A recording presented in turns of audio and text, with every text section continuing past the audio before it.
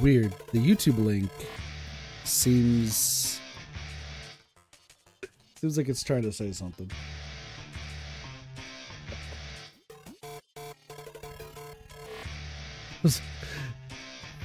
Such a weird fucking link today. All right, what up, everybody? I know I missed yesterday, but we're here today to finish some Raging Loop. At least the main story. So, ideally, we were going to do this yesterday.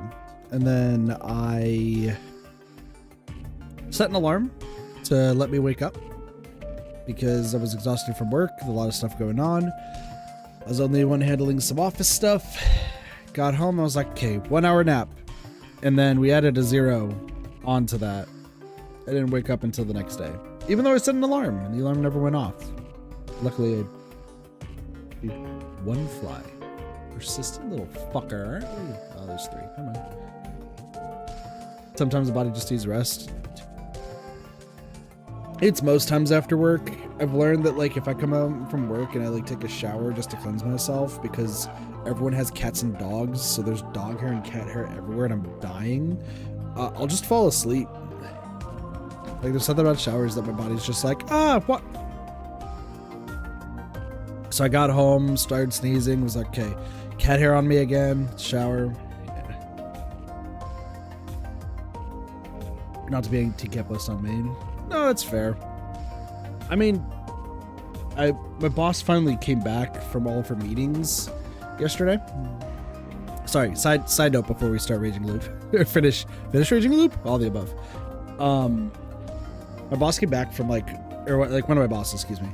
My second boss, who I report to directly, she came back from her meetings today, but she was like super sick, but she still worked through it, which like baller, but also like, no, you should be at home sleeping, and she just didn't listen to us. But anyway, like, because I was pretty much on my own for the past 2 days, and I was like, no train, like I've got very little training. I've just been kind of doing my own shtick and stuff, and I had her review everything that I did the past 2 days, and then also, you know, keep an eye on me today. And she's just like, I'm glad I hired you. You're killing it. You're doing amazing. We went from like bad to amazing right now this past like few days. Thought we weren't gonna hit our metrics, but like you changed that. And I'm like, sick. I'm doing good. Let's go. Almost got in trouble today because my little pitch that I had to give to somebody today. I'm partially sales. I've never said what I've done for work now, just because I really can't say too much. But it's like sort of salesy a bit, even though I'm not good at sales. But I had to spend 30 minutes talking to somebody just to kind of like calm them down through everything before they were like, actually, you know what? Yeah, I'm going to do this and this. To which not a soul expected me to pull that off. So it was a good day today. It was a good day. I almost got in trouble for that because they're just like, you took 30 minutes, like you could have been doing other things. I'm just like, listen, I pulled off something that y'all weren't expecting. Let me fucking have this. And then I proceeded to go home today and pass out. So anyway, we're gonna be finishing it. I don't care fucking how long it takes. We planned it for 3 to 4 hours. It could be shorter because the previous part was a little bit short. But we are not stopping until we finish the first run of Raging Loop. And then, as said previously, we'll handle the second part when November comes around. So, that's the plan. We're sticking to it. Also, I may sound a little bit different because I recorded an update video for the YouTube side of things, just about a whole bunch of games coming up and whatnot. And I listened to the audio back.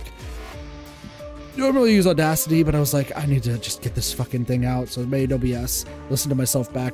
God, I sound fucking terrible sometimes. I changed some of the settings around, so hopefully it's better. But like, I don't usually listen to myself unless I'm making a video, and I just have chat tell me most of the times, hey, you sound like a 12-year-old girl, or hey, you sound like a 98-year-old man, or you cut it out. I'm just like, all right, well, whatever. That's what I think I just sounded like. I don't know, it sounded like I was like dying. Weird. Anyway, let's get to it. Also, I have a question. This game started off as Werewolf, and now it has become not Werewolf, so, you know. But anyway, We needed to ask Hisako a question, since we remember our previous loops. I love that scene. Not so much that scene, and that was supposed to be, yeah, but whatever. Oh yeah, it just came back to me. It was the bee that had been crushed by a million sheep. I'd somehow forgotten that. The looping was kind of irregular this time, so my memories weren't maintained properly. Anyway, since I remember it now, I figured I had to ask her something. What is it, Fusashi-kun? I said I was going to go get some fresh air and caught up with Mamiya-san. Also, wait, where are we again? So we're second path, before evil shit happens. And this time she was a wolf, so she wasn't very stable right now. And with the whole snake out she could pull tomorrow, she'd go completely out of control. I'd have liked to talk to her in a timeline where Hashimoto-san was alive, but I'd imagine it'd be hard to find a chance to talk to her then. I remembered it at a decent time though, so whatever, I'd make it work. I have more questions about the old stories here. About the badger? I don't think they'd ever leave the realm of imagination. There's no point in talking about it, is there? Acted like she didn't know, huh? No, I'm interested in something that came up before that. You gave some examples of wolf, snake, monkey, and crow shrines, right? Even named some snake gods. What about the spider? You noticed. She giggled in a somewhat creepy manner. Apparently it was easy to talk to her if it was about her specialty. I actually don't know of a single place worshipping a spider servant. I need to read up more. But it's not like spider gods are common, right? Yeah, I know a bunch of spider yokai, though. I know that centipedes are Bishmonten servants. You know about Shingen Takeda's centipede army, right? Yeah, it was a popular military symbol because centipedes can only go forward, right? Yeah, isn't that good enough? They're close enough to spiders, right? I wouldn't say so. Thought so. Spider gods are rare even if you look at the rest of the world. They are? Yes, there's the African Anansi and the North American Iktomi. Besides that, there's a lot of spider-based stuff in Native American myths, and I have a theory about that. Oh? She looked behind me, so I turned around and saw Yasunaga-kun. Sorry, I was just wondering what you were talking about. Yasunaga! We haven't talked to him in so fucking long. Man's been on, like, against us, and then he died. It's crazy. Oh, we were just continuing the occult lesson. I asked about it. It was hard to continue it in the dining hall. I see, but you shouldn't have secret chats in this situation. That's true, but unraveling the legends is important, and I'm just interested in it, too. I know what you mean. Is this what you call folkloristics? Folkloristics? Yeah, so you get it here on Nerd Talk. I love it. No. The actual specialist would get mad if you called it that. It's more like a mythology nut talk or folklore gossip. If you're interested, you can join us. It'll make us less suspicious. Good point. I guess I'll hang around for a bit. We weren't saying anything that wasn't worth hiding anyway. Were you talking about spiders? Yes, I have an outrageous theory about it. The Uematsu family is actually descended from the Ojibwe Native Americans.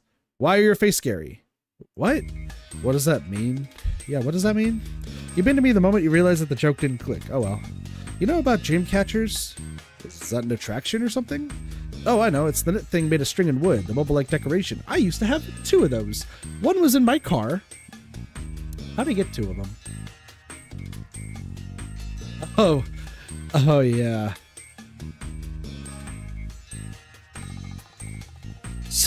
Sorry, story. I love stories. So let's talk. I had 2 dream catchers, and I got them at around the same time. One was above my car, and the other was above my old computer setup. I got given them separately from 2 different girls. The wrong one I was crushing on at the time. It's a whole long story. I could talk about it podcast stream-wise at some point. It's not, like, we're not going to dive into it here. But just know that the person I should have been crushing on, I put above my computer, and we actually did play quite a few games on the computer, so that was cool. The other one I placed in my car, and I never wanted to drive my car. After that, it was weird. That's right. Those things were first crafted by the Ojibwe Native American tribe, and it's actually based on the spider's web. Like it says in the name, it catches all the bad dreams and only lets through the good ones so the children can sleep well. Also, the story about the dream catcher speaks of a spider woman called Asibakashi. Sounds like the Uematsu, right? It does. The spider was said to protect people from the dreams of Yomi. Amazing. Then the Uematsu were actually Native Americans who came here centuries ago? Yasunaga-kun, don't be fooled. Huh? Well, there's the faintest sliver of a chance that's true, but it's probably just a coincidence. There's similar legends all over the world, and it's hard to argue that they're actually all the same thing. There are even theories that Japanese are actually Jews and that Minamoto no Yoshitsune is actually Genghis Khan. That's weird. What? Genghis Khan? Don't just believe it. Those theories have as much basis as the one that says that T and that symbol have the same origin because they're similarly shaped. I see. There are many people who get into these things out of boredom, delusion, and over a grudge, and they're often the loudest ones. I'll admit that people's delusions are a source of dreams, but you should enjoy them with discretion. Oh, I went on a tangent there, but anyway, no, I don't think she has Native American blood. But I do believe that it's not unlikely that it could be related to some very old folktale. I see. By the way, do you know Jung? He was one of the fathers of psychology, and he proposed some fantastical concepts. Ooh, we talk about Carl Jung up in here? We talking about Jungian psychology? Persona? Sorry, the Persona games are based on Jungian psychology. Fun fact. I think it was in one of my ethics workbooks. Are you talking about the collective unconscious? It's related, but I'll leave the complex stuff aside for now. Jung believed that similarities in legends and myths are born because of mental images that most of humanity can relate to. Race and era don't matter here. It's a universal image that all mankind understands. That's why similar myths can be created at different places and cultures. That's a bold assumption. I actually think that what you said about history being the prime influencer is more likely. He has detractors, of course, but that's what he believed, and he gave the name archetype to these common images. And he defined several such archetypes himself: trickster, enema, etc. Among those, the spider is considered to symbolize a great mother. Great mother? Yes, the mother that gave birth to all, loves and cherishes all, as well as the one that binds all, obsesses over all, then consumes it all, only to birth them again. It's an Earth Mother sort of entity. Humanity collectively sees that in the spider, or thinks of such things upon seeing it, apparently. If there really is such an archetype, it'd be no surprise that something embodying the idea of a spider weaving a net protecting the sleep of the children was born in both America and Japan, with no real connection between the two. I see. I'm guessing that's a psychology subject? Well, my role here is just presenting some weird fantastical theories. Don't take it too seriously. But the fact that there are many ways to approach these theories is new to me. I know what you mean. I'm sure I'd have a lot of fun if I can analyze the local faith properly. Would saying it's fun making people mad? No. But really, if I can make money off of it, I'd investigate it myself. Where can you study that kind of thing anyway? Did you learn it in college or something? Huh? Didn't you want to be a lawyer? Yes, of course. My teacher always used to say that college is a place where you learn what you want to. Fucking true. Except, fucking my university had to force me to learn a second language. This was before I met my good friend that's from Germany. Otherwise, I could have learned German, and I could have been an English major, and then I could have been a teacher. Imagine, kid a teacher. That wouldn't have been good. That wouldn't last long. Mostly because, like, I just go off on random topic tangents. I'm getting sidetracked again, but talking about university, people at work have been asking why I never finished my degree. In order to get my degree, I had to be fluent in a second language, and while I passed the writing and reading parts of the Spanish test, I failed the speaking. I could not do the speaking, and they wanted me to retake like Spanish 1-2 all over again, which I suck at speaking different languages, and I suck at speaking English sometimes too, like, which is fucking hilarious. But besides that, I love learning about a bunch of the stuff that I learned in college. I wanted to be an English teacher, but then I'd always think about like how I would handle lessons, and usually they're given like you're given like a lesson plan ahead of time. It's like, you got to read this, you got to read that, and let's be real, I would just be like, y'all want to read the Divine Comedy? Y'all want to read about Titan? Not saying this, sorry, but like, The Inferno is a great book. Purgatorio is a great book. Paradiso is a great book. We'd probably read maybe the Odyssey, like some abridged version or some shit. But then they'd be like, you need to read Pride and Prejudice. Not the one with zombies, just Pride and Prejudice. And I'd just be like, God, no. That's why I'd probably be a terrible teacher, is because I would start trying to read just random other shit. If you change your mind, I'll introduce you to a cultural anthropologist from Essex University. Thank you. Mimiya-san left him a business card and said he can contact her anytime. He continued to ask her about folkloristics, looking really passionate about it. I really appreciated how people could bond over academic subjects in the most unexpected of places. The way English teachers can always find an excuse to watch the best adaptation of Romeo and Juliet. Are you talking about Romeo and Juliet, eh? Nah, I don't know what you're talking about. Though, to be fair, wait, if you're watching the best adaptation, are you talking about oh my gosh, is it 10 Reasons Why? 15 Reasons Why? No, the Baz Luhrmann movie, which is actually very true to the text. So actual Romeo and Juliet. You're actually talking about actual Romeo and Juliet. That's fair, though. That's fair. Also, why did I say 10 reasons why or 15 reasons why? No. What the fuck is that movie called? And it has nothing to do with Romeo and Juliet. It's the other Shakespeare. The Taming of the Shrew. What the fuck is that movie? Sorry, this is Kit just trailing because he is an English nut and he wants to read more, and all I do is read. I hope that I get out of debt one day so I can have a library and then I can go back to reading a whole bunch of stuff. I might just start going to the library. Based off of Taming of the Shrew. 10 Things I Hate About You. That's what I'm saying. That's the movie. I think the other one's I think I was thinking about 13 Reasons Why, which is that depressed Netflix thing. Anyway, despite the fact it's modernized, Guns of Swords begins up toward names. It's the best goddamn Mercutio in the form of Harold. What is it? Hold on. We're getting off topic, but it's the off topic that I love.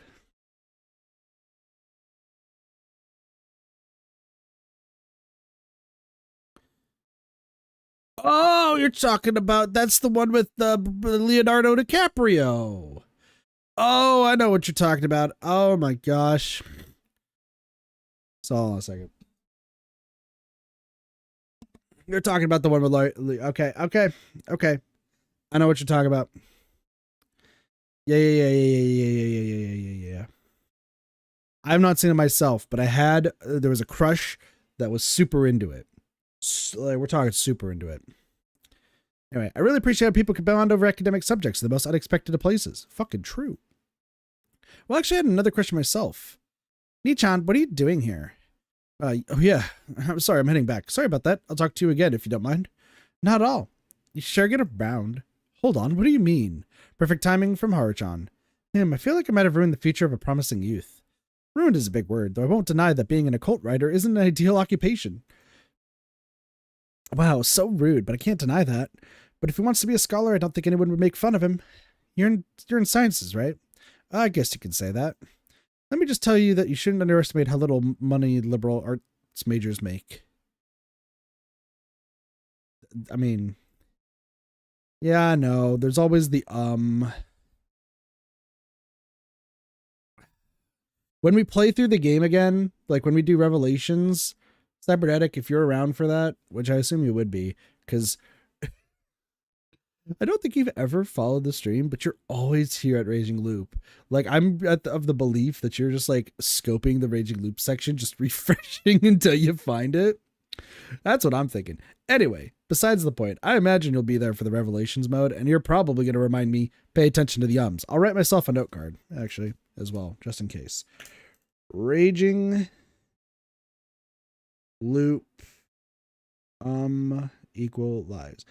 I shouldn't lose this note card in like 2 months. I hope. I'm sorry, I completely forgot. Now I'm annoyed. Anyway, should we go back too? Before that, you said you knew Spider Yokai, right? Can you name some?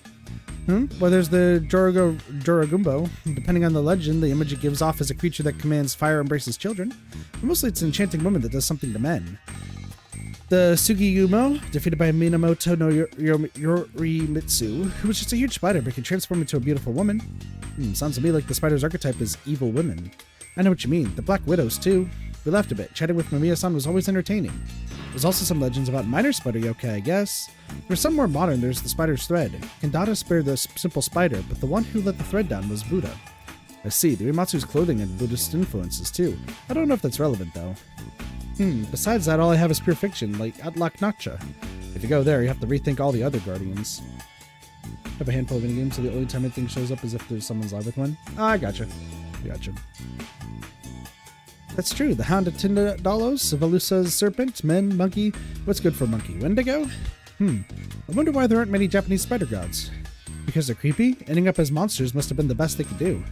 Unexpectedly shallow for the country that came up with the concept of Yaoyorozu. That there's a god in everything. If you think about this more seriously, then it might be because Japan is the country of the Amatsukami? Matsukami. Yep, the lineage started with the Amino Mina Kanasu. Oh, so close. Amino Mina Kanushi. Then going to Izanagi and Izanami, then Amaterasu, then the heavenly grandson Ninigiri. Ninigiri. Also, they mentioned these four, which is telling me that the gas station attendant is the cause. Again, it's going to be the gas station attendant. This game is about to just completely Persona this. Sorry. A Persona game spoiler. My bad. It's been out for fucking 20 years. 18. Who's counting? Amaterasu. Oh, I gotta play Okami eventually on stream. Sorry. Don't know who this is. The first emperor of Japan, Jinbu, came 3 generations after Ninigi. So the current imperial family would be the descendants of Matsukami. Huh? There were gods before Izanagi and Izanami? Tons. They created the country and lots of other gods, but there were gods born alongside the creation of heaven and earth. Anyway, gods with roots in heaven, Takamagahara, are considered Amatsukami. While those who left Takamagahara and ended up living on Earth, like Susanoo, are Kunitsukami. Then, the Amatsukami said that they'd control... Son of a bitch! Ashihara no Nakatsu... Also close. Asihara no Nakatsukuni. Asihara no Nakatsukuni. That's Japan, by the way. After much wrangling, they ended up striking an agreement. The Kunitsukami ended up living a secluded life in the Izumo Grand Shrine and handed control over Asahara no Nakatsukuni to Amatsukami. After that, Emperor Jinmu traveled east to make his city, but defeated powerful enemies like Nagasu and Nihiko and the numerous Sugikumo. Ah, that's not the yokai, by the way. It's the derogatory name for the clans that used to live here. Anyway, he conquered them. And finally built the foundation of the current Yamato. That's what the Kojiki says about the creation of this country. Oh, it was that complicated? I only knew Izanagi, Izanami, Amano Iwato, and the defeat of Orochi. Well, it's pretty authoritarian country, so it's meant to represent that. That's kind of disrespectful, isn't it? Anyway, back to the matter at hand. Though Kunitsukami married the Amatsukami in some cases, they're rarely considered to be the main ones. In the world of Japanese myth, the male lineage takes precedence, so it means that this country belongs to the descendants of Amatsukami. Consider the aforementioned snake god, Umononushi. He's a Kunitsukami, and you can see that Amatsukami are more prevalent. The story you mentioned, the one about Susanoo, is pretty vague in that regard, but you can still interpret it as a Matsukami story. That's true. So yeah, they're spider gods, but they've been categorized as Kunitsukami. And if you ignore Ukununushi and Umononushi, they're all very minor. I see. Well, that was interesting, I see. So I couldn't give you a proper answer. Well, I'm just killing some time here. Sorry for bothering you. That's a lie, we know that. Don't worry, I enjoyed it too. Maybe you should tell it to Chimichan Mochi too. They're interested in myths? I guess so. Literally is lie tell. Jesus. But man, I don't want to go back there. The dining hall is too tense. Anyway, I left a line that pretty much implied that I knew who the wolves were. Maybe she'd start panicking and kill me? That'd make things easier for me. Nothing? I turned around and saw no one, so she ignored it. Or maybe she just broke things off for her own safety. I might have underestimated her. She clearly wasn't the type of person to panic and kill someone in daytime and suffer the corruption. I had no choice then. I considered her trying something or another in this timeline again, but in the end, I decided to just jump into Saranaga. The things I learned today made it impossible for me to sit still. It was such a major key to this mystery. I had to bring it to me in the next loop as soon as possible. After gathering my resolve, I took a step forward. Gravity vanished. Right before I died, I thought about my running regret. It was the chat from before. Talking about history and the occult alongside Nomiya-san and Yasunaga-kun was a lot of fun. Yasunaga-kun seemed to be enjoying himself a lot too. What a waste. I got to talk about the settlement's interesting history, had a lot of fun doing it, and shared this pleasure with Yasunaga-kun. It'd all be gone now. I felt like I just gained another reason to end this nightmare. I'd love to chat with them about the occult as normal people, not just as potential wolves or humans. Maybe we'd have a drink over it too. Oh, right. Yasunaga-kun was underage. I crashed into the ground. And the last thing that went through his head was ass. Myth and archetype. All right, let's take a read.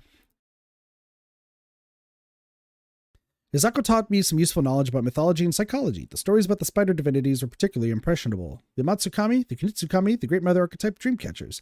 Now then, what could it be the spider of Fujiyoshi? Mikako? I mean, if you've been looping a lot, that makes sense, right? Just super casual about it. I was going to say something. Forgot what. Yeah, did it, Chief. Obtain key number 9, one of the final keys. It was just a real jumble of information, so let's get straight to the analysis. Bad ending 12, lazy suicide after gathering the remaining story bits. You'll see for yourself exactly which part of all of Hisako Mamiya's jibber-jabber was the key to the truth when you read the rest of the story. Key 9 only functions as one of the final keys, so just hold on to it carefully for now. If you haven't gone there yet, first go to there and get key 3 from Shemi's dumb quiz. Already did. After that, you want to go to the branch unlocked by key 3. In other words, that one. You get a ton of info from there.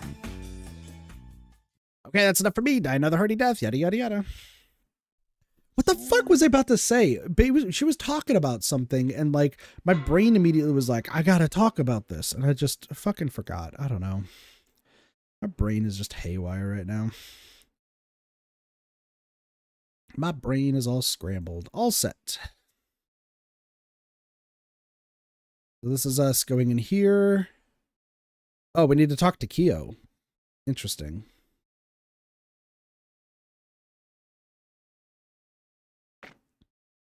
Interesting. At that moment, my head was flooded with information.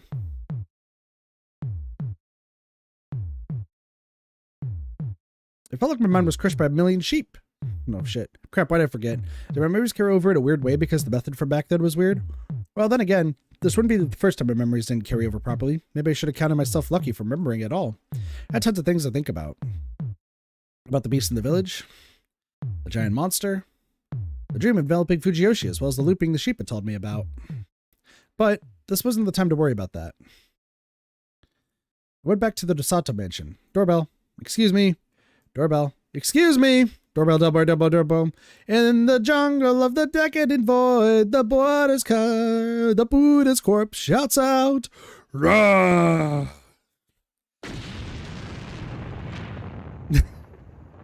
I don't know why I said that it's in the jungle, but close enough. Who's singing the Buddha's ash rock while hammering my doorbell?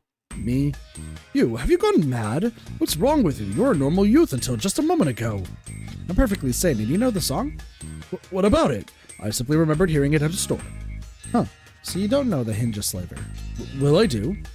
I knew it, personally. I like Morimon. What a minor Hinja. Black Dagoza is the way to go, starting with part 3. Oh, I really love the part when 5 Black Dagozas gathered and became the Black Dagonzarian. I thought we were about to do the whole 5 black guys with the skinny white girl in between picture. Why has that picture now been brought up in 4 separate games that I have streamed? Doing an anime theme song and Kyo recognizing it? I knew it was anime, but I don't know why that image flashed into my head again. Me and one of my roommates just love to bring it up at just the most inopportune times. Sorry.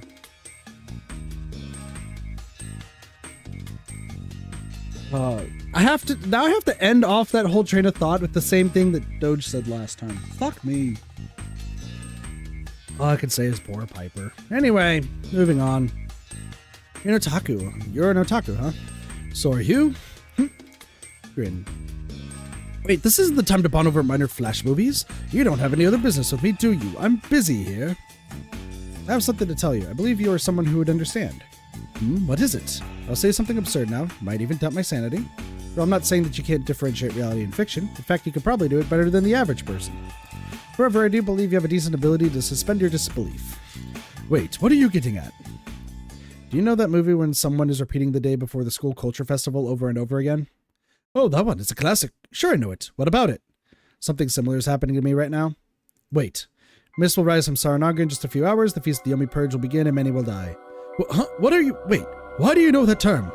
You will die too. Answer my question. Stop saying ridiculous things. I understand if you don't believe me.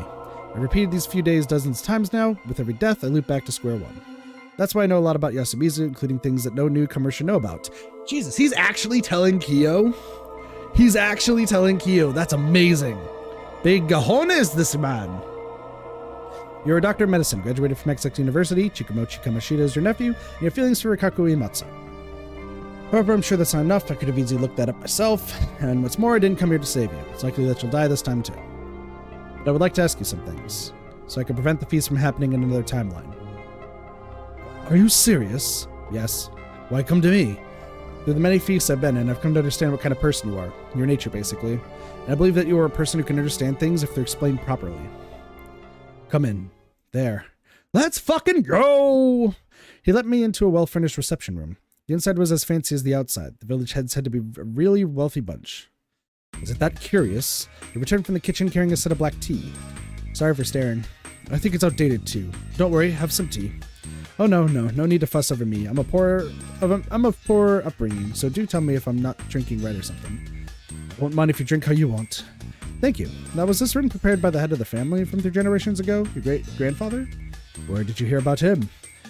Even you are, how do I put it, a looper. I do not believe an Osato would tell you about the stain on the family name. Didn't know the village head tell you about it? I don't know what he'd want, but he must be some sort of swindler. It was you. What? I heard it from you. When you and Chikamochi Kamoshida-kun's relationship became worse, you told him this. You are as much of a madman as your great-great-grandfather. He closed his eyes and groaned, then laid back on his sofa.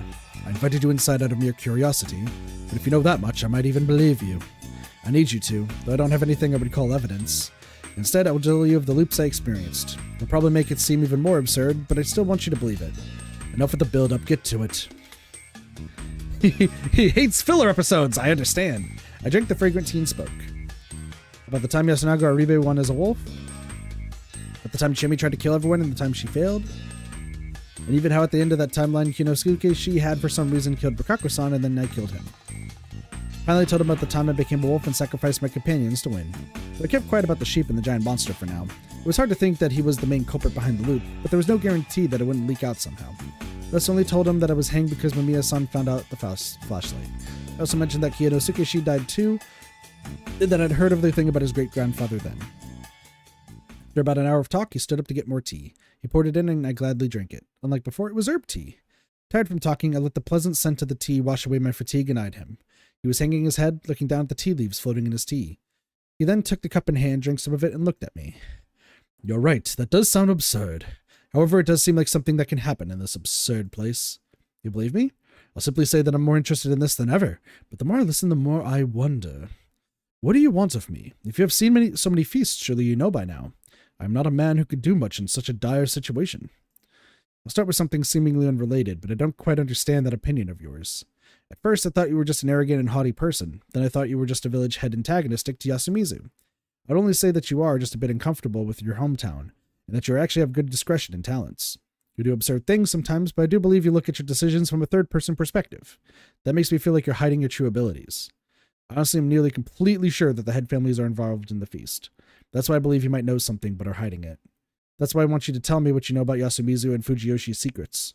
Though, as I mentioned before, there may be more delicate matters here, like the Uematsu family. Even so, I want to hear everything. I'm bad at talking and leading simply because I'm that kind of person. As you know, the current head of the family is my older brother. He's a great man of character with immense intelligence and charisma. I've been in his shadow ever since I was young. Whenever I said or whatever I wanted, or did whatever I wanted, he would spin it in a way that was good for me. Because everything went so well with him, I began to believe I was blessed with great talent. I realized how mediocre I really was by the time I turned 20. I realized I was bad at reasoning and generally a nuisance. I remember what I was going to say fucking 10 minutes later. I just remembered what I was going to say. We're talking about the ums with Hararaki. Just want to say, right now, in Nikkei, the gacha game, great game. Should play it. Join for the fan service, stay for the story that's emotionally traumatizing, and you'll probably cry about 4 or 5 times. Anyway, sorry, besides that, the event they're going on right now is about reading people and about how one character is really, really good with observational skills and can tell everybody's lies, or like tells for lies, which is similar to me, because I'm really good at figuring out what people's tells are for lies, if I'm actually trying to pay attention to that, which I haven't during this game for some reason, but like, whenever we played like Mafia in person, I was really good at it. I just wanted to equate that. I was like, man, I wish I had like the ability to just focus on that all the time. Okay, back to the game. Sorry. I was just remembering that. That's why I left this village, though I couldn't find a place for myself outside either. The only place where I felt comfortable was the Sci-Fi Research Society. It was basically a hangout for gaudy people like myself. Even so, most of them were smart, and even the president, despite his many repeated years, had excellent leadership skills. I became the vice president, and whenever I said anything too apprehensive, speculative, or scathing, he would turn it around for me. I know full well that I can't lead. I imagine that the me you know merely tried to be useful to Sir Makashima, Yasunaga Ribekun, or Muro. I probably couldn't abandon my pride even in that situation. A village head like me has to take charge and whatnot. That's so unreasonable. I truly am a problematic person. Please don't be so hard on yourself. I can see pretty clearly that you're a level-headed person. That's only because you said things so absurd that it felt like opening up to you. Remember how I was before I let you inside? A haughty, aggressive, boring man. Well, even if you're a liar and everything you said was made up, I consider this worth it for the moment of introspection. At least as long as you don't tell me to pay for your tuition or something. My heart ached a bit. I won't say that, of course. But it was exposing the current him to danger. Now, back on topic, about what you wanted to hear. Unfortunately, the family isn't that interested in me. You mean that? Yes, though I do know the basics of what a village head should know. I know absolutely nothing about what they do behind the scenes. Though, do you know about the older hostilities between Yasumizu and Kamafujiyoshi? No, please tell me. Unfortunately, barely anyone knew about the village and the feast, or rather, they all converged upon a certain old story. It was a minor bit of knowledge Kiyonosuke knew as a village head, and he said that Yasumizu had once rebelled against Kamafujiyoshi. They didn't know what prompted it, but apparently it had something to do with the water used for growing crops. Anyway, the people of Yasumizu invaded Kamafujiyoshi at night and stole, beat, and killed people. They were all covered in Saranaga's mud to keep from being identified. Kamafujiyoshi's inhabitants greatly feared their appearance. Thus, after the rebellion, they decided to make things even worse for Yasumizu, and the inhabitants effectively strangled themselves. Apparently. Huh? I believe the thing about Saranaga's mud is tied to Fujiyoshi's unique perspective on life and death, particularly Yomi. So did the mud of the rebellion make Kamafujiyoshi believe that the people of Yasumizu were Yomibito? That's not out of the question, but not certain either. Yasumizu and Kamafujiyoshi had already been segregated, and it wasn't unlikely that there could be a rebellion. It was likely that the idea to cover themselves in mud was linked to the legend that Saranaga was Yomi and intended to frighten people. I see, so how should we look at this event? For one, it was the reason for the Shinai Festival, the mountain festival that is still held today. They have a tradition to hold a parade of wolves, and it symbolizes the subduement and bringing down the people of Yasumizu. Ever seen the cloth masks they wear while farming? Yes, it's so that the people of Yasumizu don't look into the eyes of the Yomibito. It's the other way around. It's so that the people of Kamafujiyoshi wouldn't have to look into the eyes of the people of Yasumizu, who may or may not be Yomibito. Interesting. These old and reasonable superstitions are still alive because they crossed the line once. That's what the village heads believe. Saying it out loud, I realize how truly awful it is. Why is such a feast and tradition still alive to this day? That festival might actually be important for Yasumizu. Do you know why? I don't. The wolf parade passes all the Okiba in Yasumizu, splashes water on the residents, and meets the village representative in the hall. Teisan, huh? The wolves would offer some things to the representative, and after thanking them for the festival's success, give them a lot of money and other goods. So they isolate Yasumizu economically and only pamper the place during these festivals. Exactly. You might say that this is just another way Kamafujiyoshi controls Yasumizu. The money and goods are split among the inhabitants, and I hear it really helps them get by. This was only done out of fear that Yasumizu could rebel again. Just so you know, the Nosato don't approve of this. Only the Miguruma are fixated on it, and they're the top of Fujiyoshi. Though the Higuchi are in on it too, they believe that trampling all over Yasumizu is the logical thing to do. What an incomprehensible bunch. So as far as you know, the Nosato don't approve of this tyranny. Yes, I can't deny that, as far as I know. I'm sorry, I need to make something clear. It confuses me. You said that the rebellion wasn't the result of superstition, but that means that it's not certain if the mountain festival was caused by the rebellion either. Also, the festival and the feast are closely linked. You can even see it in the methods and roles. True. Well, you mentioned that the divine sake was drunk in the feast as well. Are you sure it's not a coincidence? If they donate paper, writing tools, and rope, it would mean that at least the Miguruma know about what happens in the feast. Hell, at this point, I'm willing to say it was an absolute certainty. The Feast of the Yomi Purge is a severe crime committed by the head families to intimidate and control Yasumizu. I have an argument. You said that the feast involves monsters, doors that unlock themselves, and supernatural punishments. It's a paranormal event. If you are certain that the head families are responsible, I would like a scientific explanation for all the strange events. That's easy. What? Before I get to that, though, I would like to ask something. Can you show me the documents and writings collected in this mansion? God, that's a lot of stuff. I ended up being disappointed once. This house has a storage building, and there was archives there. There had been a lot of documents left by Kiyonosuke great-grandfather, but they'd been sorted after he died. Thus, there was barely anything left, and the record storage was more than just general storage. Even so, I insisted on taking a look, and now I was here. It really was just a place stuffed with various things. Yes, there was no lie that this whole mansion really is just a place to stash things. Yes, but we do have people living here sometimes. Like who? The previous two heads of the family lived here after they retired. to your father too? Yes, he quickly grew senile and died of poisoning. Is that true? When did that happen? 8 years ago. That's when the previous feast happened. But what? Oh yes, it happened after the mist. There was a feast back then. Yes, the official report that people died in the landslide at your construction site must have been a cover for that. What? Wait, are you saying that my father knew something and died because of it? It's possible. And then there's the fact that this mansion was used as the retirement home of the previous Nosato heads. I think we might find something here. If the Nosato really are against the control structure in Fujiyoshi, that's even more likely. Let's look. There's still something here. It must be hidden. But the mansion is too large. We don't know what we'll be looking for. I'm sure it must be something big. It has to be large enough for the previous heads to hide, right, and research. A secret room. I have a blueprint of the place. He has everything. He found, opened it, and we went around the mansion. There was nothing strange here. There were no empty spaces, and I didn't see any discrepancies with the actual building. Same went for the storage building. Isn't this a waste of time? No, if the blueprint isn't fake in any way, there must be something in a place it doesn't cover. What do you mean? Let's check the basement of the storage building. Good check, good check. I see. If there's a secret room in the basement, it wouldn't affect the blueprints because it'd be outside the boundaries. Yes, the blueprint doesn't have to show false information. Just has to avoid showing it. That would make the search even more difficult. Well, he was right that sniffling through the mess there would take forever. But we can make it a lot easier if we focus on the floor and walls. I've left my bag in the prefab, so I had no flashlight. I asked Nosato-san for something, and he prepared an age-old oil lamp. You have all sorts of things laying around, huh? There's probably a flashlight somewhere, but this suits the atmosphere, right? I knew exactly what he meant. So true. He's not wrong. It took us less than half an hour to find it. Of course, it wasn't something that looked like what we were searching for at first glance, but it did seem a bit unnatural. There was a palm-sized crow carved on a wooden surface below the mortar walls, which is bottom right next to the skip button. It was the symbol of the Nosato family. Is it a clue? Or some sort of mechanism? It's not just a carving, its parts are separate and movable. Buttons? So it's like a game. So he wasn't the only Nosato with strange hobbies, huh? I imagine it expects you to press them in order, but do you know any hints? The will of the crow. Offering those up to Fujiyoshi shall be as the will of the crow. That had to be it. So Nosato can open it easily, huh? Yes, we never repeat that teaching to anyone who isn't family. If it was made by my great-grandfather, then it must be a trap too. Seriously, but it's no problem for you, is it? What was it again? Claw, feather? Oh no, I'm not sure. Do you remember it? Hey! Son of a bitch. It's been 2 days.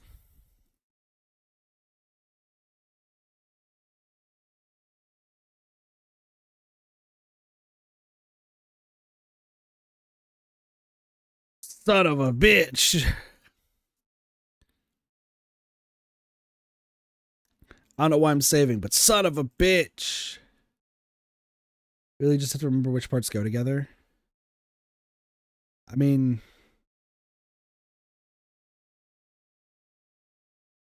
claw to eye to beak, I think.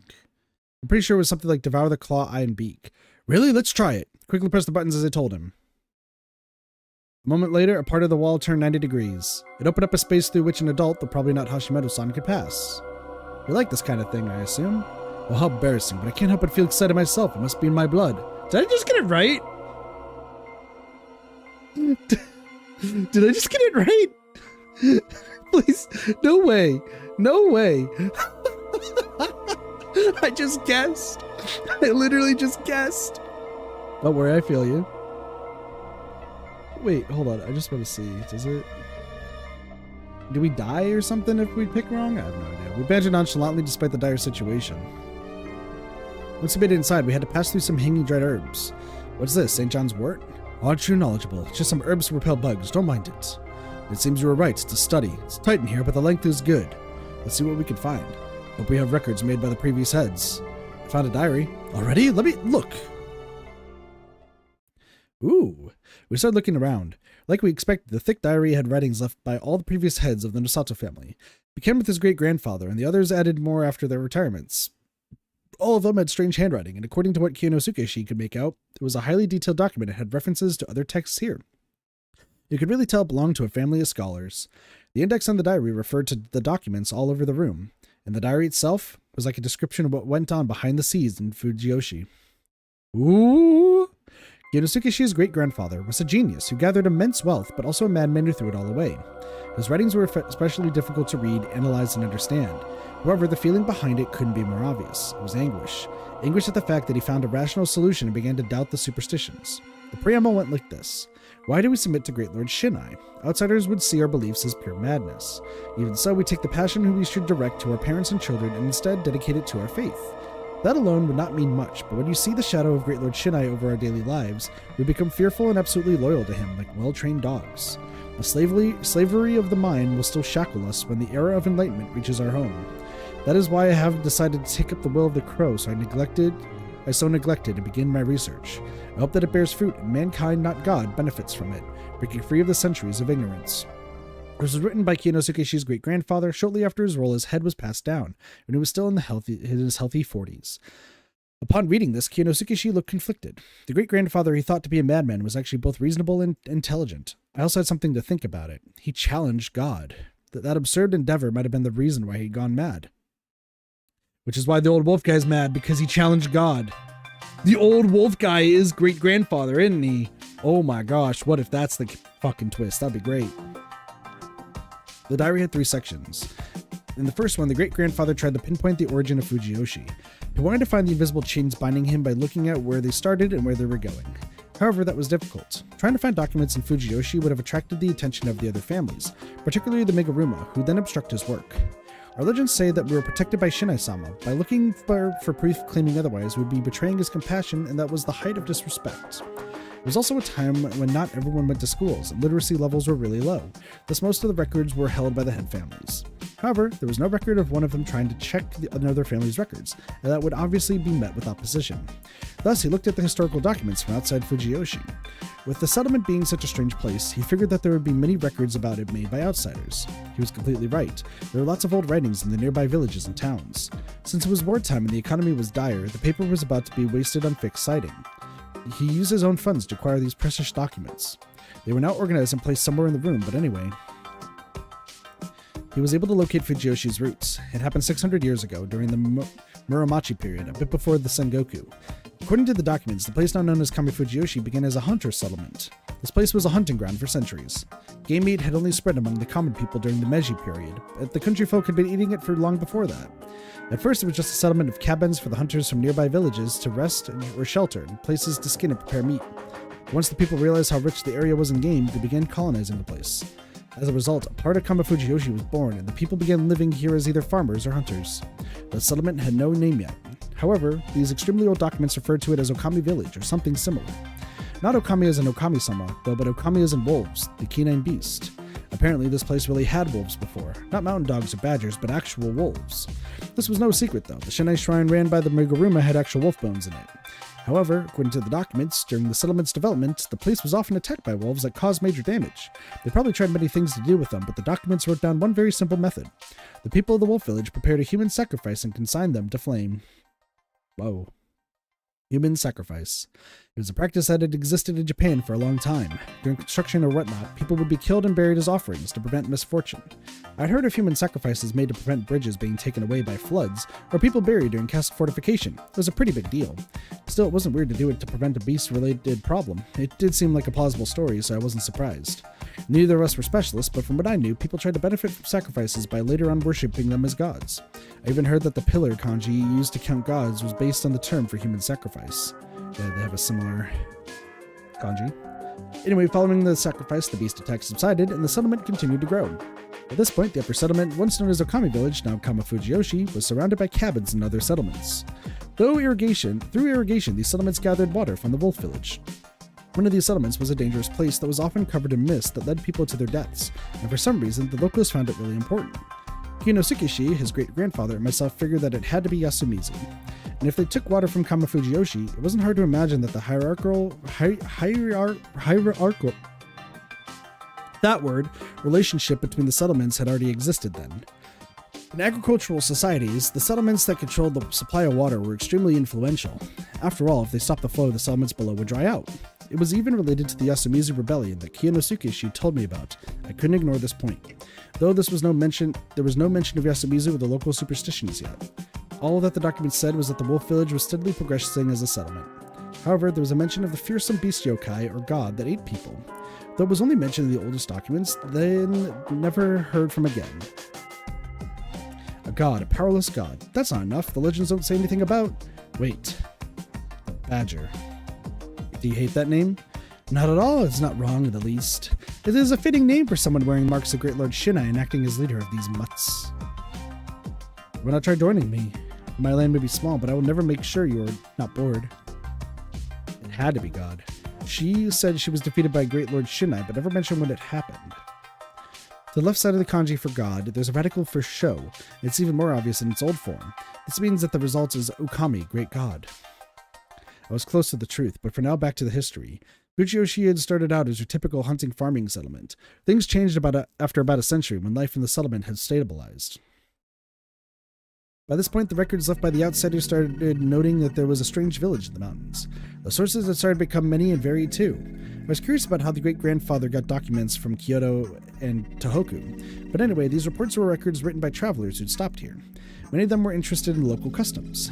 One was their hate for mountain fires. It was so bad that outsiders weren't allowed to make any flames, and that they themselves had a special watering hole where they did it. One was their worship of a humanoid wolf statue. They asked it for good fortune in the hunt and a peaceful life in the mountains. One was the special misty place where travelers were summoned and welcomed by sensual women. Some rumors mentioned seemed hardly believable, but some of them were still alive, and I was surprised to know how old they were. What bothered me was the fact that there were many records of the invitations to the misty place, but nothing about getting killed there. In fact, most of them mentioned eating good meat and veggies, and drinking good sake while having fun with beautiful girls. It was safe to assume that the Feast of the Omi Purge hadn't existed back then. It was closer to the traditional treatment of guests as described by Rikako-san. By the way, you seem pretty hung up on guests, so some sort of local culture related to that? Yes, I hear that Fujiyoshi was once full of visitors who came to the Shinai Shrine to pray for good hunting. Hunters from the outside were considered honored guests and treated kindly around here. However, there was one thing she seemed to be wrong about. The strange village in the records was a completely different place than the one built around the Shinai Shrine she spoke of. In fact, there wasn't a single mention of Shinai at this point. The general area here was marked as Kachihara. Would that change Would things change if it continued further? Anyways, we kept reading. This is just info dump. Holy shit. Such records continued for 2 or 3 decades, but then there was a period that wasn't recorded at all. Apparently the travelers who made their way to the area started being chased out, and that was it. The settlement suddenly became isolated. Without any documents from the village itself, it was hard to know exactly what happened during this time. But according to the Nosato documents, this time period was how far they could trace their lineage back. After that, the settlement showed up in the records another century later. It was the middle of the Edo period, peaceful times, and the amount of records appeared to have exploded, along with the name Shinai. There is a hidden mountain where the people worship a wolf-faced god and prosper because of it. It is said that the hunters who do not pay their respects to him get lost or injured in the mountains. It is a spiritual place that a mountain ascetic should visit at least once. Their prayers seem to heal all. There are oracles who can predict the future with great accuracy. The non-believers who step on the mountain are in for a terrible fate. The name of the god they worship is Shinai, and the village is called Fujiyoshi. So that's it. I lurched forward and shouted with excitement. True, I did hear that this village was once called... Fushi-yoshi. Not Fujiyoshi, excuse me. True, I did hear that this village was once called Fushi-yoshi. But what's so important about that? It's the same trick with the name Shinai-san. When you take apart the kanji for Shinai into those, you could rearrange them into Okami, Great God, which is also phonetically identical to wolf. Oh, you're right. Hey, wait, then you mean that this is the same? Look at the name Fujiyoshi. The first kanji contains the radical for dog. Dog covers the animal radical that's used on the left of the kanji. Keeping that in mind, you line that up with the yoshi of Fushi-yoshi to get Fushi-yoshi. If you broke apart the first kanji, you get person, dog, and good. Then by combining the latter 2 kanji into one and putting the whole thing together again, you got Hito Okami, or werewolf. Werewolf, Hito Okami. Does that refer to the Okami-sama, or to Great Lord Shinai? The 2 of them are essentially the same. One takes the form of the peaceful god Great Lord Shinai, while the other takes the form of the resentful Okami-sama. They both take the shape of 3 werewolves, but 2 different things. I really can't blame people for seeing them as the same. Jesus, Lordum! Let's not forget that we have documents saying that there was a culture here that worshipped werewolves at least a century ago. They probably had some beast attacks, started holding human sacrifices, and built a primitive faith around werewolves, and as time passed, that evolved into Shinai-sama. Okami-sama is a divinity born during one of those stages, and to the people of that era, they were the same thing. The villagers of Fujiyoshi were fully aware of the religion's peculiarities, and even hid that in their own village's name. Why did they hide it in the first place? I'm sure we'll find more hints up ahead. You're right, let's move on.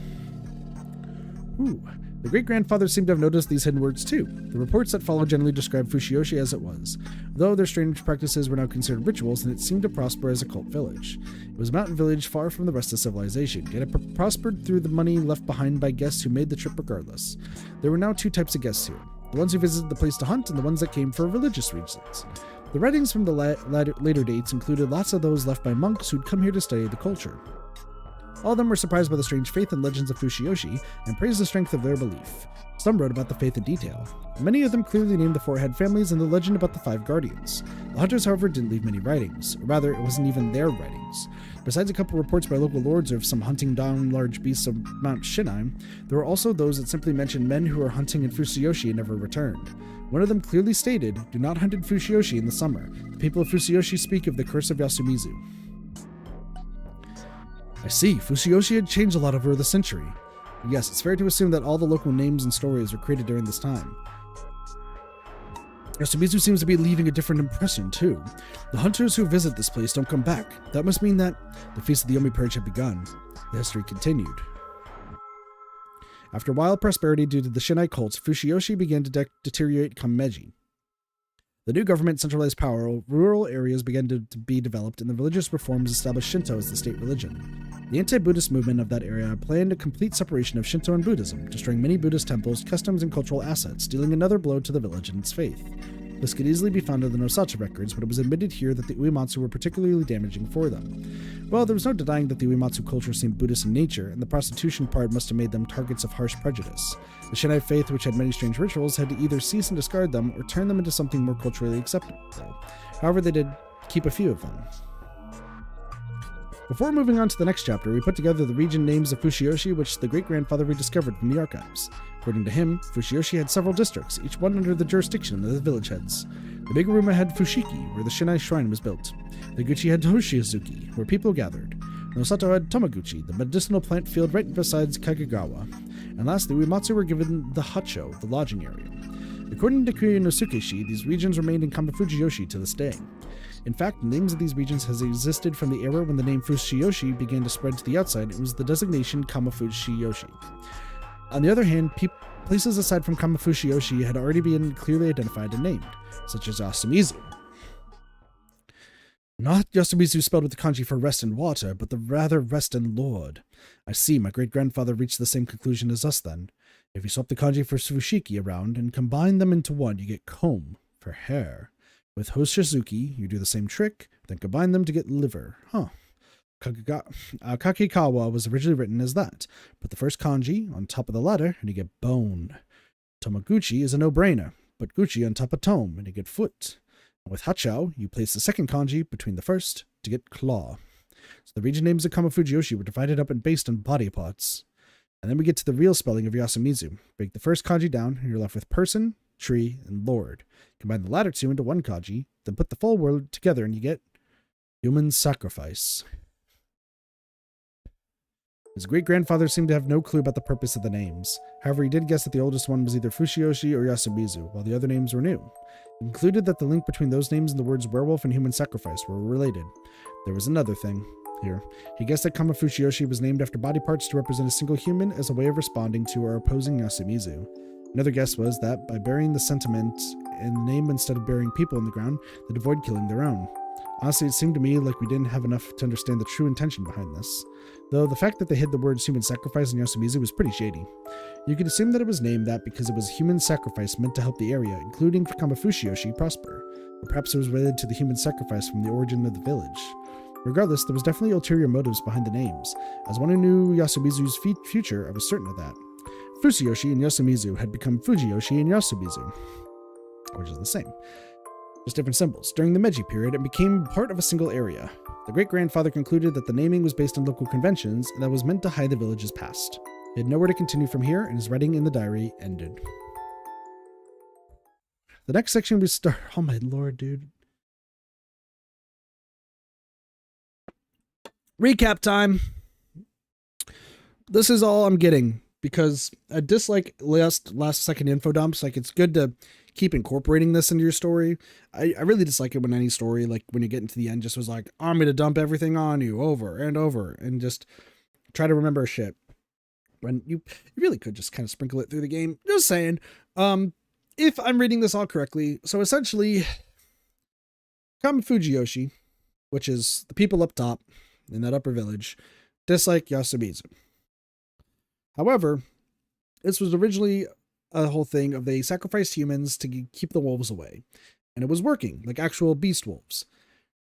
That was successful for a time, and then things changed, and they decided that now, instead of sacrificing people in Kama Fujiyoshi, they made a separate village called Yasumizu, where that's where the human sacrifices go to keep the wolves away, which in this case would be keeping a wolf god away, which is probably Shinai-sama in this case. So they send everybody who could be sacrificed into Yasumizu in order to be potential sacrifices for this wolf god, or this wolf, like just to keep the wolves away. And depending on the different areas, like the different areas in this whole place all kind of relate to different body parts, but like Yasumizu just as human sacrifice. I don't know, I'm trying to get this all. What I'm guessing that this is taking us to is the fact that everyone from Yasumizu is pretty much just sent there as like kind of a human sacrifice to keep the wolf god away, which in this case is probably Shinai-sama. And that's why like a wolf could survive a feast, or like the mists or something, and like they could still live, is because there's been enough sacrifice to let it work. These were hinted at before via Mamiya talking about the names and how they change, but some of what's being explained now would be more obvious to someone reading the Japanese. In English, you obviously can't look at the characters and see the wordplay until it's made explicit like here. That's true, but I still think you could technically try to incorporate it. But no, I get that this was all talked about with like Mamiya and how they changed. Like I get that this is just spelling it out for the people in Japan who like know how the kanji all works, but for English speakers, it's a little rough. But like, I get it. I still think you could kind of incorporate it better, but like, that's fair. The next section was started out by Kiyonosukeshi's great-grandfather, but after his writing grew worse and worse and finally stopped, his son took over. According to Kiyonosukeshi, his great-grandfather had gotten a mental illness and began acting eccentric. He's seen it with his own eyes. The final reasonable bits of writing left behind by him cursed his deteriorating mind and hoped that his descendants would take over his research. His wish was fulfilled when Kiyonosukeshi's grandfather found this room and took over. The section was primarily made to give detailed descriptions to the outdated rites and customs of Fushioshi. Naturally, the lack of historical accounts was a hindrance. However, the documents owned by the Nosato family and the knowledge he gained as the head made it possible to do it. He was also married to someone with ties to the Meguruma, so he also gained access to some Meguruma records. Having gathered info from various sources, he reached some reliable conclusions. Though his efforts to gather information had made him the target of the other head families. His mind also seemed to deteriorate during his twilight years. The final bits of writing in the diary seemed to scream his fear of death, which is pretty much what was happening, I think, to Nosato during the second path. He died on May 1st, 15 years ago. The text here made it evident that he died in the Feast of the Yomi Purge. As the hand of the supernatural looms over us and takes our lives, I realize that I'm losing control of my mind. Now that I've seen the might of the god I was to venerate, what duty do I have to continue the previous head's research into our homeland of Fushioshi? I will probably be hanged tomorrow, and in all honesty, it seems like a favorable outcome at this point. What if the irresistible urge to sleep faded and I opened my eyes to see the wolf-faced god? I would be unable to bear the fear. The wolf's bane I shall use to end my life lies in my hand. Holy shit. And that was it. Kiyonosukeshi's voice was shaking. From what he said, his grandfather was an intelligent gentleman that he knew personally and respected immensely. Anyway, the text here could be summed up as thus. Fushioshi had several strange rites and customs. When combined with the ones unique to specific head families, the number grew exponentially. It revealed all the details about these things, and even had info we really didn't care about right now. The content about the Uematsu was particularly harsh, even though it was noted that not everything was there, or here. Info about the Meguruma, however, was extremely limited. However, it was said that horrible screams could be heard from their storehouse. That day, I playfully opened the iron door to the basement of the third lookout. I was told to never go there, and the door had that symbol on it. And you got bit. It was a morbidly interesting read, but there was only one thing that mattered to us. It was the custom of lynching in Yasumizu. It was basically describing the Feast of the Yomi Purge. The Okami-sama would return from Yomi to get revenge for being killed. The story was the same. There were two notable points here. One was that it apparently began about 500 years ago after the village closed itself off from the world, and the other was that Kama Fushioshi was mostly uninvolved in the feasts of that era. Yonosukishi's grandfather examined the feast's origin from various angles. He investigated the stones in the Hanging Pines garden or graveyard, looked at the records of Kamafushioshi's mason, and concluded that Kamafushiyoshi were making the graves. And according to the mason records, the Okiba were placed in Yasumizu at this time too. 500 years of history was enough to make it a historical landmark, but there were no megaliths from millennia BCE. They were simply put there to help turn the village into a Great Lord Shinai worshipping holy ground. The words left behind by the elders of Kamafujiyoshi and Yasumizu gave us even more info. There was the legend that, in a time when samurai still existed, Yomibito poured out of Yasumizu and attacked Kamafushiyoshi. That coincided with the rebellion Kinosukishi had mentioned, the reason why the head families opposed Yasumizu. Looking at both the documents and word of mouth, the rebellion had happened 5 centuries ago, shortly before the village became isolated.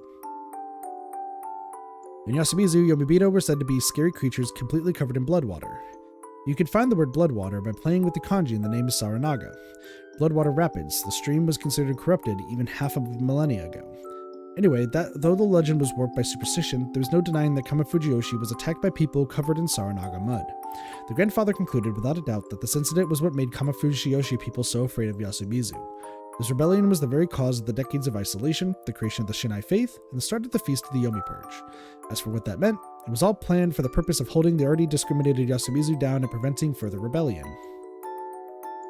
The grandfather thought that Yasumizu was purposely created to be discriminated against. It was a bad, dangerous place to live in. The reason why it wasn't abandoned wasn't mentioned here, but anyway, people continued calling it home.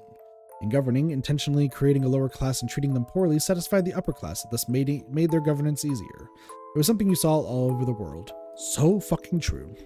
Even in Japan, there was complicated historical discrimination that left its mark even on the current era. Thus, the presence of a settlement meant to be looked down upon was good for the leaders of that era. However, they didn't want any more rebellions, so how could they stop it? One way was to make them fight amongst themselves. Another was to make them so superstitious they wouldn't even think of rebelling.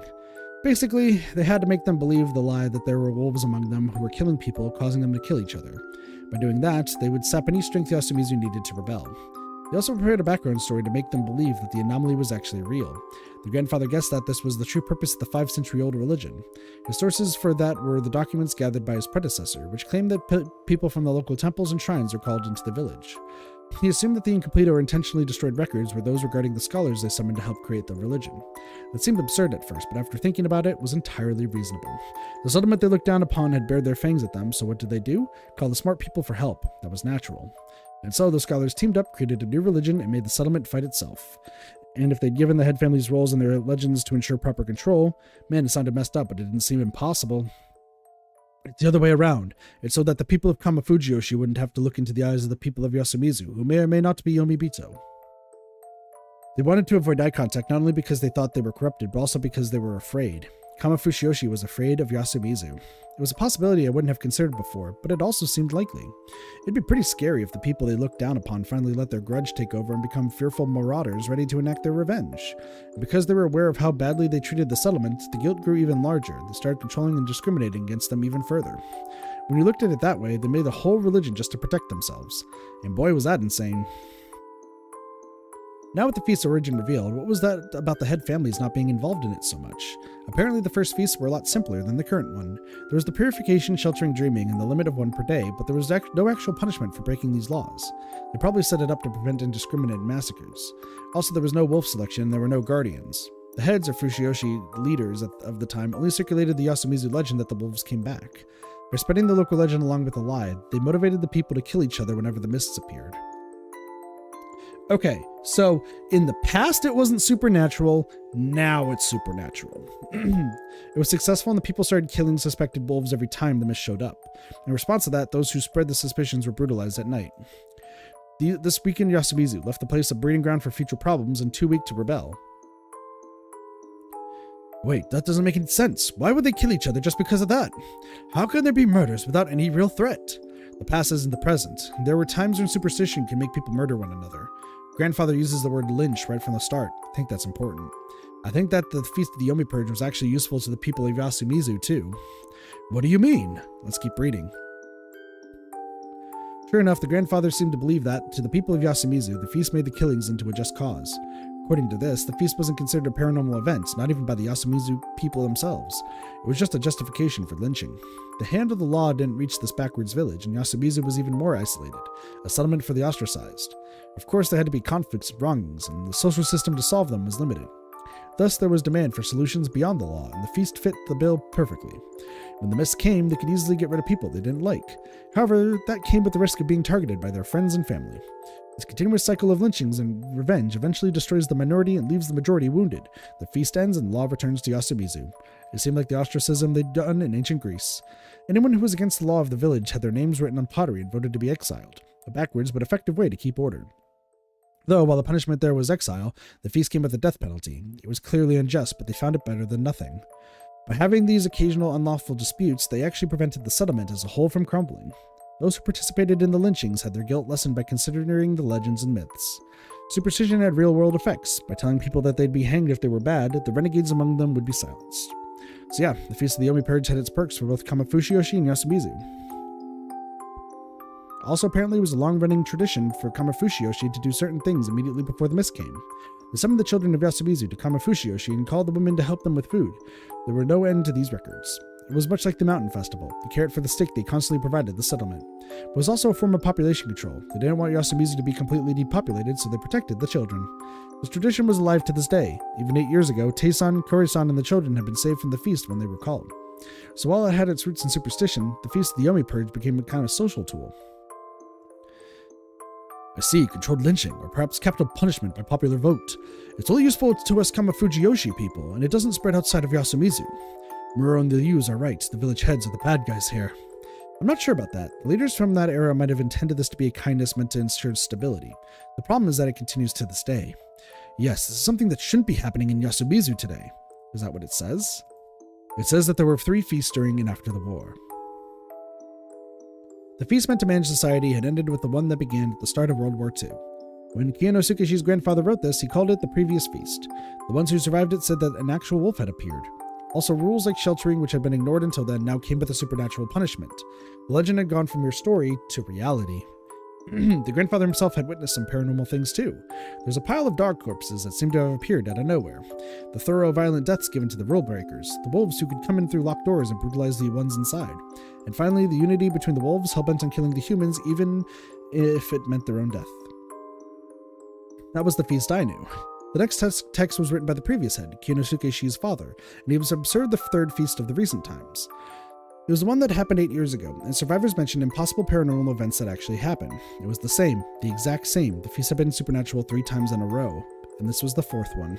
That meant that something had drastically changed with the feast that happened during the war. The reason for that wasn't given here. Are you okay? It must be shocking. Should we take a break? No, I'm fine. Let's keep reading. Next is the text left by my father. Like Kiyonosuke said, the final section of the diary was written by the previous head of the Nosato family. He'd inherited the will of his predecessors and tried solving this mystery. Though unlike them, he seemed to prioritize documents that had been released to the public.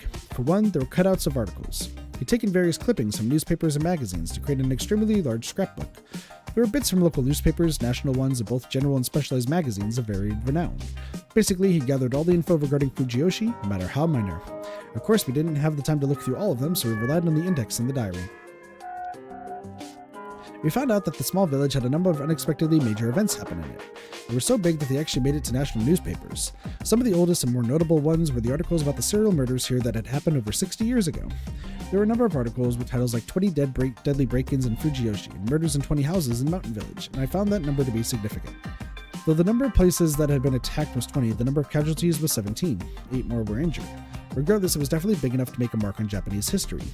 This event was well covered for something that happened on the eve of World War II, and it ended with the culprit being sent to Tokyo and quickly executed. The incident was reported for 2 years, from when it came to light right up to the capital punishment.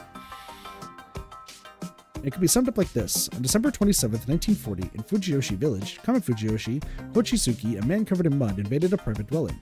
He quickly used the kitchen knife he had to attack 2 of the people inside, destroy property, then escape. One of the victims went on to die.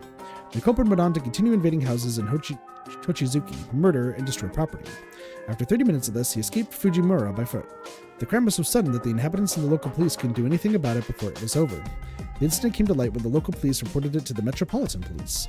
Since cars weren't widespread in the area yet, the doctors from the surrounding villages hurried over with their horse-drawn carriages. That was how much of a big deal it was. The police had gathered a number of officers and established a perimeter to surround the culprit, but in the end, they failed to arrest him. The witnesses, bloodstains, and the lost items made them conclude that the culprit had changed his clothes somewhere up the mountain and escaped by going down the river. They followed after him, but since it was the end of the year and it was hard to get around, it took them time to find proper footprints. On January 3rd of the following year, the prefecture police noted that the perimeter was broken, but this wasn't reported. The investigations that followed bore no fruit, and the newspapers and magazines wrote a lot about the escaped or hidden murderer. But then, one afternoon at the end of January, a man showed up in a police station in Managitsubashi, Tokyo, and said that he was the murderer who escaped Fujiyoshi. There'd been much speculation about where the culprit was from, but it turned out that he was actually a local, which raised a few questions. One of them was, why could the locals figure out who it was? This question was left unanswered, and the man who turned himself in, Kiyohi Tochitani, 30 years old, became a subject of significant controversy. From this point on, the major newspapers simply reported how the trial was going, while the magazines just had a ton of opinion pieces. Kinosuke father commented that the Meguruma were actually keeping journalists from entering Yasumizu. At the same time, they didn't resist the police and in fact were highly cooperative. But in the end, Yasumizu wasn't really mentioned in the trial reports. It could have been the weak legislative system of the time or the result of the Meguruma's efforts. Under such circumstances, they held Kiyohi Tochitani's trial. He insisted on several things. That he was too drunk to remember the details. However, he was certain that he was the murderer. He lived in that area and was on bad terms with his neighbors to the point of holding a serious grudge. When he sobered up, he became scared and ran away, and since he knew he couldn't keep running forever, he just turned himself in. He was too afraid to return to Fujiyoshi. Some have found his statement that he'd been attacked 20 households in 30 minutes questionable, but it was a trial under significant public scrutiny.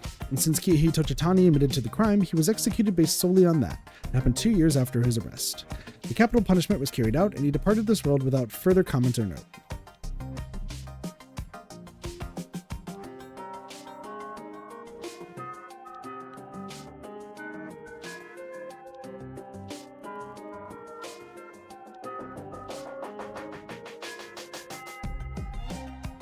Sorry.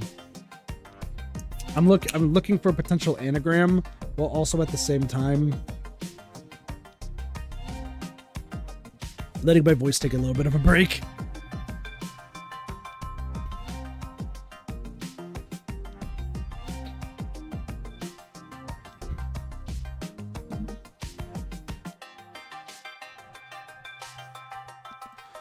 Whew, excuse me.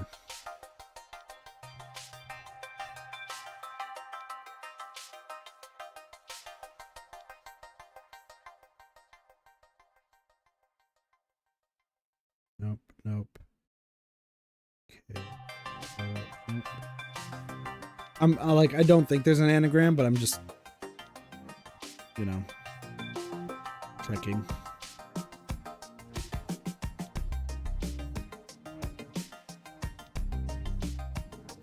What is one with the per household? That'd be some rather fast break-ins and kills. True.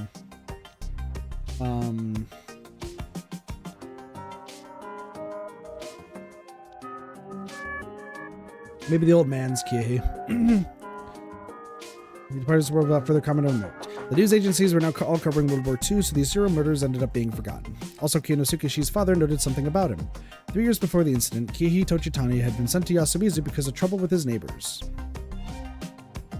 This is interesting. It is. Kiyohi Tochitani probably based his crime on the Omibito legends. He wasn't in Yasumizu for long, yet he went and did something so awful. All of Fujiyoshi is afraid of Yomibito, so maybe he turned it around and tried becoming one with them to seem scary. Perhaps he heard of the old rebellion that we village heads know about. I'm mostly curious about the timing. The feast during the war, the first real one, happened about 2 years after this incident. It's like a repeat. Yes, it's like that time 500 years ago where they created the Shinai faith to keep the rebels in check. Of course, there were no mentions of the feast in the articles. The next notable thing was the time when the war ended and the soldiers returned to Fujiyoshi. These news articles were accompanied by village PR notices and photos. One of the men in the photos had the name Sosaburo Makishima. Oh, that's, yeah. The face and expression had no doubt that he was related to Kanzo Makishima. Many from Fujiyoshi had departed from the war, so naturally some of them were from Yasumizu. Also, according to the reports, they had a notably good survival rate. They also achieved a lot of the front lines, and the PR said that it was the blessing of the Okami-sama.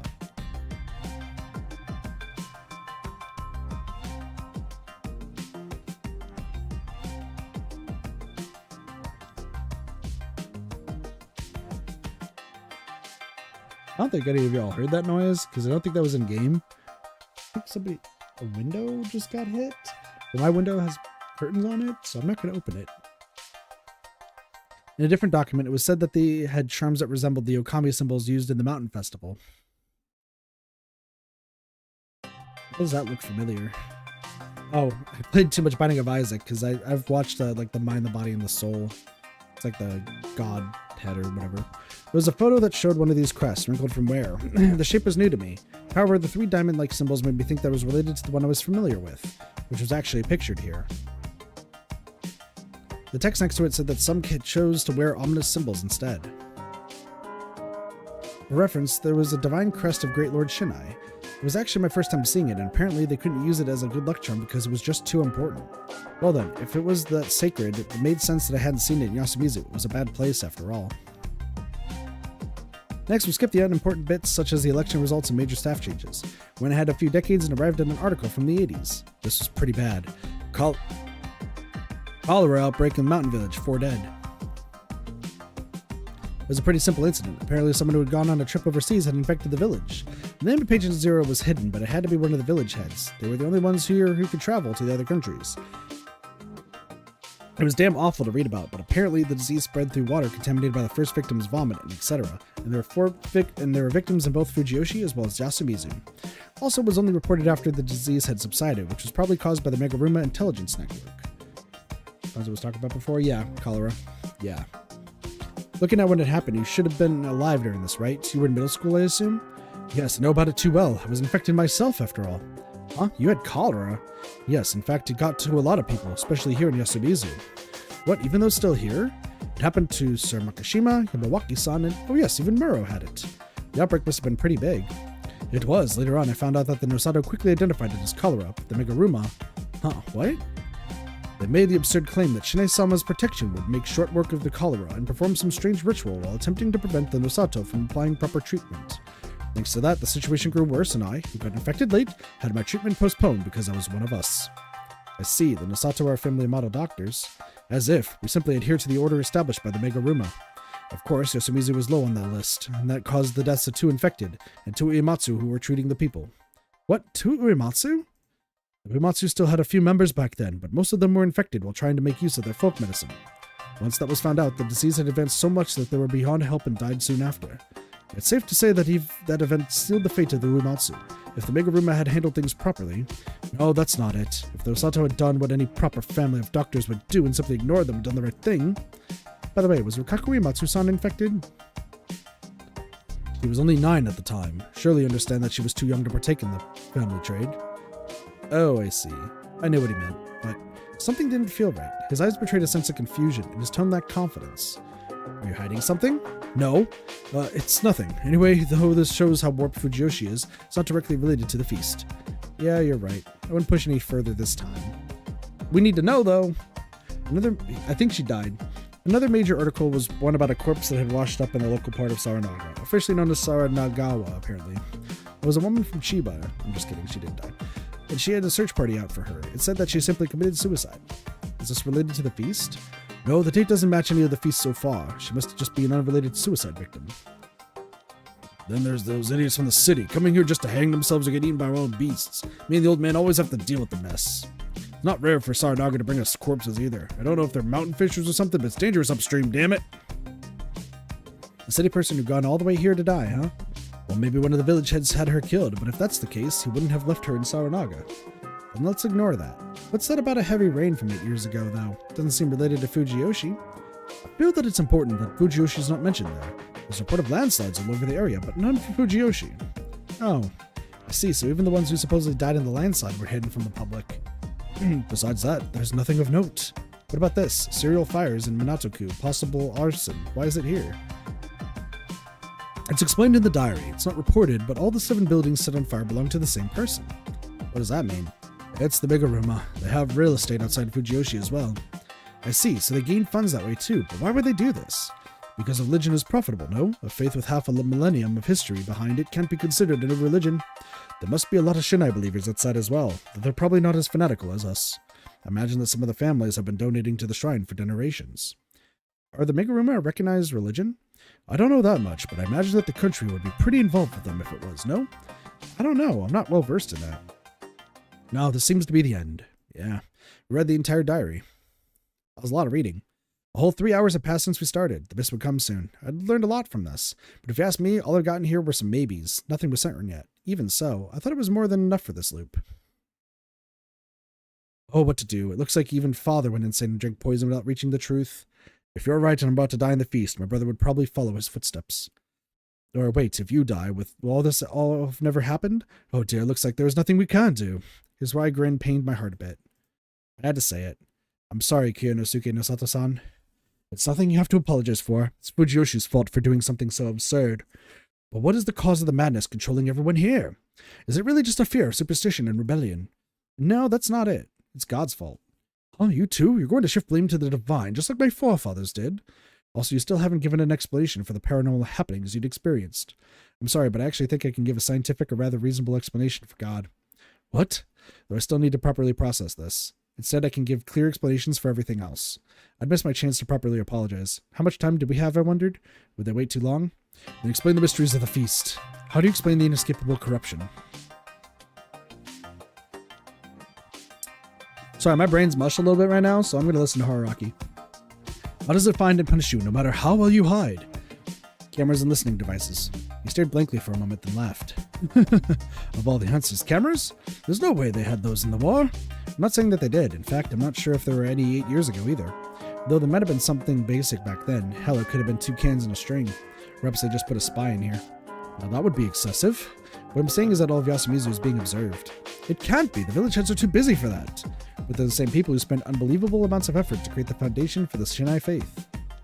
I understand how you feel. You find it absurdly hard to believe. But the incredulity you're feeling right now is exactly how magic tricks are kept secret. When you look at what magicians do, you find out that they're either things that were too silly for someone to fall for, or extremely complex setups that made you believe that they couldn't just have prepared them. The one where the audience turns into cherry blossoms is a good example. I've actually been suspecting that all of Yasumizu were the targets of a really bad prank ever since I'd come here. Wait, then how do you explain the severely damaged corpses? They just carried them away and destroyed them with machinery or something. That doesn't make sense. You yourself said that you can't leave Yasumizu once it's covered by mist. There must be secret underground passages or something. Wait. So they actually let loose some dogs, kill their targets, use the secret passages to bring the corpses back to Kaba Fujiyoshi, then waste time to damage them and bring them back to Yasumizu? That's absurd. Too absurd. That's exactly why everyone believes them. Then what about the doors that open when you touch them? Must be electronic remote control locks. And those shabby, apologies, simple looking dwellings in Yasumizu. Even the worst buildings can have electronic locks and make for a good camouflage even. Then, how do you explain the guardian marks drawn in blood? The results of Snake's investigations are also delivered to blood techs, right? You'd definitely know if it was a human. Anesthetic gas gets the job done easily. Surely you know that a mix of nitrous oxide and a type of octogen creates the perfect anesthetic. Also has no smell, it's dangerous because of this, so people often add something with a scent to it, but in this case that's a benefit. Don't be stupid. Well, I admit you know a bit of medicine, but anesthesia is so difficult that there's even specialists. So true. Never covered by insurance. Previous work. Well, previous work with insurance. My bad. Well, there are specialists here besides the Nosato, right? Even if there are, and even if they modified the dwellings here enough to create isolated spaces, there's no guarantee that anyone can safely come back from forced loss of consciousness in a place without any life support. Oh, exactly. They don't have to come back. Even if someone ended up dying, they could just destroy the evidence, toss the body outside, and make them look like rule breakers who didn't shelter. No, that is so absurd and vile.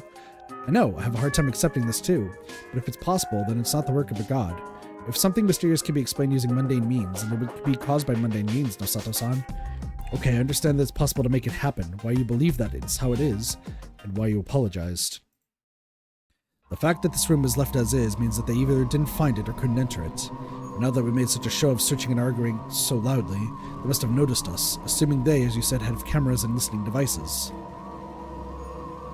And if they noticed us, they cannot let us live. They must kill us before the feast starts. This is... Yes, my consciousness began to fade. The irresistible drowsiness took over my body. You win. See? But didn't you have a better way to go about this? I'm sorry. Unable to stand, I fell to my knees. I hit my forehead on the desk, but the pain was minimal. It didn't kill me, huh? I know you have won, old man. There. This is it. He could still move. Crawling on his hands and knees, he opened a drawer and took out a small glass bottle. If you die, it will all be undone, won't it? Then take this aconite. It'd trouble you if they caught and interrogated you. I appreciated that. I reached out, took it, and put it in my mouth. I'll have some, too. Even if this will all be erased, wasting all that my forefathers gathered would be a sin. Oh man, just one last sentence. I won't waste it, I promise. I just had to say that much. I now had a duty to fill for this awkward man. With every loop, I gained not only memories, but one-sided responsibilities as well. That meant that I really had to save everyone, right? Damn, death came quick. Damn. Wow. Man, I wish it was paranormal. I wish it was paranormal. I got one more key left. As I thought, Kiyonozukishi was a reasonable man. With his help, I was able to learn the head's perception of the Feast of the Yomi Purge, as well as the long historical background behind it. Through death, I learned the Meguruma are using a cutting-edge surveillance network and are intervening with Yasumizu. This would be a huge clue to resolving the incident. Didn't through any of that. True. I'm starting to call that out. Game over. Yes. You did it, Chief. You obtained key number 8, one of the final keys. This was one of the longest parts of the solution chapter, eh? And there was a ton of content. Let's sum it up. Bad ending 11, flirting in the dark with Kiyonosuke assassination. You obtained 2 important pieces of information this time. First was the long history of Fujiyoshi, as investigated by the village heads. Second was the surveillance network known as the Eye of the Meguruma. Araki Fusashi had faintly suspected the existence of a surveillance network for a while now. The dumbass should have said something sooner. As for the history aspect, he got to the heart of the feast and Great Lord Shinai, I see. How will these bear fruits? Get hyped for the final acceleration. By the way, if you've been going the normal route, you should already have 4 of the last keys by this point. If you use 3 of them, you can unlock the lock with that one. You might find that really weird, but trust me, it's a really important branch. For those of you who haven't gotten the necessary keys, now go back to see ending 3 and check the flow of events. Alright, die another hearty death. So what, we're about to find a camera and a microphone in the outhouse? Is that what's happening? We're about to find a camera. Yep, one more key left, correct. We're about to find a fucking camera and a microphone in an outhouse.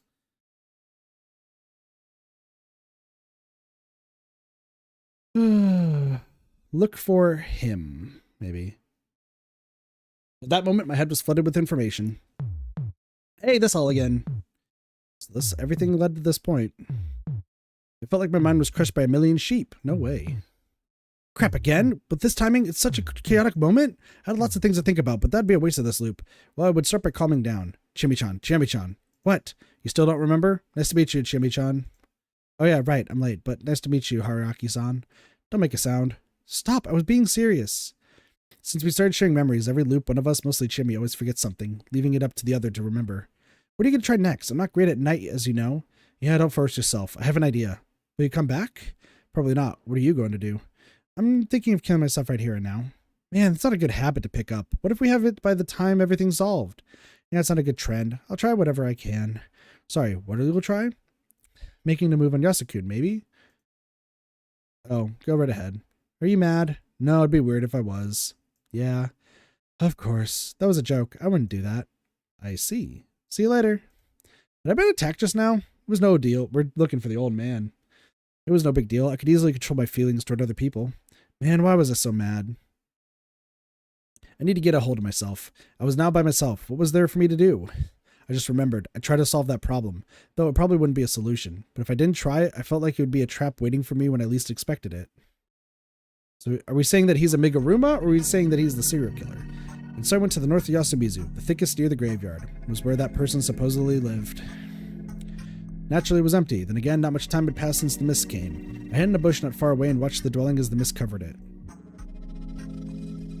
Just I expected the corruption to come after me. Forget. He showed up. The old man who cried wolf.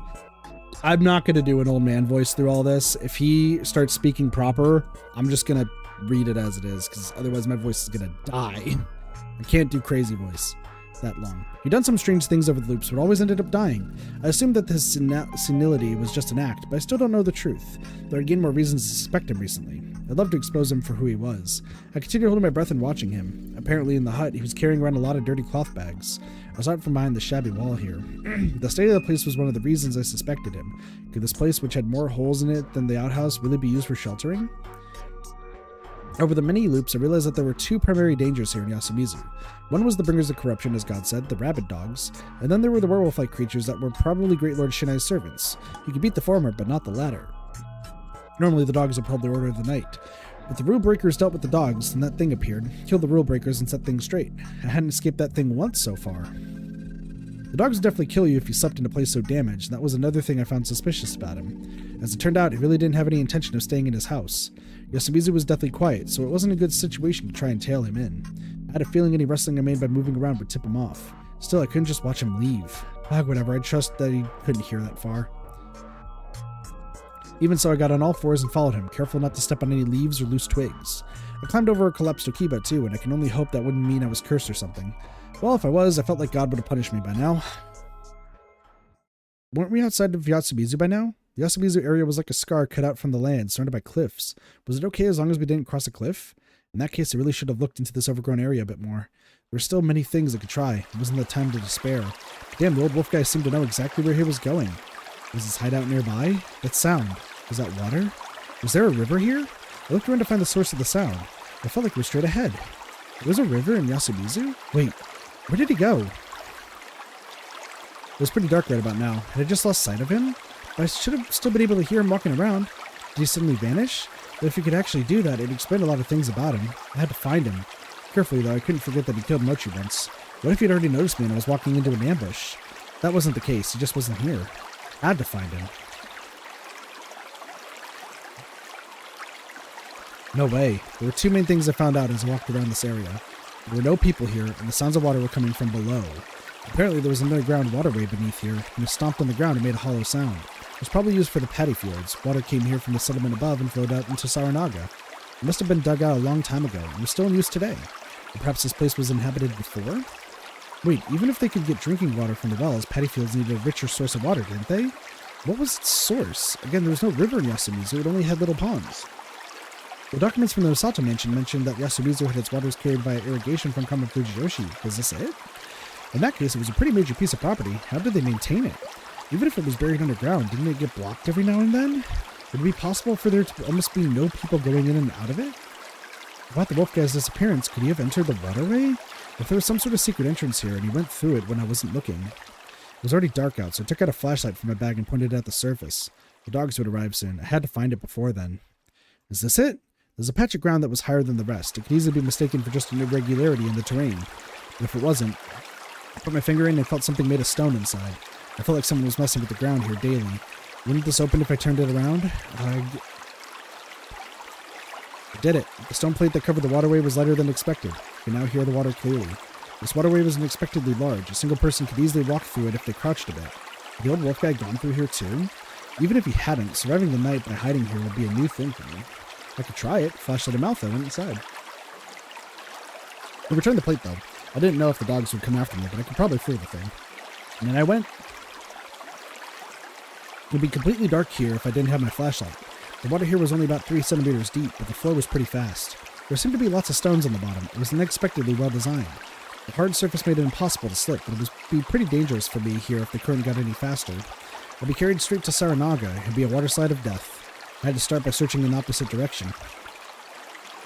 The waterway slightly curved as I continued walking. I could breathe normally, but the tunnel was extremely claustrophobic. Where was I right now? I'd walked 100 or so steps, so I had to be at least under the plaza. Suddenly I realized something. The flow had stopped? The water that had been flowing below me was just a small trickle now.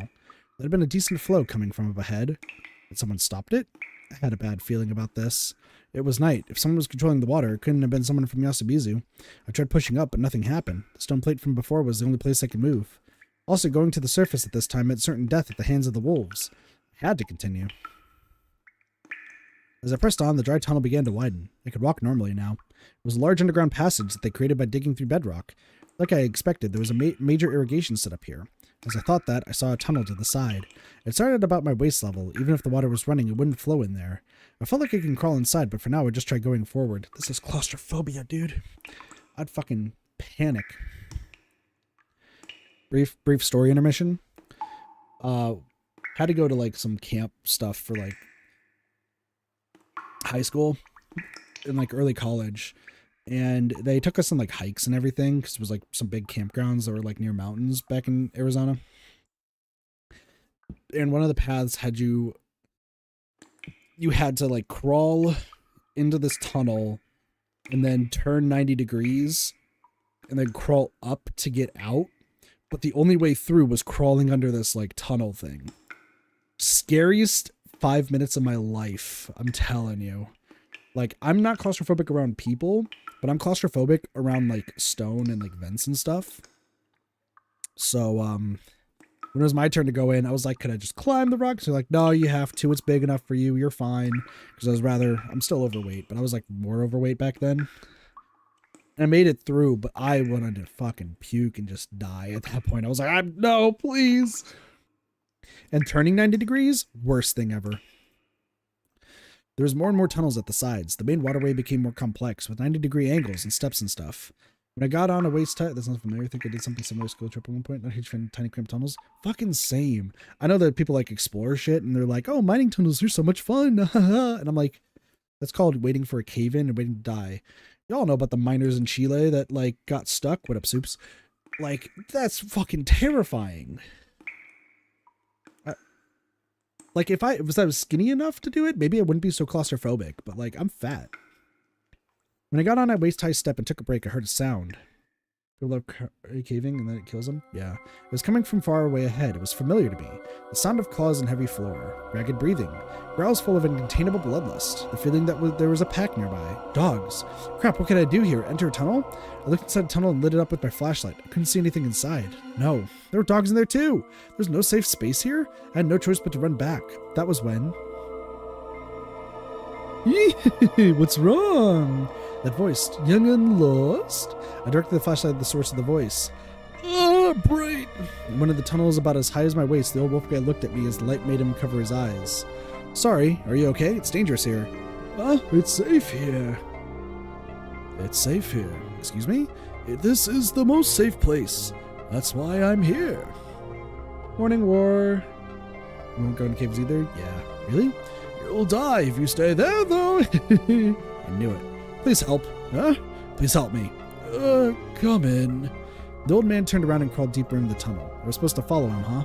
I felt like I was getting closer to the truth. There were many beasts behind me. I gulped in, tense as hell, crouched. I entered the hole. I had to crawl for about a minute while lighting up the old guy's ass like we were... What a sentence. Like we were in some theme park attraction. Oh, there we go. With these words, he entered a larger space. I followed after him. It was a room. Neither large nor small. It was about the size of 4.5 tatami mats. It seemed to be made of wood. The humidity in here had made everything moldy. It looked like antique workmanship to me. I crawled inside. Once I stepped in, I felt something other than rock under my feet. It was really unstable. Confused, I tried to use my flashlight to see, but that was when the wolf man lit a match. A match? He used it to light a lamp. That made the place bright. I finally realized that this place was like a literal dump. There were pieces of cloth, vinyl bags, and plastic bottles filled with liquids I didn't want to know about. The entire floor was covered in such things, and we were walking on them. This had to be the place where he slept. As I looked around, the wolfman pushed me away from the entrance. A 1, a 2... Then he pushed the heavy-looking stone object back over the door, shutting us in with a heavy thud. We're safe now, safe. Sit! I didn't want to, but I had no choice. I went deeper in and sat down on a pile of garbage, so I did the same. I felt myself sink into the floor.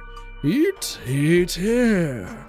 He took something out from the cloth bag he brought and extended it to me. It was a bread roll inside of a plastic bag, specifically one made by the most famous makers of the stuff. You can get this anywhere. However, it was weird to see it in Yasabizu. It was a settlement detached from the outside economy, so it didn't fit at all. Yet, this place seemed to have tons of such stuff. I'll have it then. I looked at the surface of the bag. It was made less than half a month ago. It wasn't even past its best before date. Where did you get it? Eat, and drink this. He gave me a cracked teacup. In it, there was a transparent liquid. What's this? Drink! What is this? Booze. I took it and smelled it. I wasn't sure about it. It did seem like alcohol, but I wasn't too sure what to think of that little bug in here. I didn't mind drinking it, but I had to make my position clear.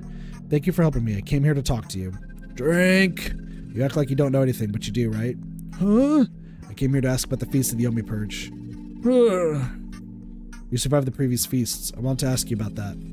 Drink! Okay. I gulped down the concept of the teacup. Ugh.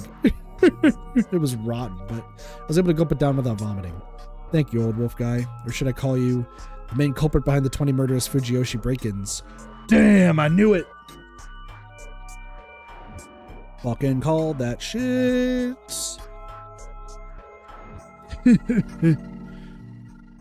Oh, shit. So you know that, hey, youngin'?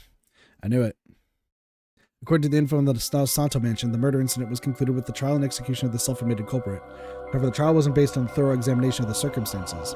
One of the largest murder sprees in Japan's history was said to have been done in about half an hour, with only a kitchen knife. People at that time questioned this as well, but the confession took precedence above all and was considered enough evidence to deliver the punishment. I couldn't really blame them, though. It was a time of chaos, what with the war and all. However, if you consider the idea that there were multiple culprits, some things made more sense. Due to the distance and difference in quality of life, the people of Kamafujiyoshi didn't know much about Yasumizu, what kind of people lived there.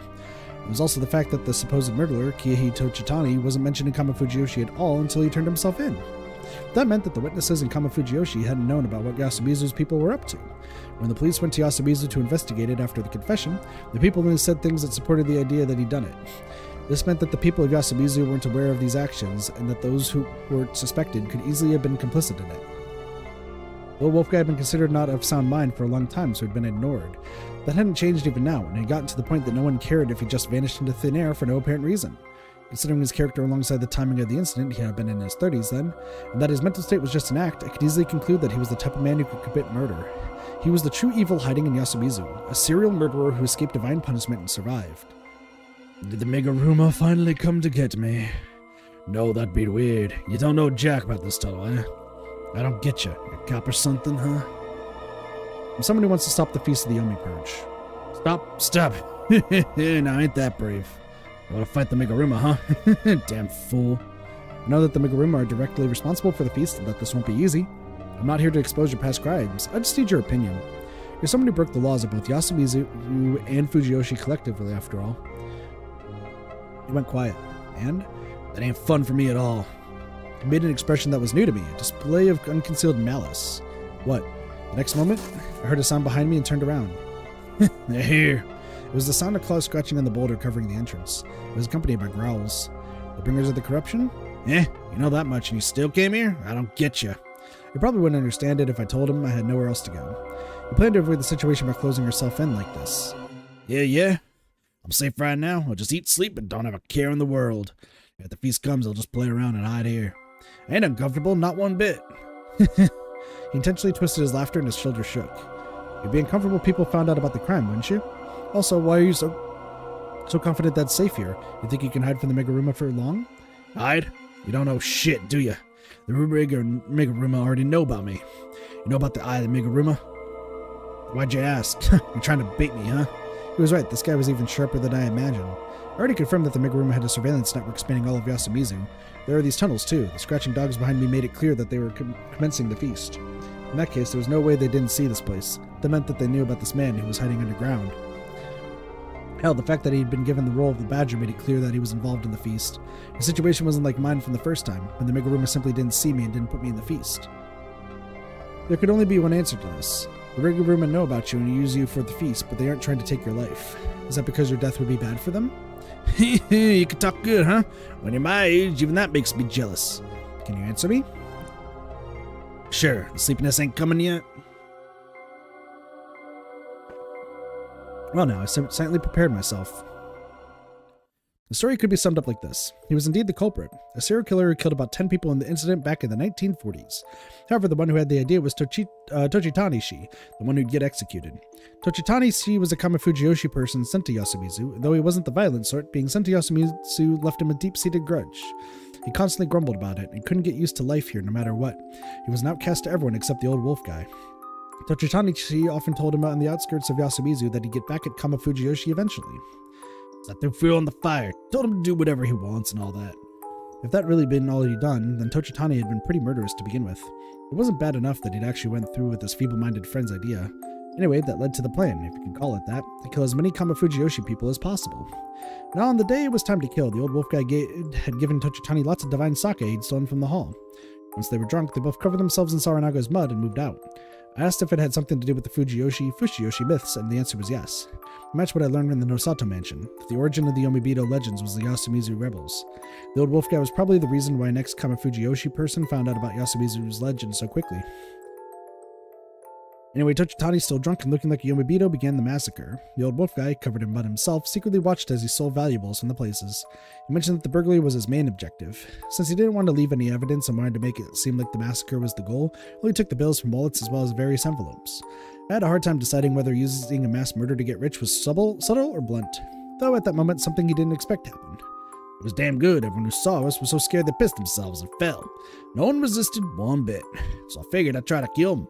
It'd all be his fault after all. And that's the human thing to think, right? Had a good time there, young'un. No comment. The fact that no one resisted was related to the absolute loyalty and the faith that the Nosado looked into, the God problem. Anyway, he went on to kill over a dozen people, steal lots of valuables, and escape before things escalated. As he washed off the mud, returned to his place, and looked through his spoils, he found something really noteworthy. It was a piece of paper he'd found inside an envelope with money. He quickly understood what it meant, and it was huge. Tochitanishi escaped, turned himself into the police in Tokyo, claiming it was all his own doing, and the story ended with the execution. He was small and petty. He must have realized what he'd done after he sobered up. He did have the guts to run, though. Man, I got the hiccups now. However, while the national reports on the serial killing subsided, things had started to change within Fujiyoshi. The village heads and their associates had begun visiting Yasumizu more and more often, and for unknown reasons, more and more people were sent to Yasumizu. And a while later, a real Feast of the Yomi Purge began. The old wolf guy hadn't participated in many conversations in Yasumizu, so only found this out during the first feast. Apparently, the Meguruma had been acting shady, and it was because they were searching for something. Something was stolen from one of the murder scenes. They talked that it might have been something necessary for their rituals, like a talisman or something. They'd even speculated that the Yokami returned because it was lost. As the rumor mill churned, the old wolf guy was the only one who knew the truth. It was the thing he'd found, and it was something that'd be bad for the Meguruma. What was it? A copy of human trafficking contract. And trafficking? But that wasn't so uncommon back then. It wasn't, but still, no one knew that the Meguruma were buying people. What do you mean? The people they bought aren't anywhere, and there's no job for them to do. What do you think happened to them, huh? They used them for the messed up rituals and experiments. Oh, you know your stuff. I don't know the details, but it was something they wanted others to know about. Families like the Meguruma don't want that kind of stuff made public. That's why they started the farce of a feast. I knew that, so I wasn't scared one bit. That meant that the old wolf guy was the only one who knew that the phenomenon that started it all were just a Meguruma conspiracy. It had been bad for them if the scandal spread throughout Fujiyoshi. It could potentially undermine both the local faith and their influence. They frantically debated how to preserve their secret and with it their authority. If you looked at it from a certain angle, it was to prevent another Yomi-Beto rebellion, so the main cause of this was basically God again. Saw how it was now. Anyway, the old wolf guy knew the truth. Thus, he used his guile, got into his targets' heads, and tried to figure out what they were doing. That was how he found this waterway. Everyone knows that this waterway is underground, but it belongs to Kama Fujiyoshi. They just loan it out. So no one in Yasumizu knew what kind of thing this was. Didn't even think about it. Those who did find it end up getting killed. But I'm prepared for that. That was the core of the matter. He somehow established contact with the Meguruma, and told them that he had the contract and that it'd go public if he died. If they didn't want that, they had to ensure his safety. He used the info as a hostage to protect himself. It was an action movie plot, but could it work in real life? Fujiyoshi was a small village. If he asked someone here to reveal the truth if he died, they could just take care of that person too. I asked about that, and he said that he had a contact in Tokyo. This was when I found out that he wasn't born in Yasumizu. He was probably like me, who tried to move to Yasumizu. He arrived here as a drifter and got sent there. He was pure evil, a scumbag who'd come here just to deceive people and commit terrible acts. Anyway, the villains and the prey villain met to create a villainous pact. Every year, he went outside the village and secretly reached out to his contact in Tokyo. If he didn't show up even once, his contact would reveal the Meguruma's secret to the public. If they didn't want that, they had to keep him alive. Of course, I had questions. What would happen if the old wolf guy died a natural death, or if the Meguruma became unable to keep their end of the deal because the leader changed or something? In response to that, he said that it was a battle of wits. The Meguruma weren't actually certain that the old wolf guy's death would mean that their secret would come out. They probably didn't think that his weapon had survived a whole 60 years and made it to the modern era. Also, it was a question whether such an old scandal would deal much damage to the modern Meguruma. That's why he had to prepare, is just in case. Okay. They were still afraid of the worst case scenarios, though. To allay their fears and buy more time, they left the old man alive. It was a small price to pay for the feeling of safety. If it cost anything more, though, he had been removed a long time ago. Old wolf guy's own words. It showed a skill in negotiating particular to villains, and he was proud of it. I see, so you can enter this place because you're on a secret contract with the masters of the feast. And you can do things against the laws of the feast because the corruption won't apply to you. Is that how it is? Yeah, interesting, ain't it? You're the only one I ever told it to. He whispered that, then drank some rotten booze. How was I to process this? That it was possible to negotiate with the Meguruma? No way. Like he said, his deal was only accepted because of how small a price they were paying. They never agreed to stop the Feast of the Yomi Purge. They wouldn't tolerate my goal. I could only achieve it by making an enemy of them. In fact, stopping the feast wasn't even my ultimate goal at this point. That meant that this time, the only thing I gained was a physical protection in the form of an underground waterway. Oh, there was another thing. I realized that I couldn't let my guard down around this person. That was good enough for me. So when will it start working? Huh? I mean, the booze you gave me was poisoned, right? What are you on about? Don't play dumb. Keeping her safe is cheap, as if you're an insane villain who can break the deal at any moment. No normal villain would just let you be. Such exchanges normally involve a mediator of sound mind and end without anyone feeling wronged. And there has to be another reason why they kept you alive, such as something that made your life beneficial to their projects. For example, you could have been assigned to take care of anyone who saw things they shouldn't have or went somewhere they didn't belong. Having cameras wasn't enough. You also needed an on-site operator to dole out punishments. Otherwise, you have to send out people every time it happened. It was better if less people knew about these dark happenings. In that case, it was best to leave the protection of the secret to Yasumizu's traitor. Basically, he was that guy. There's no poison. It's just something that numbing for whoever's not used to it. I couldn't stand up. I couldn't feel my legs, and it wasn't because I'd been sitting for too long. As I tried not to let it show on my face, he started rummaging through the garbage. Oh, well, I'll get at it later.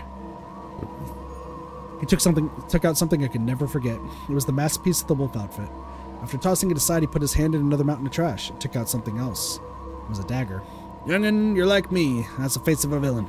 You see stuff, you know stuff. You must have pulled some shit outside. Now you skip because you're bored? You remind me of when I was a youngin'. Oh, I wanted him to spare me that shit. Give up, though. I'm enough for this village. He was right. Anyway, time for my first kill in 8 years. You were a wolf 8 years ago, weren't you? That was fun. How many wolves did you kill until then? Out of 3 wolves, only my son. I was the crow, so I knew. At the feast 8 years ago, the mist had cleared with only one of the wolves dead. If Jen-san, the one who knew about the badger, was one, the third one had to be around too. It wasn't guaranteed that it was the old wolf guy, but as it turned out, the truth was always the worst possible option. One more question. Have you met God? He had to have. It didn't matter that he was an outsider. Even Kaori-san, who'd come here from Tohoku, had been affected by it. He couldn't have been an exception to that. If he really was a scumbag like me, admitting that he submitted to a god must have been extremely humiliating for him. He didn't reply. This is God's garden. If you're that smart, you could have escaped far away from here. You have no future. I hope that my words would help me get back at him a little. I didn't want to lose completely this time, but you don't care. He laughed. Listen, young'un, this ain't God's garden but my fortress. Run wherever you want, but there's no safer place than your own fortress. You need a fortress for protection. Things haven't changed since samurai times. There's people that don't get that, who's scared of stuff you can't see like God. Then the numbness was starting to get to my lips. You were never afraid of God? God ain't scary. There was no fakery in his words. Anything made by people can be killed. He said that and swung down the blade. He said, ain't got a future, eh? I'm 95. Hearing shit about the future from a young'un that's about to die just makes me laugh. Oh, he had a point. I really underestimated him. He was right. He needed a place for protection, and then there was his idea that you can kill God. His serpentine wisdom had let him survive for several decades all by himself. He really was pure evil. The evil I discovered many loops ago was incomparable to him. He was a true villain. Well, I really didn't mind what happened here. His fate was to die at the hands of Chiyomi Kanzo-san, one of the foolish Yasumizu people he so looked down upon. I had no reason to tell him that, but it really was humiliating to die at the hands of such a cartoonish villain. The final key. The old man who cried wolf turned out to be the killer behind the Fujiyoshi murders 60 years ago. He colluded with the Meguruma to assist with the progression of the Feast of the Yomi Purge. Behavior aside, I learned some things on the pure evil that dwells within him. First of all, I need a fortress in order to survive. Most importantly, the concept that God can be killed. Why can't it be cute by a cute girl again? So true. So true. Where's my yandere's at? Bad ending number 1. Finally. You did it, Chief. You've taken key number 1, one of the final keys. This was the hardest key to get, but this, you've all but won. We're on the end. At ending 1, Old Man Rant's death. You finally filled in the one spot that's been blank since the start. You're almost done, eh? Man, what a refined system. This time around, the veil of mystery surrounding the old man for so long was finally lifted. It was suspected he wasn't actually senile for a while, but here he finally got confirmation. But damn, turns out he was a real hell of a bad guy deep down. It seems Haraki found an important idea in exchange for his life. Well, it's a pretty worthless idea, though. And with that, you now have the final 5 keys, provided you did this in order. For those who don't, to go to that to get the final key. And once you have them all, go to that last one. There, go for the answer other than despair. Though I guess it's all kind of weird for me to say that, considering my main story stuff is going to flip a lid. Well, I'm an interface character, so cut me some slack here. Okay, that's it for this time. Die another hearty death. Not this time. Big finale sequence. Let's go. Let's end. As I was looping back, I actually thought to myself for the first time, it seemed that there was enough. It seemed like the plan had finally come together. At the end of a long, long loop, I saw a brilliant light. All that was left was to meet with that person.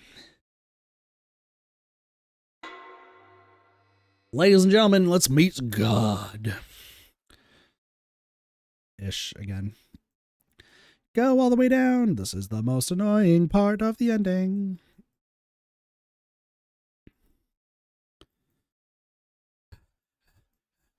Keep going. Here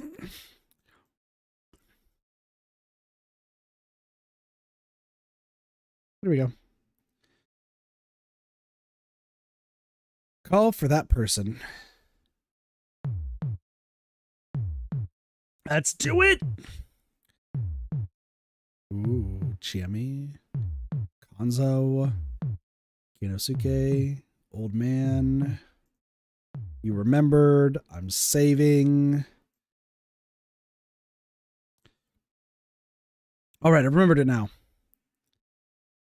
I went outside, ignored the monster, and shouted, "Sheep! Sheep!" Bah! Suddenly, the word turned gray, and that person appeared before me. You dumbass, you dumbass, you dumbass! There you are. And 3 dumbasses, that's mean. Read the mood. I ain't Ogon Bat. I told you never to come back here again. Oh, so each of the 3 was for a separate thing. I see, I see. What now, huh? What do we do about this? There ain't no way to recover. We don't have to. I have everything figured out. I said that with a serious tone. Wait, doesn't that matter now? Ah, look, the monster's launched some beams now. There goes the city. What's with your attitude? You went against the warnings. That's your responsibility, you sheep shit idiot. I got called sheep shit by a sheep? You're dead. I'll kill you right now. You need time to solve this thing, right? Huh? Resolving this incident wouldn't be easy. There were 3 things that had to be done. I had to stop the people of Yasumizu from killing each other in the feast. I had to deal with the Master of the Loop, who wanted the monster's resurrection, and I had to deal with the Meguruma, the leaders of the feast. The first one would be the hardest. I had to prepare for it, for the big act. Sheep, I need your help. Can you send me as far back as possible? Told you there wouldn't be a second time. They'll notice me if I do it now. That's fine. Huh? Let them know. The only risk of doing that is that you won't be able to control the dream again.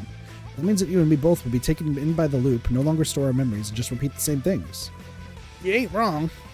So go back using your powers, and you'll be noticed and consumed by the dream. It'll all be fine if I solve the problem, right? There are 3 problems. First, I have no idea how much time before the starting point I could go back to. Could be just a few hours. Next, it'd be a gamble whether you keep your memories. There's no guarantee they won't be lost when I manipulate the dream. Lastly, you sure you can solve it all? Don't mess around. I'm just not sure if I can do this flawlessly. I'll do it for sure, though. At worst, I'll suffer some damage, but well, I'll still pull it off, I guess. Guess I won't do. And then I guarantee I'll do it. In exchange, you'll swear that you'll do your part. This music. At worst, give me at least 1 whole day since the starting point and make my memories as complete as possible. If I lose just one thing, my guarantee will be void. Don't get uppity with me now. Well, if I don't turn it back, this country will be over. You knowingly left me no other choice, didn't you? Yes. I'd say this kind of resolve is actually necessary to beat this bad guy.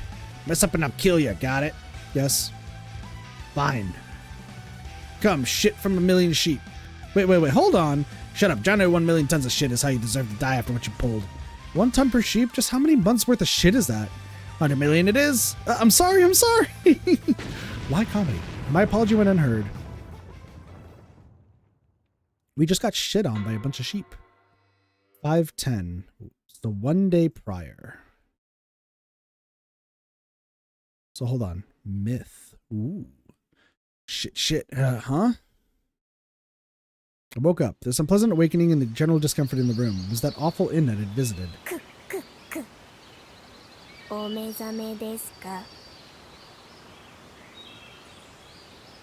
Excuse me? Whoa, hostess came in just like that? Guess it wasn't that needlessly energetic proprietors. It's been a while, so I assume I don't really remember it. That's for the best. I don't want to remember it. Hi. Nothing, just talking to myself.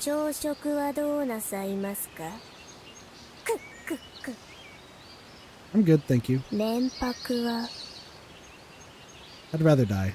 寂しい I'll point about 50 people I don't like to this place so you can take care of them. 超助かる I'm checking out. 毎度あり What was this with this place? Anyway, since I was staying here, that meant I checked the calendar on my phone and found out that it was Saturday, May 10th. I'd get lost in the mountain at the night of the 11th. The mist would come on the evening of the 12th. I didn't want to change the voice on that because I didn't want it to spoil whoever that was. So we're just gonna leave that in. And from what I could tell, I could remember everything. From what I recall, this was Chimmy's first starting point. I was upset I couldn't tell her about this, but I hope she remembered everything too. Anyway, it looked like the sheep did what it had to. Now I just have to fix the problem. Well, it'd work out. I wrote something down and left the inn. It was a list containing things I needed and things I had to do to solve the problem. I knew the 3 things I had to do pretty well. I had to stop the people of Yasumizu from killing each other in the feast. I had to deal with the master of the loop who wanted the monster's resurrection, and I had to deal with the Meguruma, the leaders of the feast. Things wouldn't be solved if at least one of them wasn't cleared, and unlike before, I only had one chance. It'd be pretty boring if I messed up after all this resolution. I'd just take it easy. Humming the song of the same name, I slowly parked my bike. After filling up the tank at the nearest place, I looked at the map again. The main road was packed right now. I had to pick the quickest route while avoiding it. I didn't know the lay of the land, but I knew my destination, so it wouldn't be hard to get there. From my current perspective, the me from weeks, no months ago, had abandoned all responsibility and just wandered aimlessly out of frustration and abundance of free time. I was different now. I had a goal, a place I had to go to, and people who needed me. Thus, I didn't have to hesitate anymore. I had to hurry. To Fujiyoshi, the misty place once called the Werewolf Village, the misty garden of God. All right, I went without any breaks, stopping only to refuel and finally arrived. Honestly, I could barely stand, but my thirst and hunger were way worse. I had to rest at least once, seriously. My thoughts were dulled, and I needed to raise my blood sugar, but there was something I had to do before that. YOLO. I'm back, sheep. Huh? What the hell are you saying, huh? What, you thought I wouldn't figure it out? You're the sheep, aren't you? I fucking called it. I fucking called it. The sheep's a girl. I don't know what you're on about. Get out. I'm amazed you're trying to talk your way out of this while acting like that. Oh well. How'd you know? He says as he's picking hair out of his hand. You're the only woman with such intense fashion sense around these parts. Locals gotta go to 100 yen shops for their fashion. No person without ulterior motives would recommend that road. That's all? What a stretch. Sorry, anyway, give me something to eat. You can have the almost expired stuff for free. Loyal to the roll, huh? Shut it. I'll take the freebies, and I'd like to order some strange things. So this is a convenience store, I gotta say that, you know? As if that matters at this point. Damn, you're a pain. Here's a note. What the hell? Piss off at this shit. How much is this gonna cost? Can't get it? Just wait. Go fucking figure. Thank you. Leave the rest to me. You sure you're gonna go into that state? Shouldn't you rest a bit? Do I look that bad? No, actually, you look like you're ready to take on the world. That's what worries me. Don't overdo it and snap under the pressure. Sorry for making you worry. By the way, I just realized I might have been used by you people without realizing it. Huh? Why am I the one apologizing? Don't worry about it. This little... Well, whatever. I just want to be able to end it with that was fun. By the way, did the enemy find you? They have realized something's wrong. I'm on the run right now, but they'll have me soon. The enemy was the mastermind, the creator of the loop. She's probably fighting her own battle already, one beyond my area of expertise. I'll run as fast as I can. Maybe I'll be a good distraction while you do your thing. We're sticking with this voice. Screw it. They'll help a lot. Please do so. Can I ask something now? Sure, go ahead. How long are you going to continue this act? This is the last time. We're showing now that they did before. True. Well, if you come back alive, I'll spare you the punch. She used me for all it was worth. Then said she'd punch me if I died. It was kind of amazing, really. I couldn't tell if she was one hell of a tsundere or just insane. I also love the fact that she does show up on like the voice list. But like I already knew what this twist was gonna be. Like you could figure this out within seconds. If you played some games, you know. See ya. Yeah. I had my impression and just got back to my bike. The tons of stuff I had on me were made a rustling sound. Through my dozens of times being killed by Chiyomi, I memorized the path here so well that I was sick of it. I passed a small overpass, stopped my bike at the boulder, and took off my helmet. This might have been in Nokiba too, a sign leading to Fujiyoshi and Yasumizu. I placed the bike under a tree by the side of the road, placed what I had on the ground, and locked the bike. Then I hung the helmet's ring over the chain lock. After that, I opened the large mountaineering bag and took out whatever I needed right now. A headlamp. It was a bit big, but fit well. Shone bright, lasted long, and was resistant to water. This was a mountaineering stick, already unpacked it in the store. I had to make sure I didn't get hurt. With my time becoming limited, I had to buy safety with money. I put on the backpack, putting the weight of all the stuff in it on my shoulders. I had to hurry. I'd wasted an entire hour just getting there. So we're going to meet with Chiemi first, I think. The distant sounds of water became louder, and I finally made my way through the darkness and arrived at Saranaga Rapids. I hesitantly took off my pants, got in some loose trunks, and covered my feet in work tabby and climbing sandals. I placed my cloths in the waterproof backpack, closed it, and put it on again. Through my fights with Chiemi, I found out that crossing Saranaga was pretty dangerous. It would be too pathetic if I fell and died here. I just couldn't let that happen. Anyway, it was time to go. All the wrestling coming from the backpack felt like someone was laughing at me, saying that my worries were for nothing and I was jumping at shadows. The cold stream of May numbed my skin, and it felt like I was trying to sap the warmth from my body. I couldn't give up. If I did, this would have all been for nothing. Too many people would suffer. However, I wasn't motivated by some sort of justice, since that I had to protect them. Or just interested in the fact that the struggle would end up saving so many lives. It was an amazing trade. I also wanted to get even with some people and set myself free of this one-sided obligation. It was a selfish motivation, but that was exactly why I could give it my all to it. I made it through the water and reached the other side. Naturally, there was no girl sawing off her shotguns here with a flashlight she bought. Not this day, anyway. I arrived. Everything was as expected so far. No, I dropped the climbing stick in the water, so that wasn't great. It was within my margin for error, though. I had to calm down. Getting distracted by my mistakes would keep me from focusing. I looked at my phone. It was out of service range, of course. The time was 12:53 a.m. Pretty early. Head workout. I changed my clothes and shoes and got onto the cliff. Oh, this is the time Mako shows up. Shit. My memory told me that the cliff was the most dangerous place, especially for a non-local like myself. I tried to be careful, obviously, but the other stick I used for climbing broke. I almost fell and reflexively used my hands, cutting them on a sharp stone. After making it up the cliff, I took out some whiskey, disinfected the wounds, and applied some first aid with a handkerchief. Thinking about what I'd do next, this wound was really painful. Maybe I had to loop back and... Of course, that line of thinking would become habitual. It was a good thing I'd over-prepared. I had only one life now, so I had to keep that in mind. With that slight shift in mentality, I got back to work. The first one of the 3 objectives. I had to stop the people of Yasumizu from killing each other in the feast, and this was actually the hardest thing to do. This had to be both extremely careful and extra prepared. I would be proving a hypothesis. I was really pissed I hadn't thought of this sooner. I'd have loved to try it when resetting was still an option, but I was pretty confident I was right. If it wasn't here, it had to be in another place that I knew well, but this one seemed way more likely. I began preparing. I took out the 20-meter-long climbing rope and had 5 spares, 100 meters in the bag too. And of course, they took up the most space in the backpack. Freeing one of them up, I tied it up as if I was preparing to hang someone in the feast. Passing one swivel ring through the rope and hanging the other one on another climbing rope, I made a 40-meter rope. It was enough to cover a cliff this tall. With this, I now had a way down below the hanging pine. I fixed the stopper already tied to my waist on the rope and created a lifeline for myself. At least I thought I did, but I had no experience with this. Jesus, we're dumb. Still, I had to do it. Holding onto the rope, I began slowly going down. We could have practiced. Whatever. At first, I spun around, messed up while handling the stopper, slid down a few times, and was generally on the verge of getting myself killed. Eventually, I began stopping the spin by touching the grass and branches on the cliff, and figured out how to rappel down slowly. Finding what I was looking for while climbing down was hard work. I felt water drop on my forehead and thought it was rain, only to realize it was actually blood from my hands, falling from the rope above me. That made me keenly aware of the pain and pressure from using my aching hands. I brought back my exhaustion, drowsiness, and muscle pain. It came with a mental fatigue, and it couldn't have come at a worse time. Why was I doing this? The stupidity of it came back to me. What if this was all for nothing? Of course it was. Shit.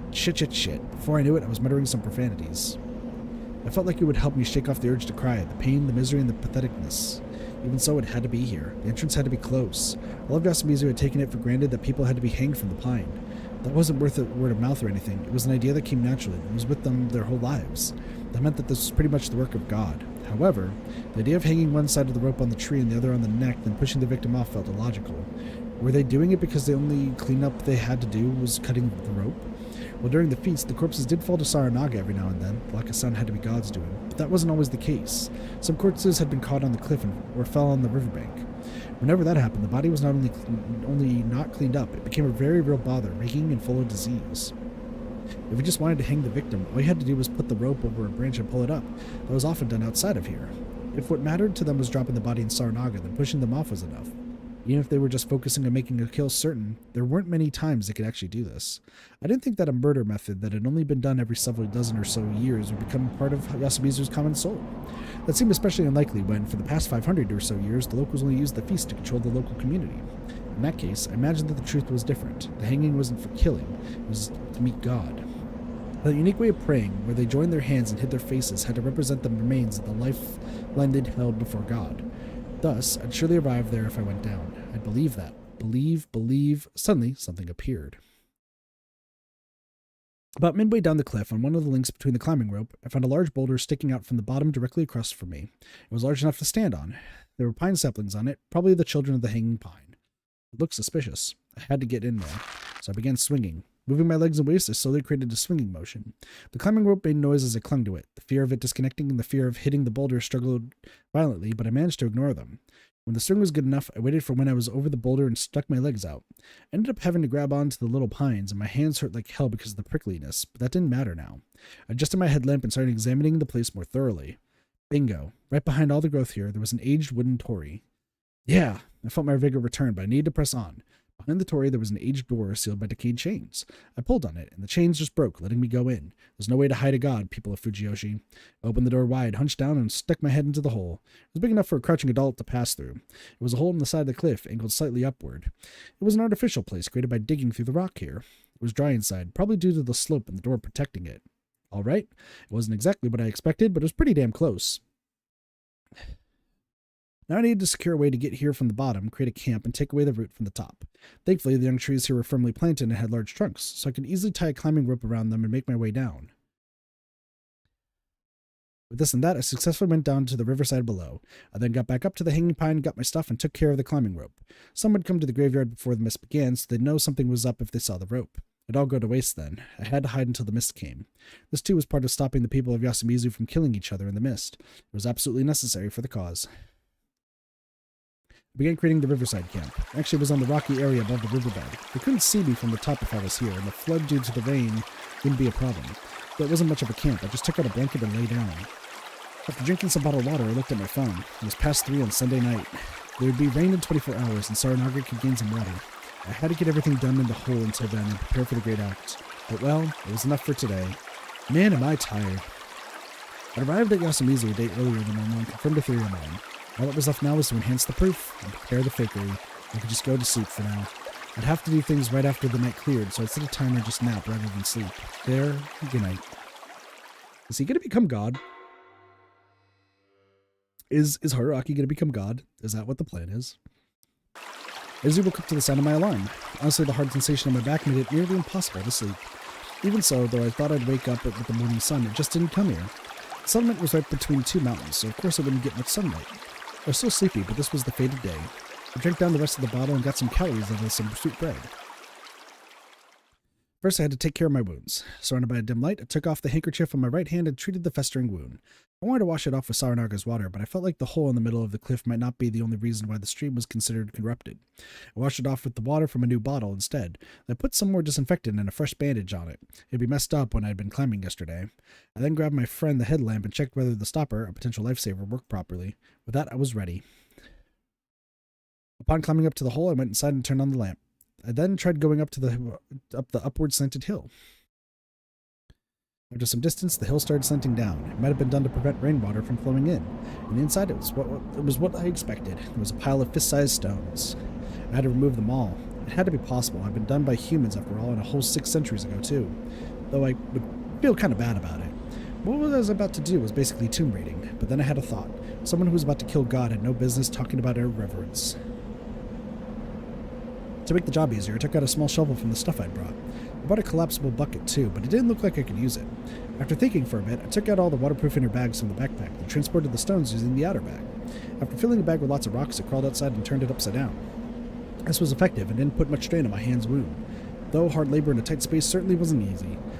Lack of sleep and fatigue were getting to me, and I wasn't sure I was working fast enough. I wanted to go home after repeating this just 3 times. Even so, I did my best. I wanted to go back after all. Come on, ancient people. Just how much did you have to bury it under? I know it's to prevent a god from escaping, but can't you at least consider the archaeologists who'd look for it? Oh yeah, not likely. True. I began talking to myself more. Was it a sign of something dangerous, or was I safe as long as I recognized it myself? It'd be bad if I started hearing the voice of God or Psycho Chiemi. I considered singing something, but stopped when I almost began singing prayer to Shinai. That felt like a one-way trip to madness. Weird, I didn't know if it was because of what I was thinking, but I began hearing auditory hallucinations. It was a crying girl. Now Mako shows up. The return point was now Sunday morning. The moment Mako-chan wanders in had become the new routine. I still didn't see a way out. It came back to me, though it wasn't like I'd completely forgotten it. It just slipped my mind. This was the morning where Mako wandered in. What was I to do? If she cried here, someone would hear her, would come over surely. If that happened, they'd find my stuff and me as well. I'd look like a weirdo doing weird things with a girl at my side at that. What was up with that role? Was I some sort of kidnapper about to bury a child? I had to secure her myself. Anyway, mission start.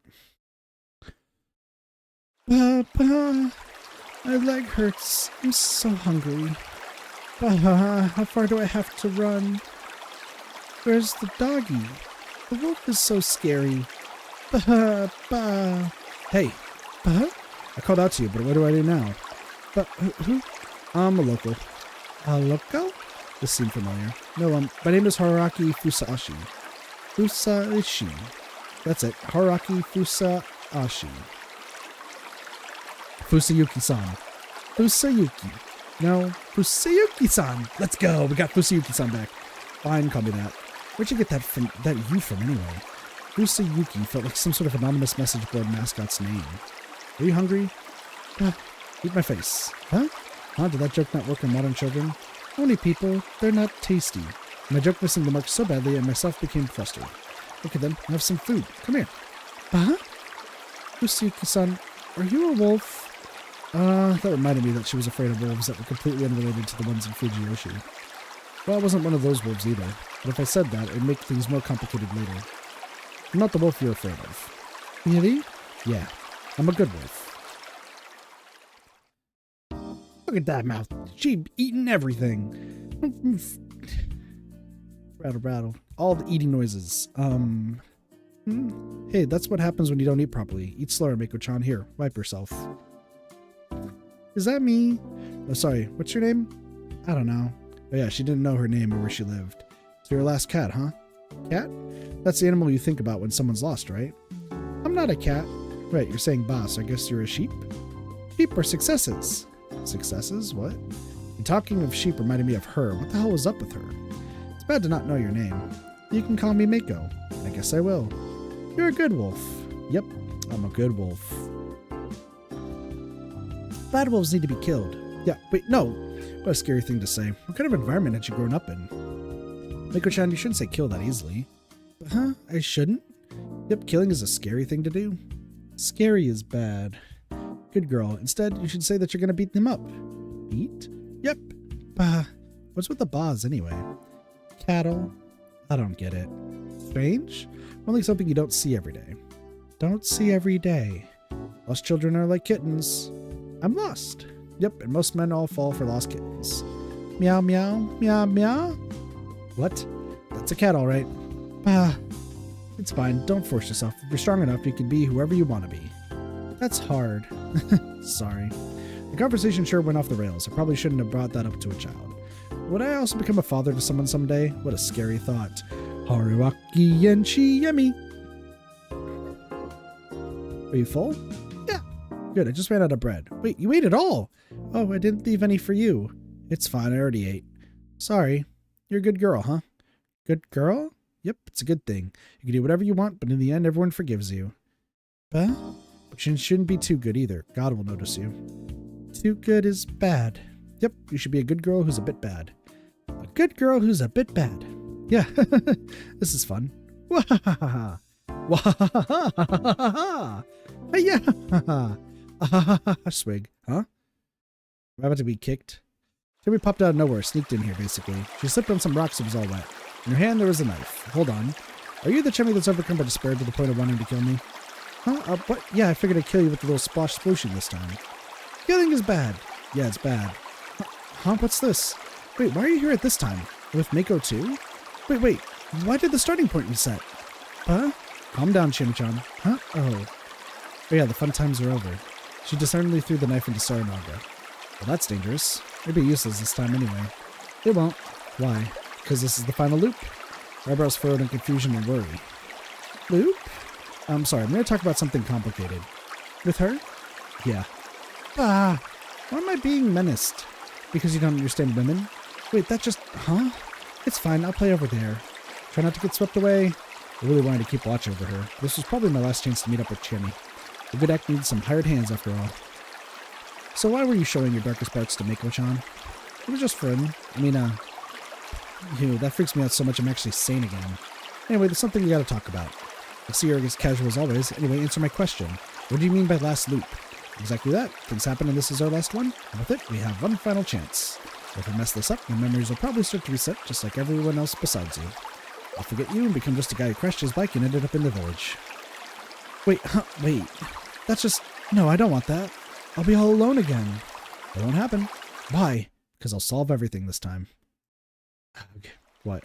You're overdoing it, acting too cool. I didn't mean to. Anyway, you've watched too many movies and TV series. How many hundreds of times do you think we failed? There's no way it'd work out so easily. It's not easy. I already worked really hard. This is actually the conclusion of all the other loops that failed. Don't you think we have the qualifications and skills to finally end this? Skills? Yeah. I'll need your help to finish this. As if I can help you. I just spent all my time looping meaninglessly and just getting in your way. Holding some kind of grudge? What are you, my ex? That's what I think, yeah. I couldn't deny that we were kind of close a bunch of deaths ago. You have what it takes. You have a vengeful defiance against God, built up over countless loops. I'll be settled too, of course. Huh? Your anger and resolve will end it. Shoot God with this. I took out some ammo and handed it to her. Huh? When? Where? Who? You'll know when the time comes. Saw off your shotgun and wait until then. Wait, I don't get it. Explain. What are you doing here? I can't say that now. Why? I can't say that either. After all, she was from Yasumizu. That made her an enemy. In fact, she was the enemy in this case. She didn't have to know that I needed help for my act, but it'd be bad if she did. Otherwise, she wouldn't be able to fulfill her role in this. Though I know I probably shouldn't be the one to say this, but just this one time, I want you to believe me. That's my final request. I looked into her eyes. She closed hers, thought about it for a bit, shook her head to shake something off, and nodded. All right. Thank you. Just so you know, pulling that off is pretty hard. When I do, I'd like a good reward and explanation. Now that's a familiar line. It's been so long ago that you forgot. No, you got me there. What would you want for a reward? Can you introduce me to a nice man? Leave it to me. Guess I'll wait and see what happens next. Please, OTP, right here, please. Can you take Miko to Yasumizu too? Well, that wasn't your last request at all. This is an extra to that. Oh well, I was the one who found her last time too. Why'd you come to Saranaga? I couldn't find my place. Hey, don't make me say that. Sorry, no one else will come here, right? Right, maybe Rikaku-san to pay respects, so she should be busy with Mako-chan today. Okay, then there's no problem. What's that rope? A secret. All right, you villain. Is that all? It is. Mako-chan, come with me. Huh? Conversation ended there. She soon dragged Miko away, so I said see ya, but neither of them even looked at me. Resolve. I had to introduce her to a good guy after all. It's yourself. Let's fucking go. I had another actor now. All that was left now was physical labor. I continued hauling the rocks. After all, I didn't know just how deep this hole was or how many rocks there were left. Nothing would be stupider than running out of time at this point. Even if there was nothing there at the end of this, I had to find out as soon as possible. The answer to one of the final two mysteries had to be right here. If it was exactly what I expected, I could get a weapon to finally get the better of God. My hands hurt, and the dusty cave made my eyes and throat feel unpleasant, but strangely enough, I felt vigorous. Strange, considering that nothing much had changed from how it was in the morning. I didn't forget to eat and drink. Miko ate the bread, so I had to make do with what I usually did. I wanted to eat veggies and meat. I wanted to rewatch some DVDs and flashes. I had to get some new shoes and get a good shelf in my room. As I worked, my mind was filled with unrelated ideas. In that case, I had to return and get myself some good money. These thoughts raised my total motivation a lot. I'd solve this. I'd end this. I'd go back. I'd given myself a really long vacation here. And I wanted to stretch, hop on my bike, and get on the slow road back home. I'd go back like I came, alone. Even so, I'd have lost the emptiness by then. In the afternoon, there was a period when it was a bit sunny here, but as the evening came, that faded too. There'd be rain tonight. I didn't want to lose my stuff to a flood, so I put it all in the waterproof bag and went back to work. My fatigue was at its limit. Even so, I continued digging and tossing aside the rocks. It continued until after nightfall. But then, there were no more rocks. Instead, there was a layer of sand. Round two, huh? Ancient people sure were clever, but I was close. I was sure of it. For now, though, I would rest. Normally, this would be the time I'd be getting myself drunk silly at Shimmy's or the officer's place. Back then, I really didn't expect that I'd end up doing public works here. The fatigue and muscle pain were just murderous, but I was so fulfilled that I found it kind of pleasant. I slept within the cave. Oh shit. The mists be coming! The next day, I woke up with such brutal muscle pain that I couldn't even move. I hadn't been like this since 2 years ago, when I'd gone skiing for the first time. I had no choice, so I spent around 30 minutes stretching, then left the cave. I charged my phone with a disposable battery and checked the time to find out that it was 6 in the morning. I had about 10 hours left. I'd find it. I began digging through the sand. I dug. I examined the sand for anything significant. I couldn't throw away the sand, so I pushed it to the side. If I didn't find anything, I might have had to use the sand itself as proof of divinity. But it turned out that I didn't have to worry. After a few hours, I finally found it. So we finally meet, Shinai-sama. No, that name is heresy to you. You should be called this instead. Okami-sama. Deep within the parted sand, I faced the thing inside. It was a skull. A human skull, pure white and without a single scratch on it. It was most definitely divine. You'll see the light of day later, but don't worry, it won't be long now. Wait alongside your family, too. I carefully pushed it to the side, then began digging again. I found more and more bones the more I dug. There were 3 skulls in total. I didn't know if it was all the sand here or the dryness of the place, but despite being 6 centuries old, they still kept their original shapes and glittered like sacred ashes. If I wasn't careful, I could break them. But I felt like I had to beg these Okami-sama for strength. The strength to kill them. And found it. I found it. A relic left by these Okami-sama. I was certain of my victory now. I gently returned the remains of the soon-to-be ex-gods to the sand and left the cave. I was finally at the decisive moment. The preparations were complete. Now I needed to create a good, no, the best ending. The first step to stop the people of Yasumizu from killing each other in the feast. I will call it I'm Not Afraid of Wolves. Starring Haruaki Fusashi, co-starred by 2 ladies that happened to join in. I'll put up a good fight and kill God. Shinai-san's guardians are 1 snake, 2 monkey, 3 crow, 4 spider. Good job. Well done. Oni-chan? Oh, it's Fusayuki-san. Fusayuki-san. Mako-chan, come with me. Yay! Don't. But why? He's... Shimi Serizawa. Shut up! She pulled out a gun and pointed it at me. Her eyes were those she had when looking at God. It was made even worse by the fact that she saw God in herself too. That would be over soon. Now is not the time. Look, the mists of Saranaga are about to overflow. That would be the moment I so desired. Shut up. Call everyone. What are you planning? I'll end everything. Now go. Mako, you come to me. Huh? This time Shemi didn't stop her. She just silently turned around. Fusayuki-san, what's that face? This mask? Cool, huh? I'm about to do my job as a wolf. Can you help me? Yeah, what do I do? Act like a good wolf. Act like a good wolf. When I touch your shoulder, howl like a wolf. Woof woof? No, it's a woo! A woo! Okay. Everyone will be very surprised. I don't get it. You will soon. Now let's wait for everyone. Okay. They gathered. Oh, perfect timing. The mist had passed the cliff, mixed with the evening sun. The northernmost part of the Yasumizu settlement, bordering on the Bloodwater Rapids, the graveyard of the Hanging Pine. This was the scene of their original sin. It was a scene necessary for their death. This is absurd. No way. God. What's that? Oh, awesome. They were scared. They were humbled. They knew. The God within them wouldn't allow them to look away. What the hell are you? Even so, some tried to resist. This was a very wrong thing to do, so I couldn't even begin to do that. Resisting was a bad thing.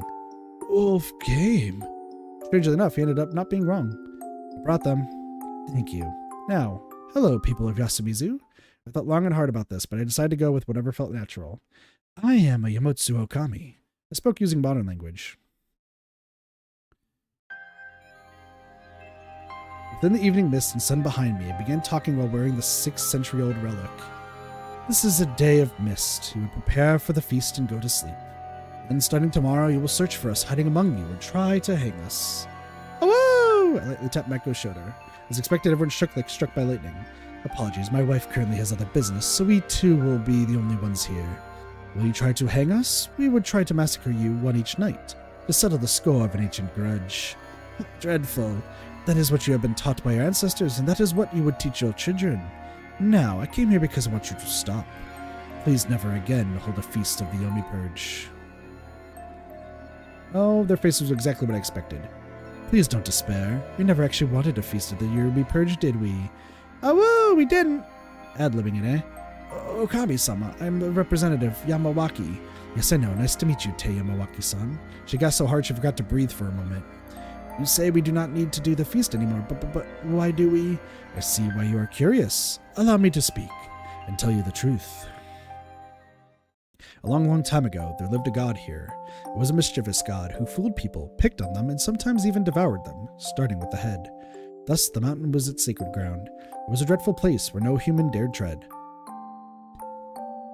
However, humans grew in number and lived as they always did.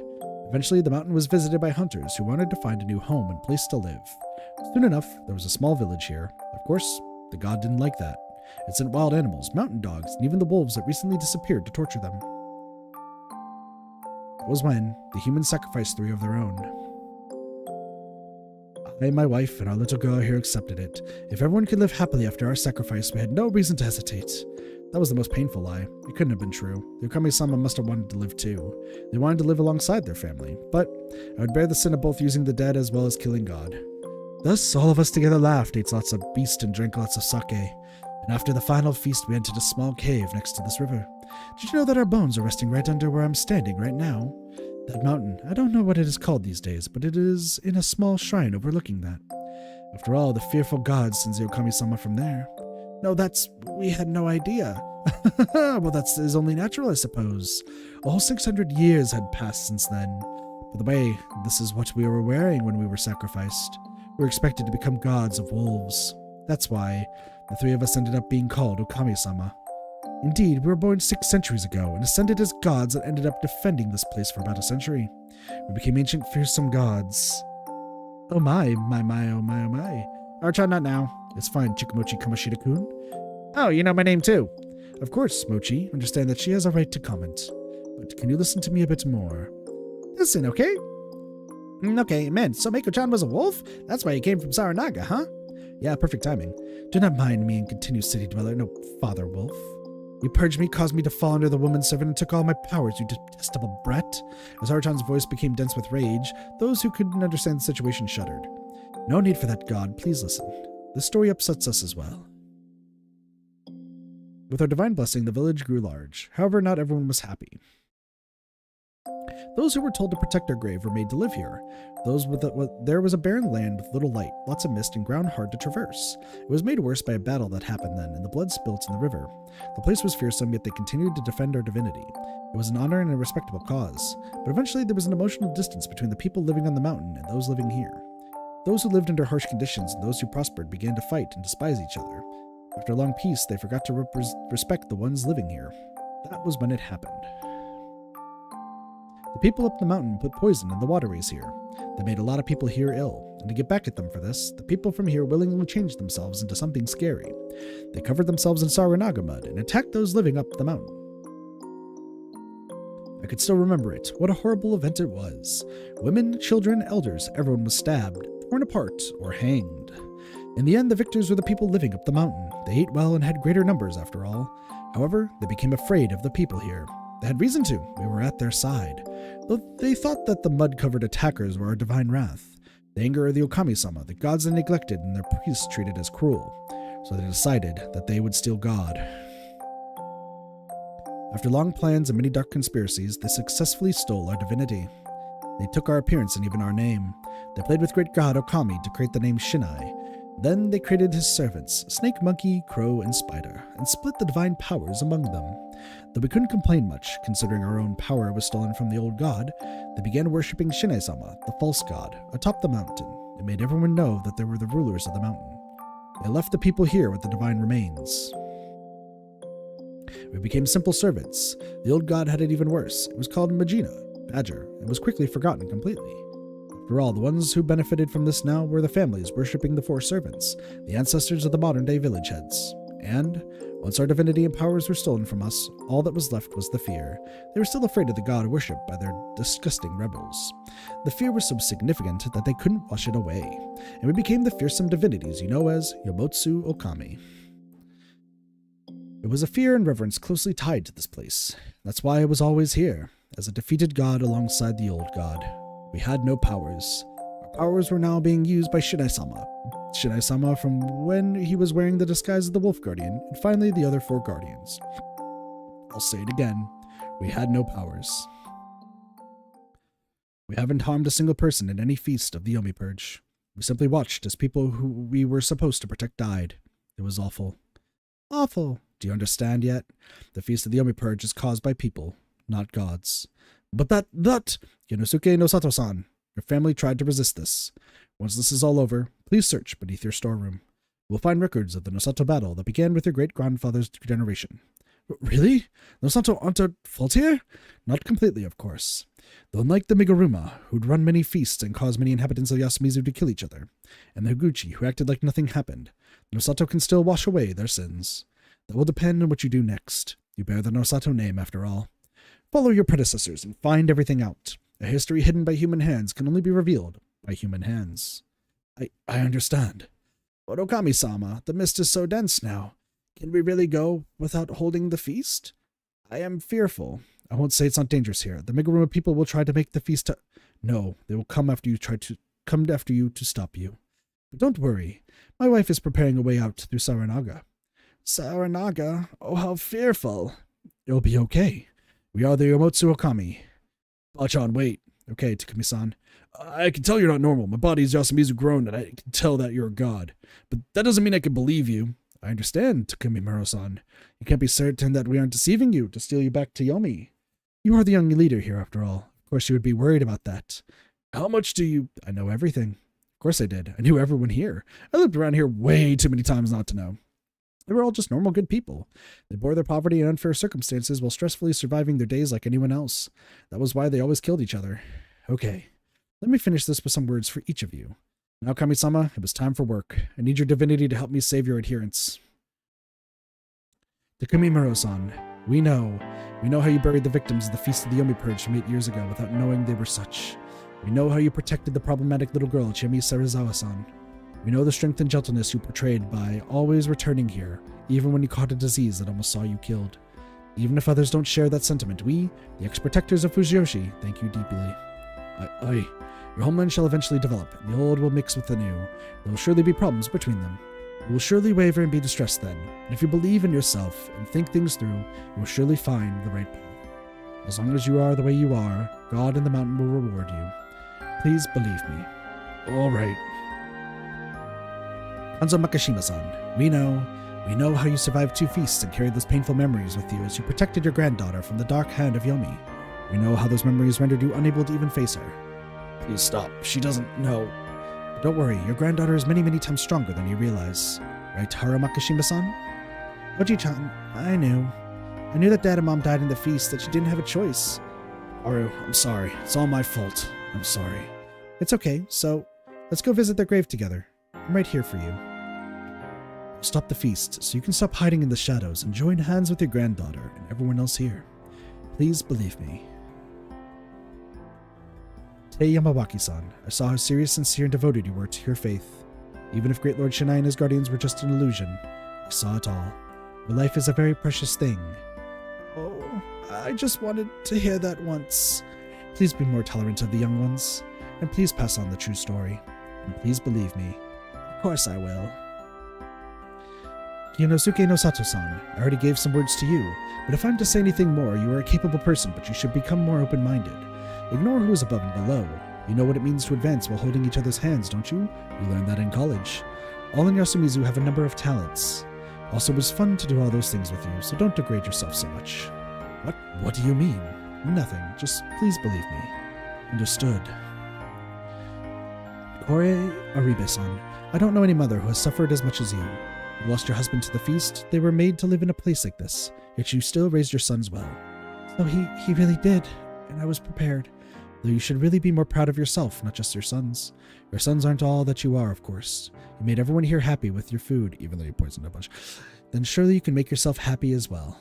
And it wouldn't be fair if the others didn't try to make you happy too. Right, Takumi-san? Yeah, that's right. And Kore-san, please believe me. I will, God. Yosunaga Aribe-kun. I don't know. Should I believe you? At the very least, it doesn't seem rational. Good. That's how you should be.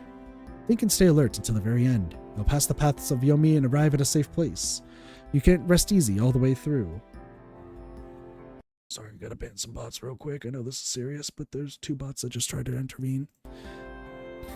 Though you should relax a bit once that's done. You're too tense for someone so young. Try skipping a class or 2 and search for something that you really want to do. If you do that, you might give yourself time to realize just how much your mother loves you. Tsunaka, so you see that too. And when it's all over, please believe me again. Very well. Yoshitsugu Aribe-kun, I ain't believing. Yes, and that's perfectly fine for you. You're like your brother. You have a strong sense of responsibility, love your mother, and are very anxious about everything. You're a normal boy, really. And while your brother fights with brains, you can fight with guts. You need to find a place where you can go wild more freely.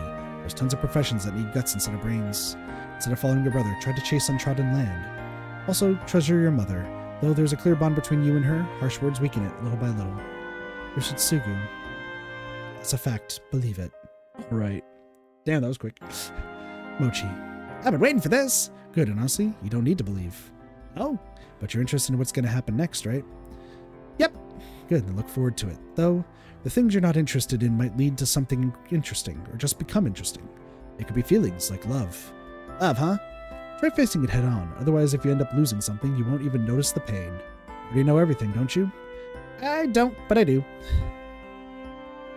Or Makashima-chan. No, God. What is it, Okami Dono? Let me start by clearing everyone's misunderstanding, Yasunaga-kun. Mochi, this is a real god. That can't be right. She's a secret super Haru-chan. Oh no, I said it. Yes, that's how it started out. After losing her parents and getting the cold shoulder from her grandfather, she wanted to get the adults' attention and resurrected this god. What do you mean? It's a bit hard to explain. There's God inside of you all. After all, you were born and grew up in Fujiyoshi. That was a fact. That is why you can't rebel against us. The guilt from killing us long ago on that misty day had been inherited by you as memory of God. You also have even older memories of fearing the Dark Mountain and praying for peace. Thus, when Haru-chan tried to create a false mask, God could resurrect from these memories in a perfectly stable form. That was why Haru-chan is both herself and God. Right, Haru-chan? What's the point of revealing it? People still think I'm simply insane. Are you so insane yourself, no, City Dweller? You rose thousands of times, arrived here, and now you're trying to trick a god? No, Haru-chan, and no god. Haru-chan isn't insane. I also know how scary God can be. But you have a strong heart that lets you make even that your own. Even if God stops appearing, your strength will never fade. I'm certain that only you can save Yasumizu, so become a villain. Be an evil that's free from everyone's idea of what's right, or fly free as you wish. That strength will surely become a driving force, raising up everyone living in this land. We know. I want to see that. Can I really do that? Yes, I saw it with my clairvoyance. Do not be so brazen before me. The clairvoyance was stolen by the snake. This girl's body is mine. Me? Stop appearing? Do not make light of me. The mountain is Yomi, and Yomi is darkness. As long as people live here and continue to fear, I shall never fade. Yes, I know. Huh? Who said anything about making you fade? Huh? If you disappear, who will be the local god when you're gone? When we're gone?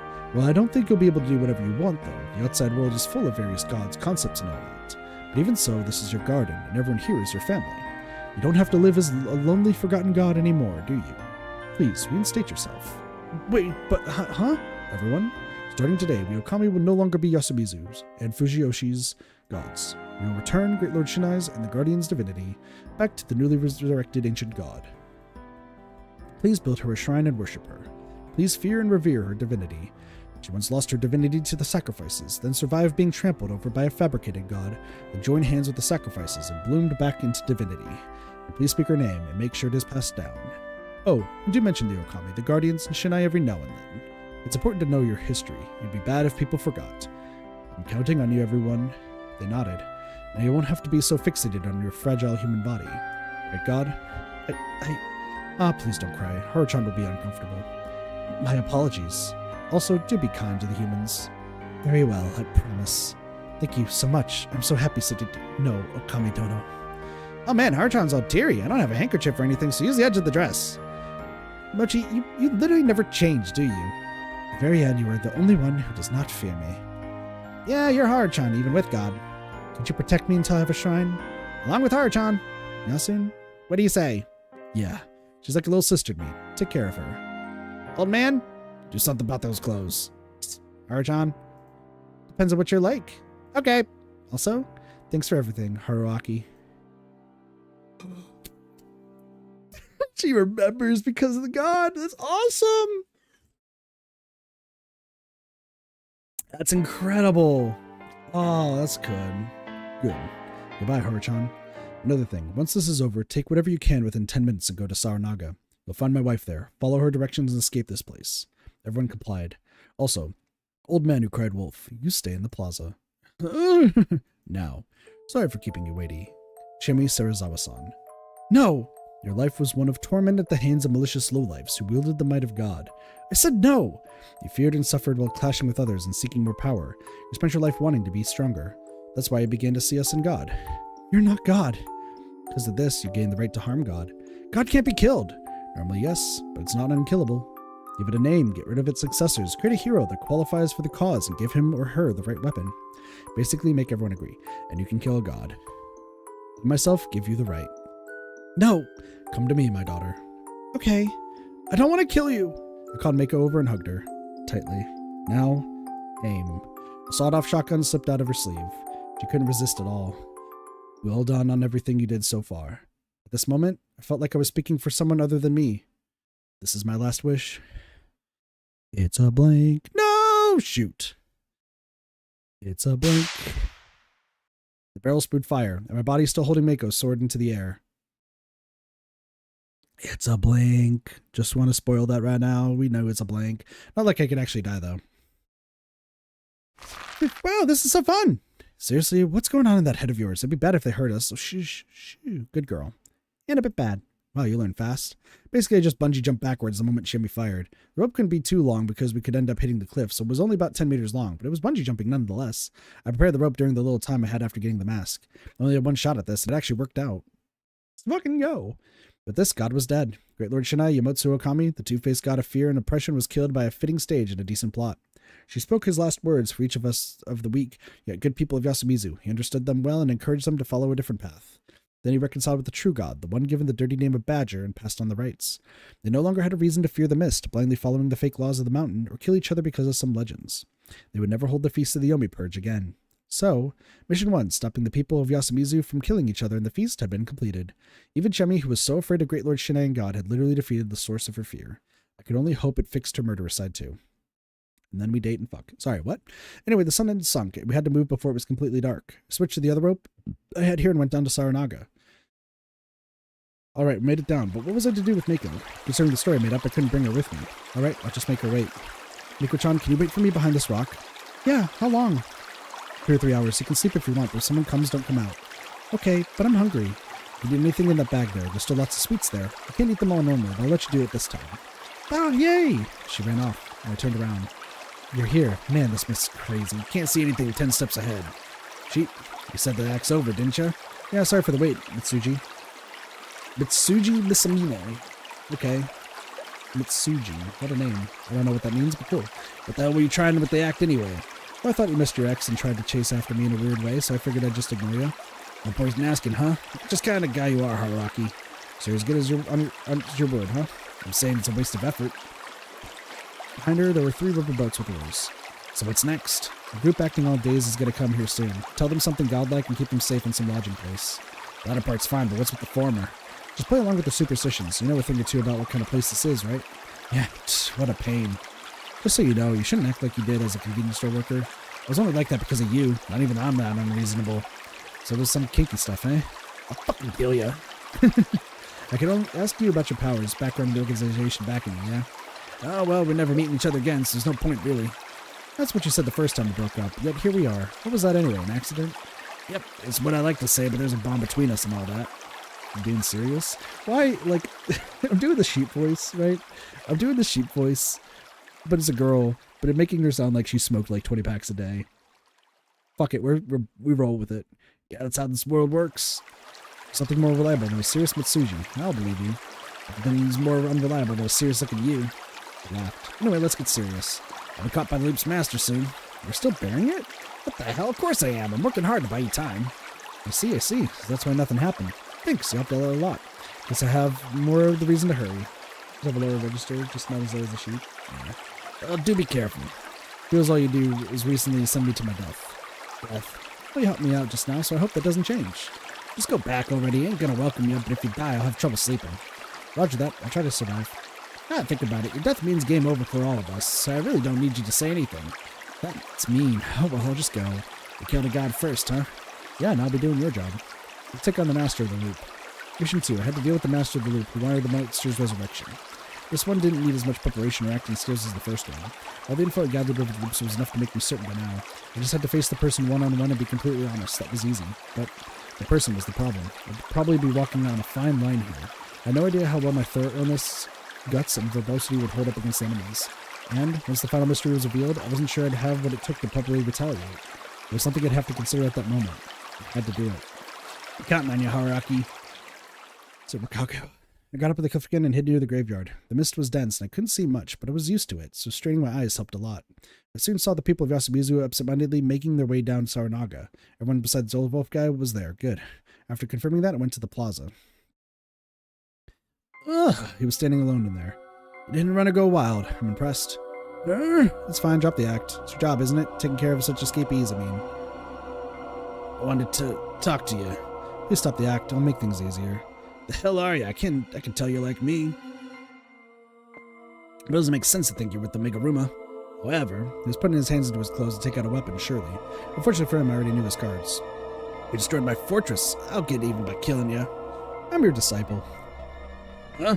Well, I won't go into details. Basically, without you, I couldn't have saved them. I'm saying I'll let you live because of that, you old fart. His eyes were filled with a silent anger. Well, the police probably won't know what to think about an incident from 60 years ago, and if you have a change of heart and decide to protect Yasumizu, there's really no problem letting you live. Don't act big with me. The Meguruma will start to crumble. Huh? Nothing will happen today or in any other missed appearances that follows. That means there might be something good in store for this place. Your job and hideout will be gone. They'll find out about the waterway. And people of Yasumizu will never see you as just senile. What proof do you? You didn't realize? There were two people with guns back there. The one who's not Shimmy was aiming at you all this time so they could kill you from up close. You're old. You can only kill people in the mist while wearing a wolf outfit and using the authority of God. If you charge at me, I can easily dodge, get you on the ground, step on you, and kill you. You can only beat me with a surprise attack or by spiking my drink with a numbing drug. But you can't do that now. Even if you stay here, the locals will be wary of you. This is no longer your fortress. Consul's ready to blast the bastard? True. Now you either have to bow to them and have them protect you until you die, or call your Tokyo contact and go elsewhere. One of the two. This sure got boring. You had plenty of fun, didn't you? Now I'll have a bit more. Hey, dodge this, youngin'. He raised his blade, took an unexpectedly fast step towards me, then tripped. I told you. Oh boy, his dagger went through his mouth and into his brain. He's dead! Let's fucking go! If Hedgeman's judgment is slow but sure, then I wanted him to die more painfully. This death doesn't suit a villain like, The grass is tied. Whose prank is this?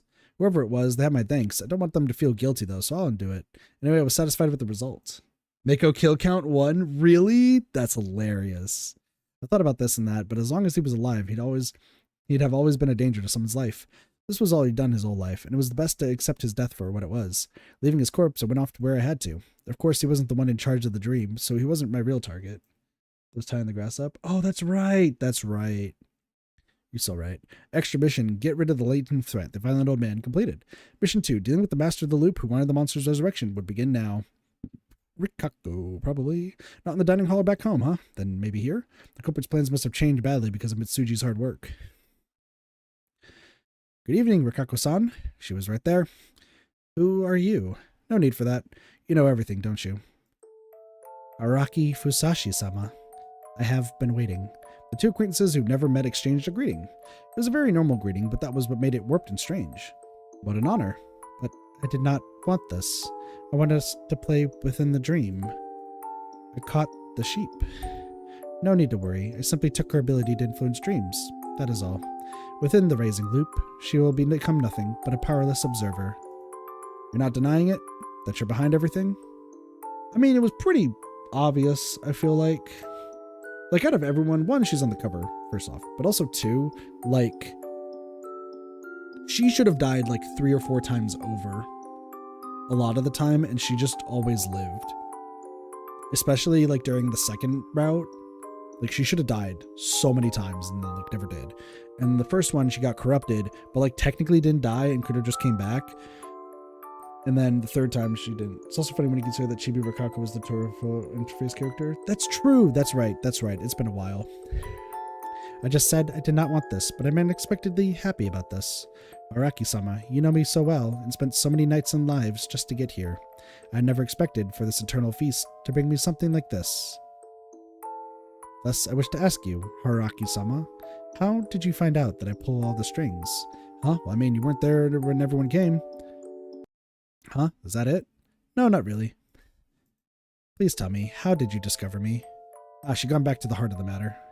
You'd probably punch me if I said something like, you're a spider, of course, you're pulling the strings. I'd take it seriously. Of course, there were things I didn't understand, or more like I understood because I didn't understand them, though that was kind of complex. It was the spider, the Uematsu guardian and symbol, the spider. Japan had no faiths that revered them, but the guardians had archetypes that were clearly related to mountain religions, even the wolves. The spider, however, wasn't. The Shinai faith was a religion created to control. Thus, there was no reason for it to include anything without a clear origin. In fact, it was completely unlike that a family of prostitutes would use the Jorongumo, a term for orb weavers, as their messenger. After all, that was a yokai, not a god. Though the difference between them was minimal, but gods still needed to gather faith. In other words, Jorogumo, Ogumo, and all that were just anomalies, strange incidences that could appear anywhere. Unless they garnered faith from the locals for many years, were accepted and could live beyond just words, they weren't gods. However, the Uematsu actually had no divine authority despite controlling the most mystical section of the Shinai faith. This was strange. Of course, the Uematsu had a weakness in that people looked down on them because of their nature. However, the amount of suspicion, cruelty, and harshness directed at you was just unnatural. That was despite being a good person most of the time, unlike Kiyonosuke-san. I wondered why. The Uematsu had divinity in the Shinai faith too. That was when the spider archetype came to mind and turned my question into suspicion. The Uematsu, the spider, might have been some sort of an exception in the Shinai faith, an unnatural entity. It seemed to me that the spider gods could be an outsider that didn't fit in with the mountain faith.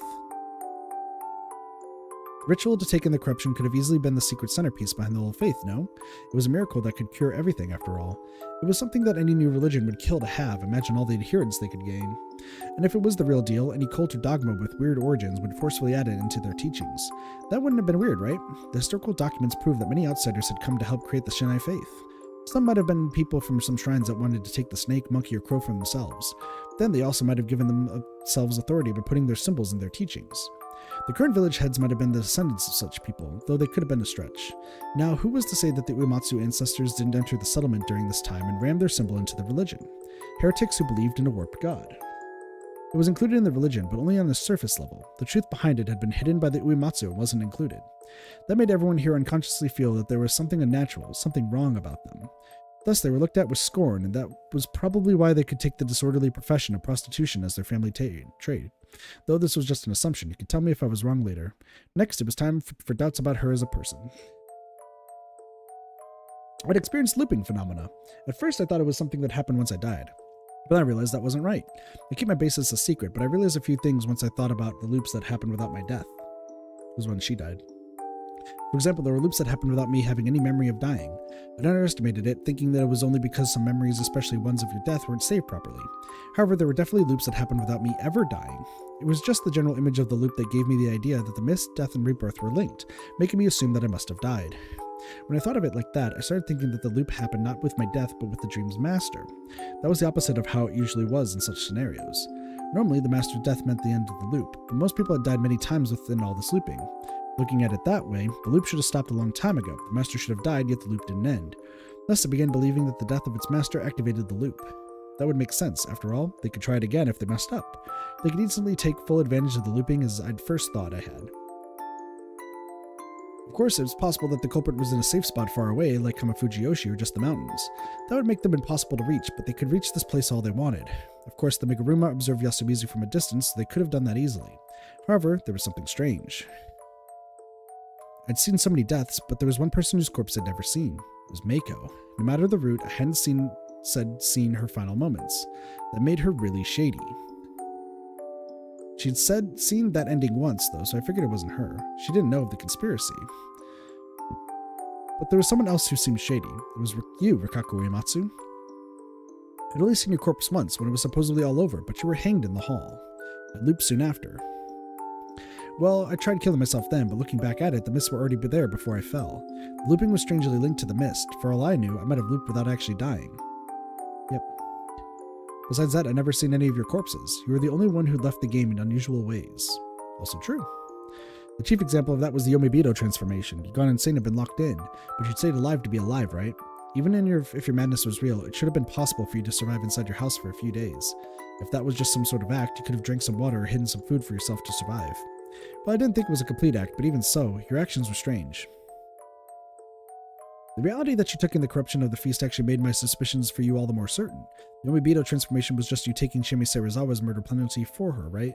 It had to have been impossible. After all, the Feast of the Yomi Purge was an artificial killing spree by the Meguruma. It wasn't something that could be cured by your ability. However, If there was someone who knew about the cameras, the eye of the Meguruma, and was capable of asking for something like that, someone who could bend the rules like that without undermining the Shinai faith, the Meguruma would readily accept their wish to die instead of the actual rule breaker. It had also been one time you told me to run. Had you expected for your desire to succeed for the same reasons? While thinking that you looked a bit shady, I found even more proof of that. If the culprits were really the Meguruma, like I said before, they were surely observing this moment too. They could use their safe position to easily press their loop button or something. I considered that the culprit had watched it all from the mountain with clairvoyance or something, then reset everything at certain times. But the culprit seemed too naive for that. Anyone who watched enough would easily understand that I kept my memories. They would recognize me as dangerous and take care of me. That meant that the culprit had to have the perception of a normal human. Thus, to make something happen in Yasumizu, it had to be someone in Yasumizu. You being the culprit would also explain why you prepared Mako a separate place. After all, you knew that the mist was coming. And lastly, you said this. Even if we don't meet again tomorrow, let us meet again in a different life, hopefully a more peaceful one, which I think I said at that time meant she knew the loops. That wasn't right, was it? The Shinai faith either denied or forbid resurrection. That was why they said rise not. It was forbidden for something to go to Yomi, then come back. Someone who could say that was either part or of a different faith or knew about the loops. I turned out to be right on that. One more thing. I do not know what started it, but after seeing you through the shadow of the leaves that day... That was a mistake that I made several times myself. You said something based on memories of an event from a previous loop. I did think you were extremely careful in that regard, but you weren't above slipping up. You said those words in the timeline when I moved to Yasumizu. When we first seen each other then, you were behind a rock, one of the Okiba at the entrance to Yasumizu, not behind some leaves. And well, that was the day after I crashed and ended up in Shemi-chan's room. Our very first meeting, right? You also had memories of the loops. From your perspective, did you have any other reason to hide that besides the fact that you were the one behind all this? Is that all? Yes, not enough. No, more than enough. Up until you arrived here, I was very confused about what was happening. The start of the dream, which I had shifted twice, had been returned twice, without my permission, and I desperately wanted to fix that. In fact, I did not know the reason why, or have certainty that you and Serizawa-sama had been changing the dream. Though, I did consider the possibility when you said that you had already tried it. I know I shouldn't have said that lightly. If that was true, and you somehow retained your memories, I would have been really happy. We would repeat the feast, while we continued to gain new memories. Women like that kind of stuff, huh? We are creatures that can only die for love. Especially us, the Uematsu. They sold love and lived by feeding off of it. They're succubus. Holy shit. That didn't make any sense. It's strange to hear you speak of love. Why? Your god is one of grudges. You know that much? The process of elimination? Yeah. It created so many miracles, yet its divinity went unrecognized because it was wretched. The spider god is forgotten. The Uematsu are the Tsuchigumo. You're a descendant of the indigenous people of... This fucking word again! Ashihara no Nakatsukuni, who were destroyed by the ancestors of this country, the Amatsukami lineage. Its symbol is an ancient original sin. The guilt for the sin lies deep within everyone in this country. The current prosperity was built on a huge massacre from long ago, and most have forgotten it, so they feel in danger. It was a weak but fatal curse-like feeling that engulfs this whole country, and those infected by this are too numerous. If materialized, it can create a catastrophe that could destroy this whole country. In the dream, that was abstractly represented by that monster, right? Well done. She smiled bewitchingly and applauded me. This wasn't the silent, bashful Rikaku-san from before. This was an entrancing, shameless Uematsu, her mask as a prostitute. No, I didn't know which was the mask at this point. Indeed, we are a grudge-soaked clan that led the Tsuchigumo of dreams inhabit this body. She'd been acting bashful while hiding the sentiment in her heart. Our desire is the death of all people of Yamato. With that as her sole goal, she praised the devotion and sacrifice of the people of Yasumizu and used them. You and the sheep, who once reversed the fulfillment of this desire, are both detestable and lovable. I don't know what you mean. Hate me. You already arrived there. Thus, if I stop your memories at that point to make it so you don't remember anything else, you will surely reach the same ending. I couldn't deny that. When that happens, I actually love you so much I can't bear it. I have to thank you for giving me a chance to bear myself to you in such a way. My heart and mind are so happy now. The sudden switch in tone and the content of her words made me dizzy. To me, she was actually more enchanting, adorable, and beautiful than ever. You only love those who help you fulfill your desire. No, spiders are greedy. We love all that we can eat. I'm not being contradictory. I really do love you. I hate the people of Yamato, but even that is lovable at this point. If I get to burn and consume them, she rubbed her abdomen. I would call them all to a dream of hellish joys. I would melt, love, and play with the 100 million accompanying me without end. So I really do love everyone. The spider's archetype was the Great Mother. That was what this reminded me of. Especially you. She suddenly looked away like she was bashful. The situation was abnormal, but the gestures was one that could shake the core of any man. I don't understand. This is beyond me. You will understand eventually. I don't think there's too much left of this game, Rikako. Hold on. You are aware, aren't you, of the conditions to bring back the Tsujigumo of dreams? I don't. The goal is the resurrection of that monster. I have no idea why you have to repeat the feast for that. There's literally nothing linking the two. All I know is that the moment the monster awakened happened under very special circumstances. By that I mean that all of the Fujiyoshi people who were in Yasumizu when the mists were out have died except for you. Oh, you noticed that much. There's also Mako. I knew it. If that was your goal, I could understand why you planned this complicated roundabout event. The Uematsu have no way of killing many people. Even if you killed one or two, you couldn't complete the job with your frail arms. There's also the fact that the Uematsu are shunned, so you can't survive the feast. Yes. That's why you use the time period in which they kill each other, and if you fail, you restart. Yes, I know that much. That was where the final secret lay. It pissed me off, but I had to ask her directly.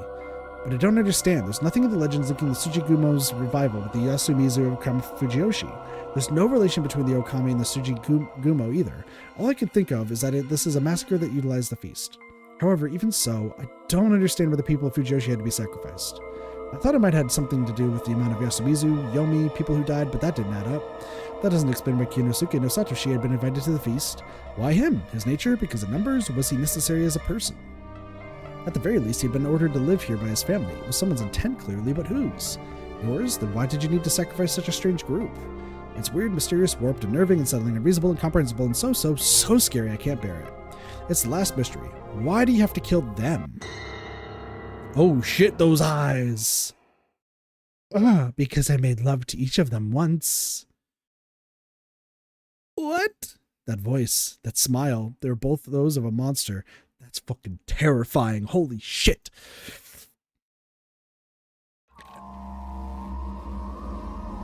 The Uematsu are warped people. The grudge of the clan is profound, but we had to use it in its warped practices to survive. That's what you know is our ability to take in. The Tsujigumo of dreams living within we heads of the Uematsu is the manifestation of this grudge. To gather more grudge and make it swell, we reap and consume all the evil, sin, and filth. We trick the great spider of corruption, bleeding out and getting rid of the diseases we take to prevent the spider's resurrection. That was why she was covered in blood after taking something in. Thus the head woman of Uematsu continued to live on in this country as useful tools that healed everything. And that is how the family declined. I forgot to mention desire and use the divine power in the completely opposite way? Yes, I did, but there was no way the great spider would notice such trickery. It secretly, slowly gathered disease, birthed its children to let them escape, then would gather again and repeat. The Tsujigumo of dreams, the heads of the Uematsu family, used this to get around the bleeding in the clan's eye to gather corruption. And now, right as the family is about to die out, it finally gathered enough to come back. All that's left is retrieving it. So when you say you made love to them, I mean it literally. I put my children in them.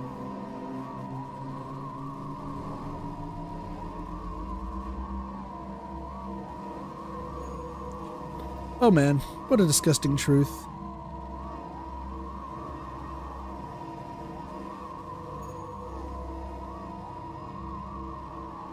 Oh.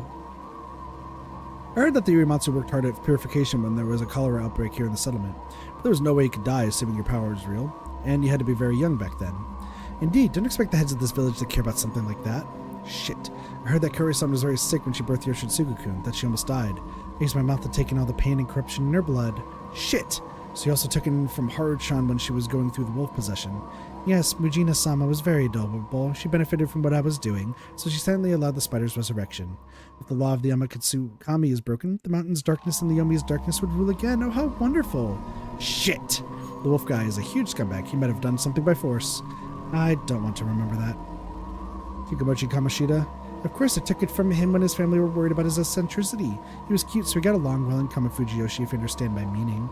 That little... What about Yasunaga-kun? He was a bit cute, so I slept with him when he was visiting Kamafujiyoshi. You're the lowest. Don't worry, he thinks it was all a dream. Last one, Chimi Serizawa, Chimi Meguruma. We took it from her when she was bitten by the rabid dogs and kept, didn't you? Yes, indeed. Why did you hide that from her? Because that was the promise I made when I came under Shinai-sama's rule. Shinai-sama's corruption is divine punishment. We cannot allow you to take it. So I couldn't, or I just didn't. You knew this, of course. Jimmy doesn't remember it, though. She was so surprised she forgot it all, it seems. Of course, you knew about the necklace too. So that means that when you said something like you'd seen it for the first time, it was just an act. Yes, an act that saved you. So all the help you gave me and Shimmy had an ulterior motive. You felt that we were special? Yes, I didn't know the reason, but I could clearly see that you had the power to change the flow of the loop. Before you came, I thought that I could reach the ending I wanted by making her an ally. As a result, she continuously given Shimmy a good impression, making her less suspicious. If Shimmy is someone who can keep her memories, found out that she was the bad guy, her conspiracy would become impossible to achieve.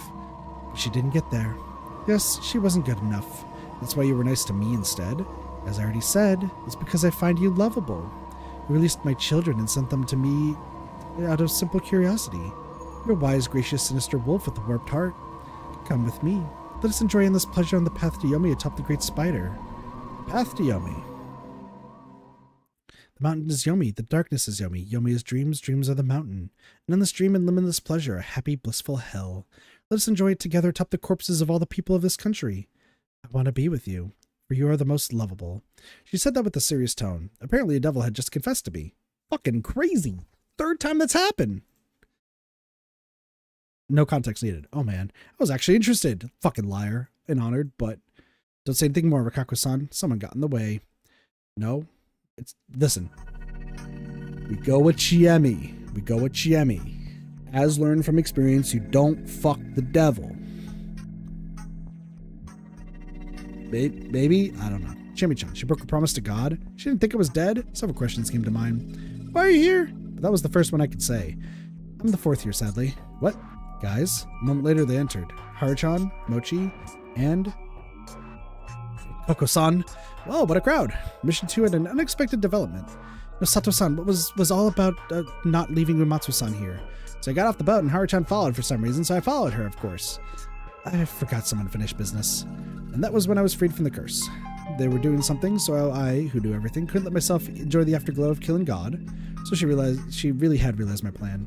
But even so, she couldn't resist God. I left the rest to Yasukun and Takumi Ni-chan and became the rear guard. That means that the leader of this invasion into the final encounter is you, Nosato-san. I'll say I feel for you. Rikaku-san, was everything you said true? The looping Shimi Serizawa told us about our murder and the monsters. Is that all true? Yes, Nosato-sama. My apologies for fooling you all this time. Rikaku-san used her usual voice, but that just made it stand out more. She bowed her head. I was actually quite happy that you had feelings for me. It was simply too comical. Don't make that face. You are still more lovable than most. I do not mind making you the bed in which Haruaki-sama and I eternally entwine. I'm telling you to shut up. You'll shoot me? Shoot. That will complete the final loop. You're the most fitting person to complete the pleasant dream, the perfect hell. Hate me for taking your beloved and shoot me. Okay, I thought it said shoot me for a second. I will take that as congratulations and create my dream. I see, so you killed God, but you can't do anything about a God that reaches completion when it dies. What are you gonna do? What are you gonna do, Haruaki? I will no longer support Tsuji Kumo's Dono's plans, but she is still a mighty foe. Man, this is troublesome. I would have liked this to be finished in secret. Mission 2 became unexpectedly lively. Now, I'm sorry you all had to gather here to hear this, but I still had to say it. I'm thinking of going with her. Holy shit. What? Everyone lost their expressions. Only Rikaku-san looked at me with an ecstatic expression. No way. Huh, why? The joke's too far, even for you. I mean, I get it, though. Richan's cute, and goddamn Demon Lord. That's way too interesting. Rikaku-san, please stop. Even if everything is true, there are no joys worth dying for. My, such considerate words befitting a doctor. Your life must be painful, and your clan must have experienced great hardship. But I don't see the reason to throw it all away and walk the path of chaos. You haven't heard me. I'll rise again, complete and create an eternal blissful hell for myself. That's not true happiness. I'm saying that I can make you happy for saving me back then. Oh? The boy from back then sure has grown. But it really is comical how you were so invested in your first woman, and how you still have feelings for her. Anyway, sorry. I'll take her. She jumped at me and embraced with the innocence of a child. I love you. You finally fulfilled the gamble from back then. Gamble? Gamble? What gamble, Haruaki-san? Oh, how pitiful. If you cut it out with the unpleasant secrets, the man called Haruaki Fusashi will trust Rikaku Uematsu. Haruaki Fusashi will believe Rikaku Uematsu. I'll survive for Rikaku Uematsu's sake, while you will survive for Haruaki Fusashi's sake. I'll survive for Rikaku Uematsu's sake, while she will survive for Haruaki Fusashi's sake. And if we both survive, you can ask Haruaki Fusashi for whatever you want, and I can do the same with Rikaku Uematsu. If we both survive, she can ask anything for Haraki Fusashi, and I can ask anything from Rikaku Uematsu. We both survived, Haraki-sama, and we will continue to survive. I'll not let you say that it was just a line to save that Rikaku Uematsu from back then. I remember those words clearly. I know. I'll consider a promise made before the Great Spider. Was it that big of a deal? Yes, of course. Breaking and all that waits to his destruction. Guess I have no choice then. Haraki Fusashi-sama will join the Tsujigumo dreams and join fates with mine. That is my desire. Now ask what you want, Haraki-sama. I'll grant you whatever wickedness, debauchery, or pleasure you desire. She did not think this through at all, huh? Haraki, good fucking plan. Oh, what a wonderful offer. That's just... Haraki, you're too nice. Why do you try and save every girl by just saying whatever comes to mind? Guess it doesn't matter if it destroys your body and country, huh? I can't even complain. You saved me too. I can't... Get the fuck out of there. I can't say anything against Rikaku-san being saved. You idiot. You dumbass.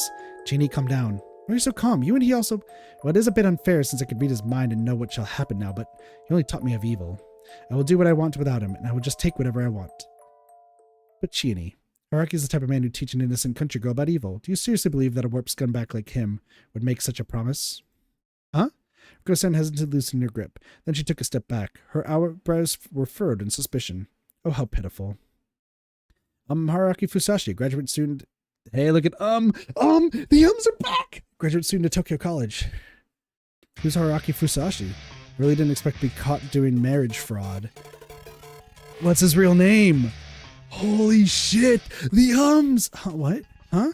A guy like that doesn't exist? Though I can't be sure. Maybe you'll find one if you look hard enough. Haraki Fusashi-sama will join the Tsujigumo of dreams and join fates with mine. Poor guy. I made this Haraki something-san share his fate with someone. I can ask anything from Haraki Fusashi, and I can ask anything from Rikaku Uematsu. Well, that doesn't matter right now. I guess it's my turn to ask what I want from you. Oh, man. Oh, what? She suddenly took out a dagger from her sleeve. You really are the best, the worst nameless soldier. I'll take this gamble to the next time, if you remember it anyway. The dagger went to her throat. Crap, I had to make it in time. I had to tell her to stop this conspiracy. At that moment, all light vanished. In the midst of that, screaming noises was a scream. It was a scream so scary it seemed inhuman. What? I can't say anything. Hey, Mochi, where are you touching? What are you doing? Where are the lights? This was unexpected. What happened? But going at someone with a knife in the dark was just... Well, I, all talk that I was, couldn't even force myself to act. I heard something heavy drop to the floor. Then something metallic. Is it Mountain Man? Is it... I forgot his name, Hoshimoto? The next moment, the lights came back. Before me, I saw Rikaku Uematsu lying on the floor. She wasn't moving at all. Was she dead? No, the dagger was clean and still in her hands. Hold her down. Shimi moved first, then Kinosuke Ukeshi. One took the knife, the other held her hands behind her back. She was unconscious. What happened? Rikaku-san, are you okay? Tiki, don't change, do you? It'd be bad if she wakes up now. Haraki-san, what do we do? Let's tie her up and leave her. There was rope deeper in. That's mean. You're heartless, old man. I'm not old. Call me Hassan. Why are you all freaked out? I don't know about the way you said it, but I agree that we should tie her up. Went and did just that. I am... She woke up. What if she bites her tongue or something? Let's gag her. Please don't be cruel to her. Hey, if we don't prevent her committing suicide, it's going to be bad for all of us. I'm so bad at names. I'm so sorry. Don't you think that she might have been pushed to this point because of this? Because people treat her like an object of a disaster? Wow, Uncle's actually saying something good for once. Rikaku-san, can you give me some time? I'll admit I've fallen for you hard, I may add. But ever since I saw your dry eyes on that day, I've been haunted by an urge to make them wet. But even so, I can't give up on you at this point. Please let me try to make you happy. He was really straightforward, but that didn't really matter to her. The spider, the Tsujigumo of dreams, is gone. It's something we didn't understand. Huh? Where are you, Tsujigumo? My everything? The god who taught me of love. I had no idea why, but I could tell she no longer had any divine powers or scary conspiracies left. All that the Uematsu family, Rikaku Uematsu, ever had vanished all at once. But even so, I ask that you, Rikaku Uematsu, abandon the Tsujigumo's revival and live out a normal, happy life as an ordinary woman, a person. I gave her those cruel words. I wish I was louder, but people are asleep. She began crying. I did feel bad. I considered taking responsibility for her and taking her with me, but the one to embrace her and console her as she cried was Kiyonosuke no Satoshi, not me. If he chose to take that role, I had no business stopping him. I would just let him have it. Everything is solved now, it seems. Is that good enough? I'll believe you if you say it is, God. A contract made for a god you would accept takes more than a lifetime to break. Well, Tsujigumo's don't know seeds of corruption. Children are still within us. But now that I have my powers back, I shall have no problem removing and consuming them. But may shrine as quick as possible, Mochi. Okay. Hey, everyone, I'm Haraki Fusashi. Look at that, the swindler. Ouch. I'll still call you Haraki-san out of convenience. Good. But as a woman, I gotta say that's a huge no. I feel a bit bad for her. You can't tell me you didn't think you felt she deserved it. I did. Such honesty. Well, anyway. Sorry, Rikako-san. Goodbye. Haraki-sama, you dummy. Mission 2, dealing with the monster of the loop who wanted the monster's resurrection, had been completed. Nothing more needed to be said, even if it gave me things to think about. That's a good twist. I like that. I still don't know what to say to you. Don't worry, me neither. So mean to poor Rikako. Even so, I believe you might have saved her, as well as the rest of us. Seriously, don't worry about it. I probably have better ways to do this. Well, probably. I hope I could talk to you again sometime. I don't want to see his face. Rikako-san? Dummy, Haraku-sama, you dummy. Unfortunately, I find her lovable even when she's like this. Same, actually, but I wouldn't admit it out loud. I shall protect her. I've no right to stop you. Patiently and thoroughly convince her to change her mind. Talk it out with her. Of course, I shall not do anything one-sided, though I will help her survive. Good. I won't let Osama-sama convince me. I'll bite him to pieces. Rikako's-san had become a completely different character. That's so funny. I suppose we can withdraw now? Wait a bit, there's one last thing I have to clean up. We have to walk a bit for that, though. Alright, Nosato-san, Mochi, and Haru-chan, you stay here. I think you'll be alright, but look after Rikako-san. I'll make you vomit. If that's the most you can do, then you're not much of a threat. I do not have to come with you. No, I'll tell them everything myself. Very well. Oh, Tsugumo Dono, you certainly had your way with me back then. Should I get back at you for that? Eek. What are you doing? Don't touch her like that. Stop them, Mochi. Huh? But it's fun. It's your job to look after Haru-chan and God. Oh, alright. Anyway, time for the final job. We'll chase back the people coming from the mountain. Help me out with that, Shimi-chan. Mission 3, dealing with the Meguruma, the leaders of the feast. Now, would it go peacefully or violently? Alright, you swindler. Harsh. You better fucking end up with Chiemi, I swear. Also, do we ever learn Haraki's name? Maybe in Revelations mode. This is kind of hard to ask, but yeah. Are you bothered by what happened between you and Rikako-san in the past? I really don't remember it, and even if I did, it wouldn't be anything more than a childhood kiss for me. It doesn't count. Didn't know if that was how it was, but I would just assume she was right. I couldn't say anything if she thought that. Well, I guess you don't know what actually happened. Yeah, I think everyone but the Misato Blockhead. The character who might know this place, I think he might be Mitsuji, right? Yeah, true. So I'm thinking like Revelations might reveal the inner thoughts of Mitsuji or Haraki, like says his name. Yeah, I think everyone but the Misato Blockhead. I can't really call him that anymore, can I? Everyone but Kiyonosuke-san had forgotten it. Everyone was either dying or dreaming. Mochi probably remembers, though. He wouldn't care, would he? Good point. From what I saw, Haru-chan was reaching a compromise. I think she can handle stuff like that while God is still around. If you're right, she'll probably grow a great deal by the time it vanishes. Yeah, though Haru-chan's God was real, it was still a mask that she made to bear the pain she had experienced as a child. When we just talked, she mentioned it herself, but the tone was that of God. It was something that she could only say through the voice of God. The wounds were just that deep. The same could probably be said for Chiemi. Can I say something too? Yeah. What's God, anyway? We didn't realize? I get the general concept and know it's scary, but I have no idea what it truly is. I made the right choice calling her here. Mission 1 was way too hectic. So we had to postpone the answer to that until now. God is anything that's right. Rightness seemed like it was tied to intelligence and wisdom, but it was actually a concept as far away from those things as possible. Fixed decisions, preconceptions, obsessions, bases obligations, and adherence to the old ways. The idea whether something was right or not changed people's minds before they could even think about whether something was intelligent or wise. This mankind was bound by what was right, by God. Sometimes it was so bad that even they couldn't realize it. This interpretation of God really wasn't special or interesting in any way. The people bound by it couldn't resist their sense of right and wrong. Someone must have said something similar to that effect already. However, there were two things I hadn't expected. One, God was alive, and two, God could warp into something truly fearsome. I don't see dogs anywhere. The waterways probably still isn't open. So they all had rabies, huh? I imagine they couldn't control them if they all did. I guess they're actually dogs who've been trained to avoid water while simultaneously getting injected with rabies. Why would they do something so horrible? Using beasts for their bringers of corruption fit the whole Shinai faith motif, don't you think?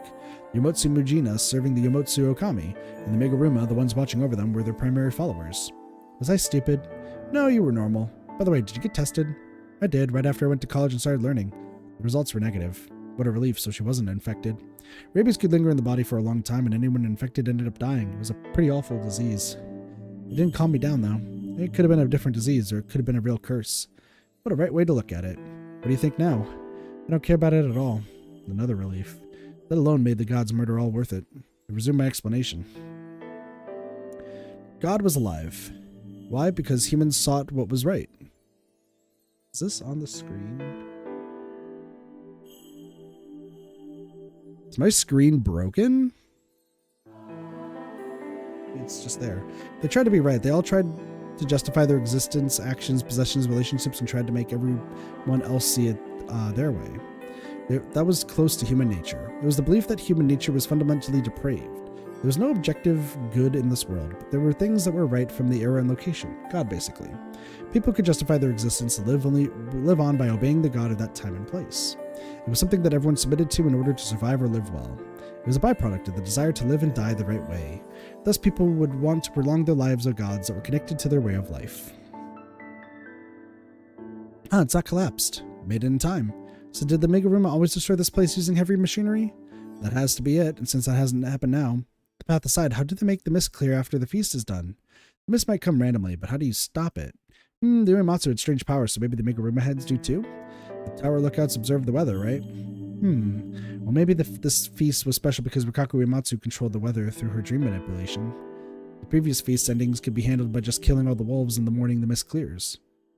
Honestly, they'd messed up with the mist on the last feast, so the system probably wasn't that reliable.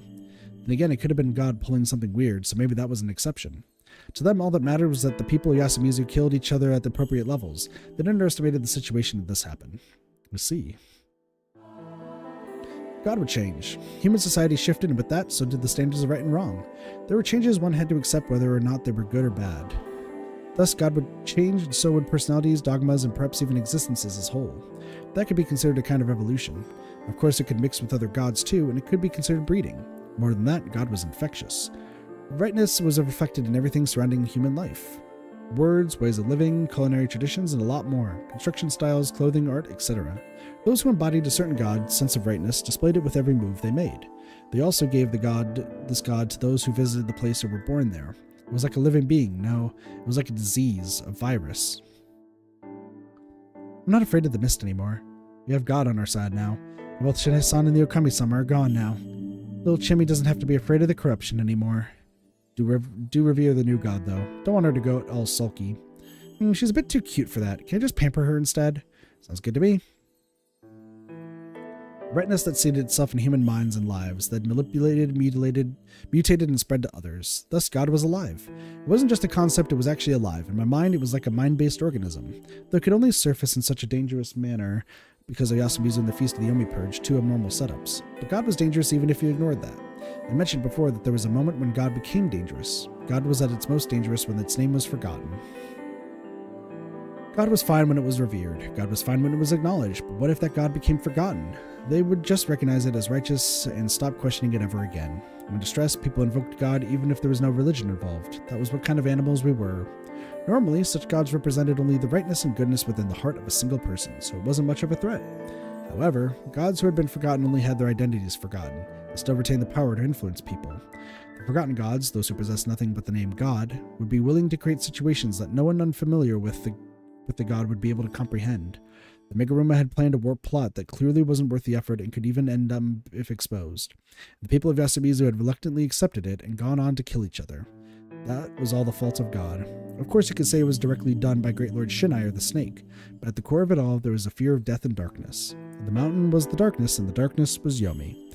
The mountain used to be a strange realm that birthed endless darkness and death. Thus, the people here had secrets, could readily murder others, and could hide that from the world. The truth behind the feast was the unforgettable loyalty to God. And that's the reason why you were so afraid of God. Looking back at it, maybe you did the right thing by not letting me eat the food here. In certain timelines, it definitely ended up infected by God. The feeling of having someone other than yourself control you is very scary. You could be controlled without realizing it, but it was actually way more scary if you did realize. You just happened to realize it, that's why you were scared. I can't blame you. Well, luckily, you got to meet and talk to God in person this time. All's good. Well, I guess you're right. In the end, people are still controlled by things, but a certain someone did a good job playing God. Since not everyone there could understand the looping, that was the best option. I get it, but that kind of pisses me off. Just about everyone is influenced by others somehow. If you don't want that, you need to rebel, like I do. If it's something the person who realizes it must do by themselves. They had no business asking for help with it, or having it forced on them. You've been free from the start, huh? That's why you're scary. You're one who controls. You're one on the same side as God, huh? Want to shoot me again? I only have real shells left, so I won't. But are we seriously walking to Kamifuji-yoshi now? Where are we headed anyway? I actually don't know. Oh my gosh, hi Mamiya. Ah! The Sakura Mia appeared out of nowhere and swung her bag at us, but we managed to jump back at just in time. Mia-san, you went back before noon today. What were you doing? Serizawa-san, this is... Oh, sorry, I'm the local informant. So it's you. What's going on here? My life is in danger. Huh? What is this? Haraki-san? Explaining it would take a while. Sum it up? I didn't want outsiders present for the performance, so I informed them about a potential mystery scandal with the Meguruma and had them leave for Kamafuji-yoshi. So what you're doing, huh? Everything is, isn't it? Actually, I had Mitsuji do some work, but I couldn't fit that into the summary. No, now's not the time for that. What's with those masked people? They have sticks. Is this the Sugasawa village or something? Huh? Is the problem here that blatant? Haraki-san, beyond you. All hair Shinai-sama. Oh, gosh. Seriously, a wolf actor jumped out of the mist clad in nothing but a patchwork wolf costume. To me as I was now, it actually looked comical, but the power of the weapon in his hand was no joke. It was about to hurt me bad. Let's go, Hashimoto! I remember his name because it popped up right here. Humph! Suddenly he was blown away. I heard him groan as he dispersed into the mist again and didn't get up for round 2. Are you okay? Oh, yes. Thank you so much, but what's going on here? Sum it up, Haraki-san. A group that wanted to start a murder ritual in Yasumizu went into a panic and started attacking the journalists, taking photos of them. I don't understand a bit of what you just said. I'll have you explain this later, even if I have to cover you in canned herring. Anything but that. It's fine. It's a chance to bolster your reputation as an ex-occult writer. Why do you know such details? Q-chan, calm down a bit. What's up with you, Hashimoto-san? I must say, you're way too calm about this. You'll die if you underestimate the paranormal. Well, she's not wrong. Hey, don't mind me too much. Before we talk of the paranormal and whatnot, let's deal with the more mundane threat. Right as he finished those words, several wolf actors jumped out of the trees, making weird screams. Ah! In that case, you can't use a gun against an enemy with a stick. Then what am I supposed to do? Eat this! A stick flew by her, messing up her hair. Ah! A wall of flesh! As Shimmy dodged, Hashimoto-san had moved into everyone's blind spot and blasted away 2 of the enemies. Don't falter, the other guy's scrawny, the rest are women. Hey! Ah, drop dead! Probably out of a sense of chivalry, they first went for the scrawny guy. That pissed me off, and hey, it was 2 against 1. Oh no, they beat me. Hey-ya! Let's fucking go, Chiyami and Hashimoto! Yeah. Oh. Hashimoto-san tackled one while Shimi-san landed a jump kick on the other, saving me. Hit in the jaw, the wolf was knocked down in 1 hit. The mask fell off, and hey, he looked even scrawnier than me. What the hell? Oh, do I have a talent for this? Not bad, little lady. Yeah, she had great legs. Are you okay, Shigesaku? Then we'll kill at least 1. No! What? Oh, let's go. Mamiya's in this too. Mamiya-san was actually doing good work, just swinging her shoulder bag around. Did you know that flares are based on farm implements and they're good weapons that even women and children kill soldiers? Yeah, and also the blood splatter true. Well, flares' advantage was that you didn't need that much power to hurt with them, but this gourmet rider was so strong that it didn't matter. Was the bag full of rocks or something? All the ones hit in the head were knocked senseless. Shit, get them, take them all. Shit, there's more? There's so many. They just keep coming. I'll just keep fighting. Hey, Haraki-san, you fight too, gra. Is he a fighter? I hadn't expected Mission 3 to be an all-out battle with this group. It didn't last longer than 10 minutes. Everyone on their side was scrawny, while everyone on my side, myself excluded, were berserkers. Because of that, the dozen or so wolf actors that fought us ended up knocked on the ground around us. Though I knew this wasn't over. Looks like they want to talk. This problem had a mythical solution. Mission 3. Dealing with the Meguruma, the leaders of the feast. It would be easy if it could all be taken care of by just beating these scrawny guys, but I had to defeat a false god that had controlled this place for centuries using weird myths and superstitions. Otherwise, I'd be unable to completely free Yasumizu, this village, from the confines of the mist. There were 3. They were positioned and presented in a completely different way than the ones who clearly did the dirty work. Their apparel was fancier too. They were the Great Lord Shinai, Yamotsu Okami, that had appeared before the Hanging Pine. They were unarmed, signaling that they didn't want to fight right now. Who are you people?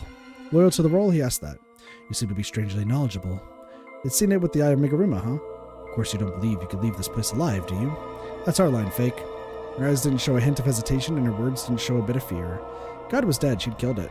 Thus she had no reason to fear, obey, or tolerate a fake. One more step. What's going on here? Depending on your answer, I'll call the police. I'm sorry, they'll just make things more messy, so just leave it to me. You don't look very clean yourself. Let's leave it to him, Kyo-chan. Hashimoto-san. Well, if he does anything strange, I'll just crush him. I really can't ever beat you, can I? True. Now, I have a message for the Meguruma from the old god of the mountain. They were shaken. If you understand that, then you must be important members of the family. Listen, the god has awoken again, Yukami and the great god are dead, and the servant shall soon vanish as well. Upon leaving, the Okami said that there should be no more feasts. Thus, you have no cause to invade the sacred ground. Leave and tell this to everyone. Great Lord Shinai is no longer on this mountain. Dead families will soon fade. Prepare yourselves and wait until then.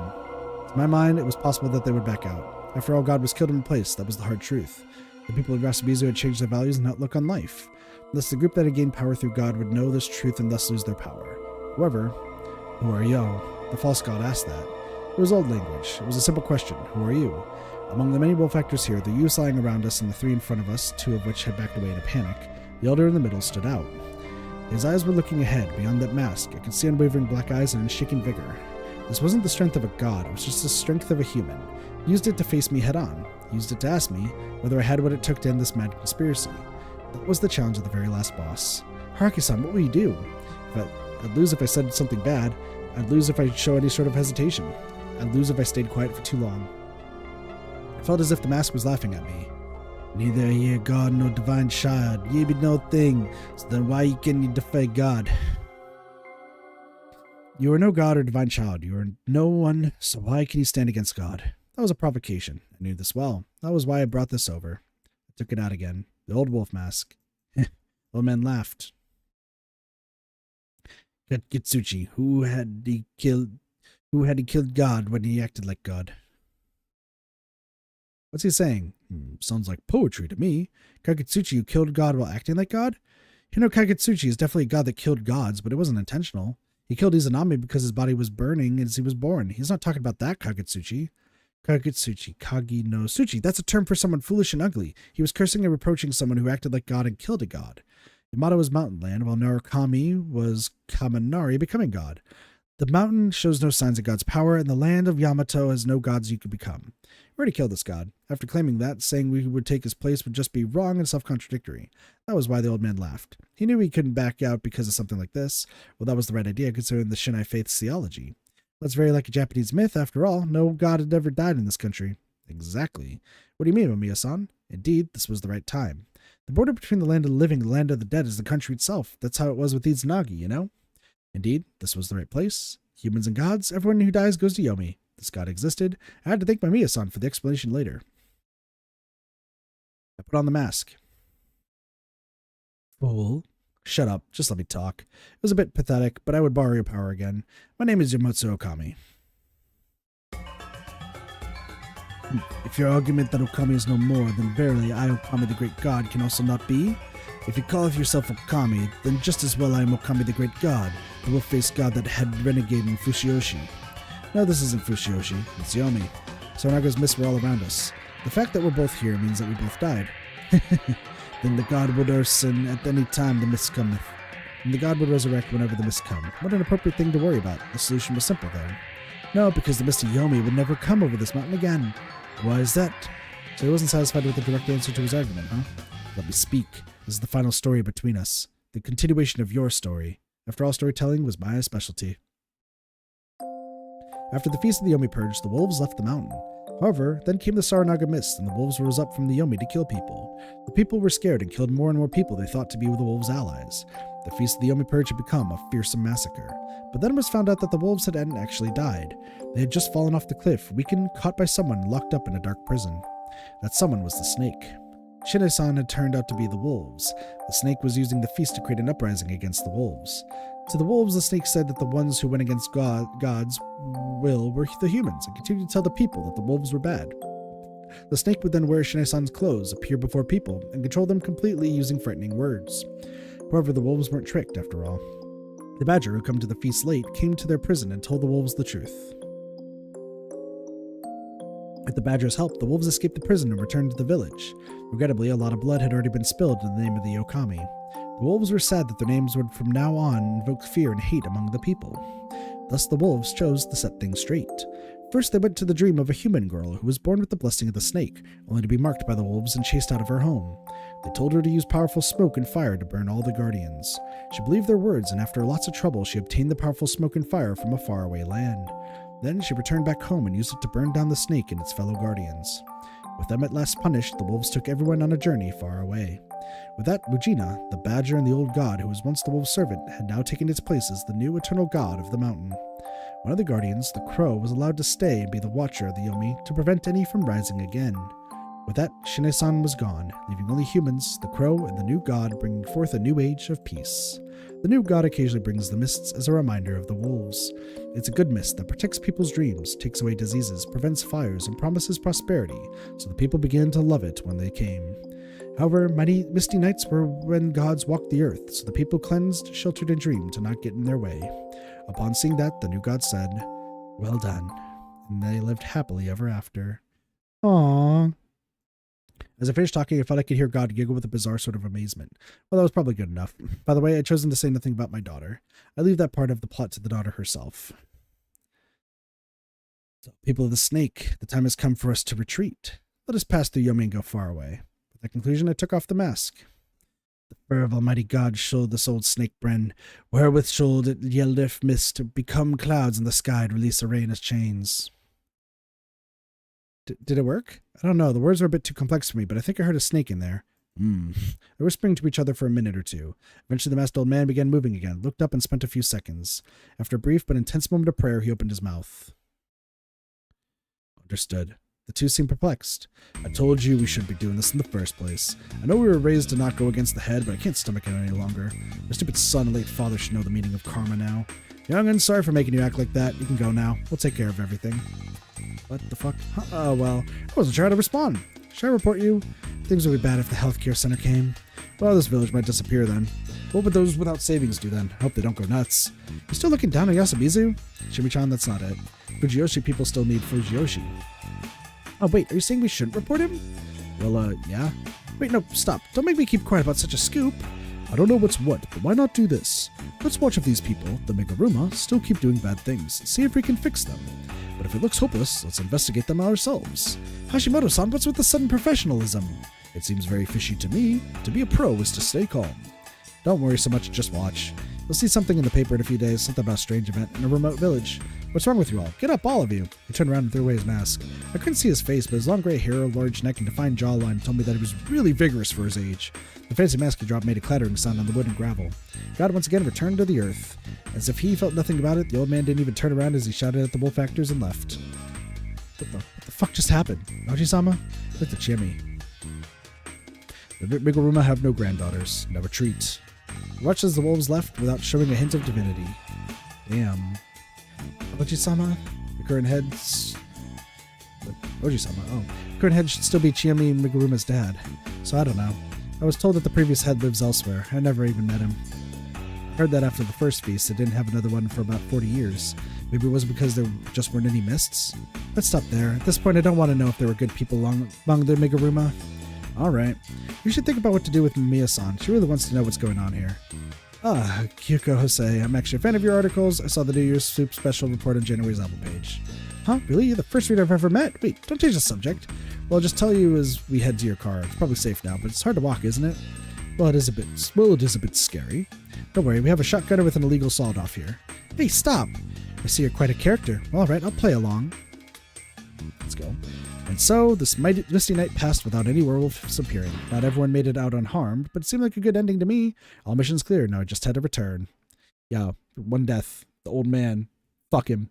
I briefly told Mamiya-san about the feast and that they helped prevent it. Well, she did wonder how I knew about it. I considered telling her about the looping, mostly because it seemed interesting, but I was too tired to talk for that long. That was where I ended the interview. She made me exchange phone numbers, eager to interview me someday. We then met up with everyone in the hall and we all went down to Saranaga. I looked around for Mako, but I couldn't find her anywhere, though I noticed that my backpack was completely out of food. Some writing stuff was gone too, and there were some clumsy letters in the waterproof bag. Thank you, Fusayuki-san. And that was it. I didn't get it, but I can only guess she was satisfied with something and just left. I was kind of worried, though. I had no doubts that she would grow up strong, that no one would ever catch her again.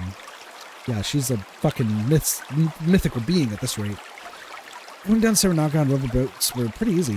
The fantastical mist surrounding us was very beautiful, enchanting, and I could totally understand why the people of the past thought this was yummy. Eventually the mist ended, and so did the forest. Rikako-san was watching as the mist grew more distant. She was silently crying. Yeah, I might have taken her side if everyone in Yasumizu were irredeemable scumbags. The moment I thought that, Shimi and Haru-chan pinched my ass like they'd just read my mind.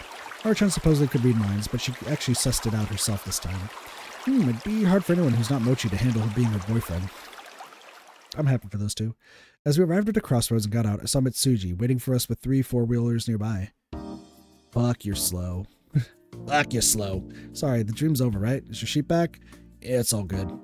Good. Were you worried? I was. Some of the others flipped the boats. I'm sorry, Kami-sama. Oh, she's just a sheep, don't worry. What the hell are you saying? What happened to the whole thing about being gods? You can reveal it to these people. Oh, really now? So that's why you're carrying the mask right in front of them? I almost forgot. Masato-san used this for the yak, but this was actually a human sacrifice relic dug out in a small wayside shrine in Yasumizu. It is? There are bones there too. Clean it up, give them a proper burial, display them, do whatever you want. Understood. Well, I have no talent for archaeology. Probably have fitting people come sooner than later. Speaking of which, where's everyone else? In a hotel in Kachihara. They're soon going on a bus tour to Atami. Atami? Holy shit, not Atami. Well, just leave them to me.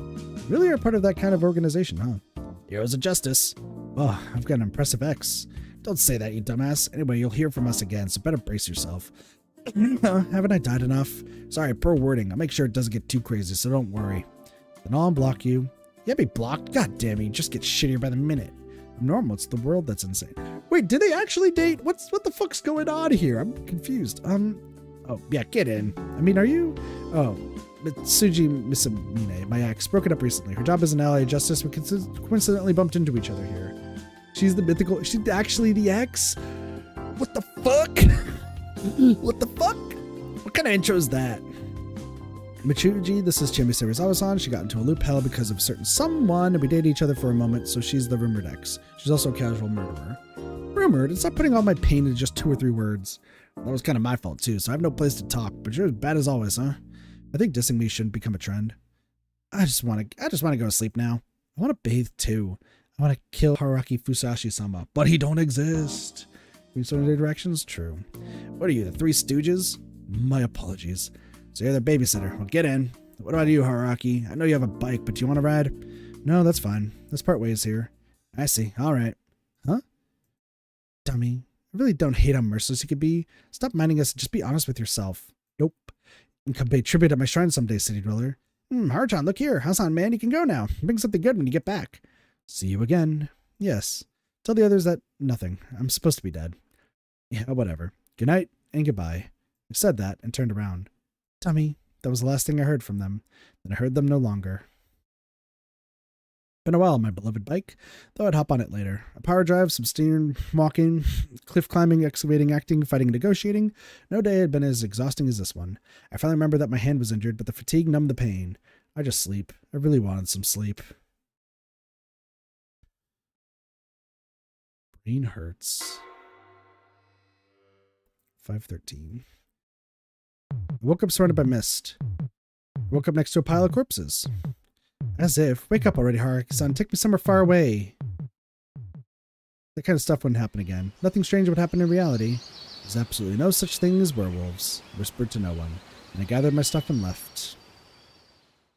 The place where the convenience store was supposed to be was empty. It was all just forest. Of course, this was all just a dream. I didn't get lost anymore, but I felt like I'd soon forget this road. That was what dreams were like. Haruchan's whole thing was just a juvenile delusion. Mitsuji's organization was just a public peacekeeping agency. God was purely psychological. There, all of that had to be products of reality. The endless Saranaga, the rotting Umibito, the few monsters, a certain someone's love, was all a dream. That was how I'd chosen to look at it. And so I returned to my normal everyday life.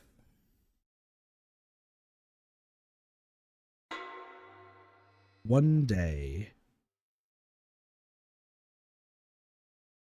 A while after that, Mayor of Fujiyoshi Village resigns due to corruption scandal. A pet company in the Kachihara area goes bankrupt, has to be put down, lots of dogs. That's it, expected more considering he told me to read it. After the incident, I gathered local newspapers and mimicked the previous Nosato family heads. Yet, these were the only relevant reports I found. Though it wasn't nothing, I would be rash to underestimate this. A village mayor, probably a Meguruma or someone related, resigning was something that simply couldn't have happened there before. Even if it had, it would be something that went unnoticed. The people would simply decide it through secret power struggles. This could only mean that there was something a lot worse than just corruption, and this made it out to the public because they simply couldn't hide it all. The same went for the pet shop. If the Meguruma had really used rabies for the corruption, it would be national news. After all, it was basically a form of bioterrorism. Hell, with all the rabid dogs they had, the disease must have spread to other mammals, like rats, according to what I looked up. If these rabid animals spread all over, Japan would no longer be considered rabies-free, and that would cost the country a lot. Otherwise, those were just unhygienic dogs trained in a weird way. Maybe the elitists hid it to prevent panic and loss of resources. Well, there was Mitsuji-san too. I hadn't heard from them yet, and got nothing when trying to call her myself, even though I sang the Buddha's Ash Rock. Well, what other government or secret organization hoped or group did whatever they had to in the background.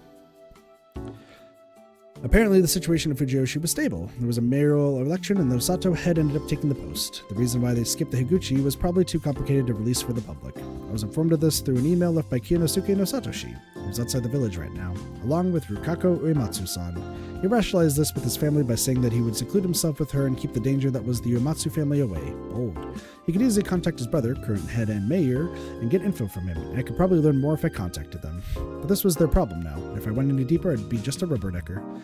I did find out that life in Yoshimizu carried on as always, which was good enough for me.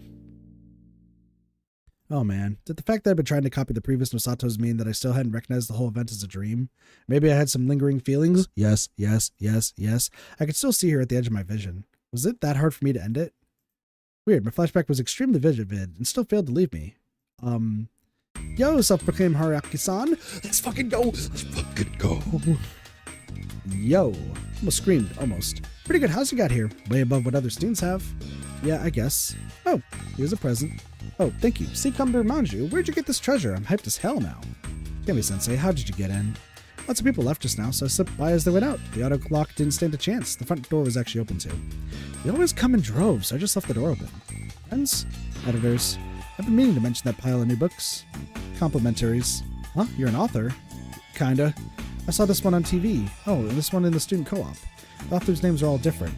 Which one's the real one? They're all fake, aren't they? Oh, wait, Haraki Fusashi. So it's something to get Fusashi Haraki. Haraki can be read as Yome. Fusashi Yome. Fusashi Yome. That's Japanese for alibi. You were just messing around, huh? Damn. There's another pun the whole time. Crazy. I didn't. That's my pen name for when I'm barely working. You're messing around. Wait, you're seriously a famous author? You're a winner at life? Don't look down on us commoners. I'm actually living in constant fear of deadlines, editors, and writer's block. What's your real name? She chased me around my office and studied for around a minute. Then... oh well. Right. Why are you here? I asked for your address from Michan. Michan? Mitsuji-san? Why are you two friends now? She told me over and over and over to forget about you. Seriously, why are you here? I've been rejected by 5 companies since then. Whoa, harsh. And there's a summer break at college. It's that season, huh? So I figured I needed a change of pace. That's when I remembered that there's a Casanova who said he'd be fine with taking me as a mistress. Yeah, in a dream. I don't think it was just a dream. You sure about this? You're talking to a real wolf who looped around and snagged 3 women along the way. Oh dear, I guess I gotta stay by your side so I can kill you again. Big words. Well, do you think I've become a better woman? I think you have poor taste. Pot, meat, kettle. Denying that would have pissed me off, so I said nothing. Point for me, huh? You know what? 1st to 10 can make the other do whatever they want. Nope. What? You came here to break your rules. From now on, I want to give, not just get. You said... Fucking music. You said that we'd become more and more insane if we're together, right? So I figured I'll be your enemy instead. I'll be your rival and just a thorn in your side. What do you think, God? How bold of you, human. She smiled, stuck at her tongue, and ran off ahead of me. A cheerful, insane, weird girl. That was very scary and interesting. I'd play along. I'd catch up to her.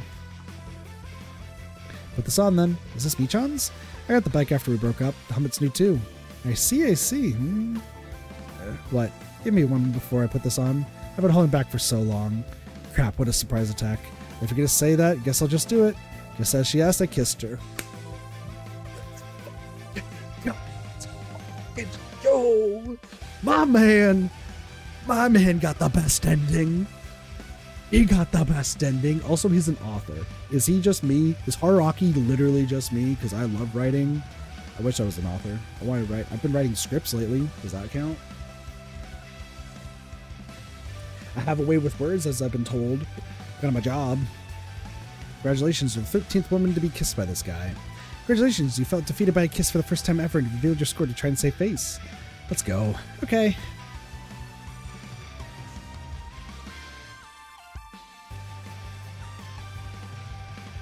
Wow, this is comfy.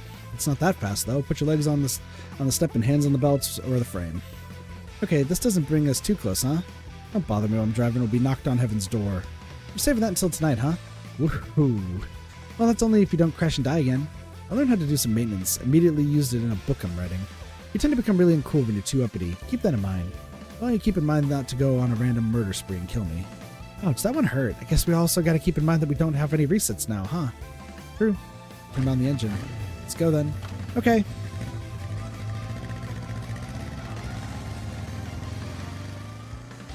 Just as the previous journey led to a dream we can no longer return to, this one would surely lead us to moments so great they could never be repeated.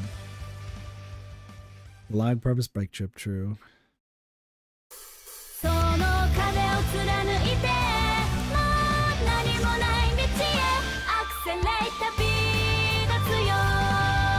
Very well done. Very, very well done. It is loud as fuck.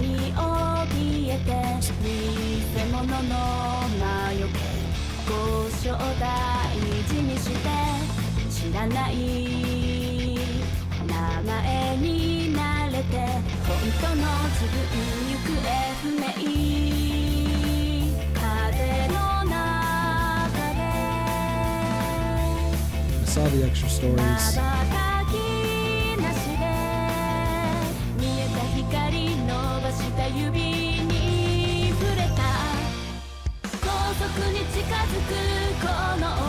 Yemi's singing this? That's amazing.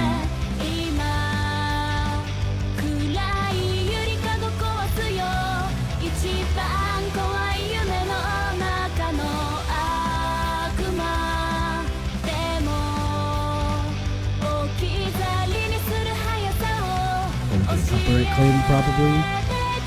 Knowing my luck with music, but it's fine.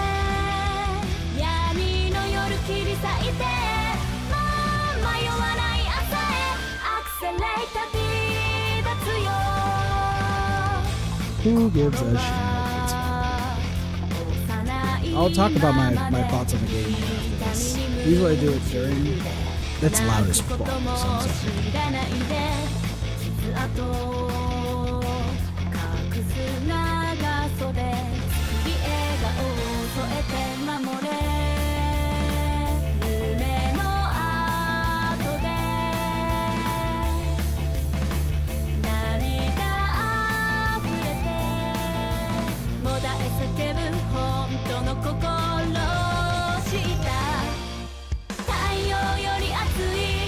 So good.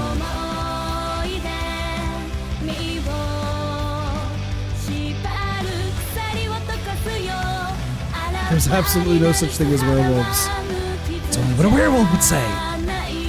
Dedicated in memory of Masahiro T. Rest in peace, Masahiro T. Thanks for playing this game. Thank you for making this game. God's good speed to you, not even Godspeed.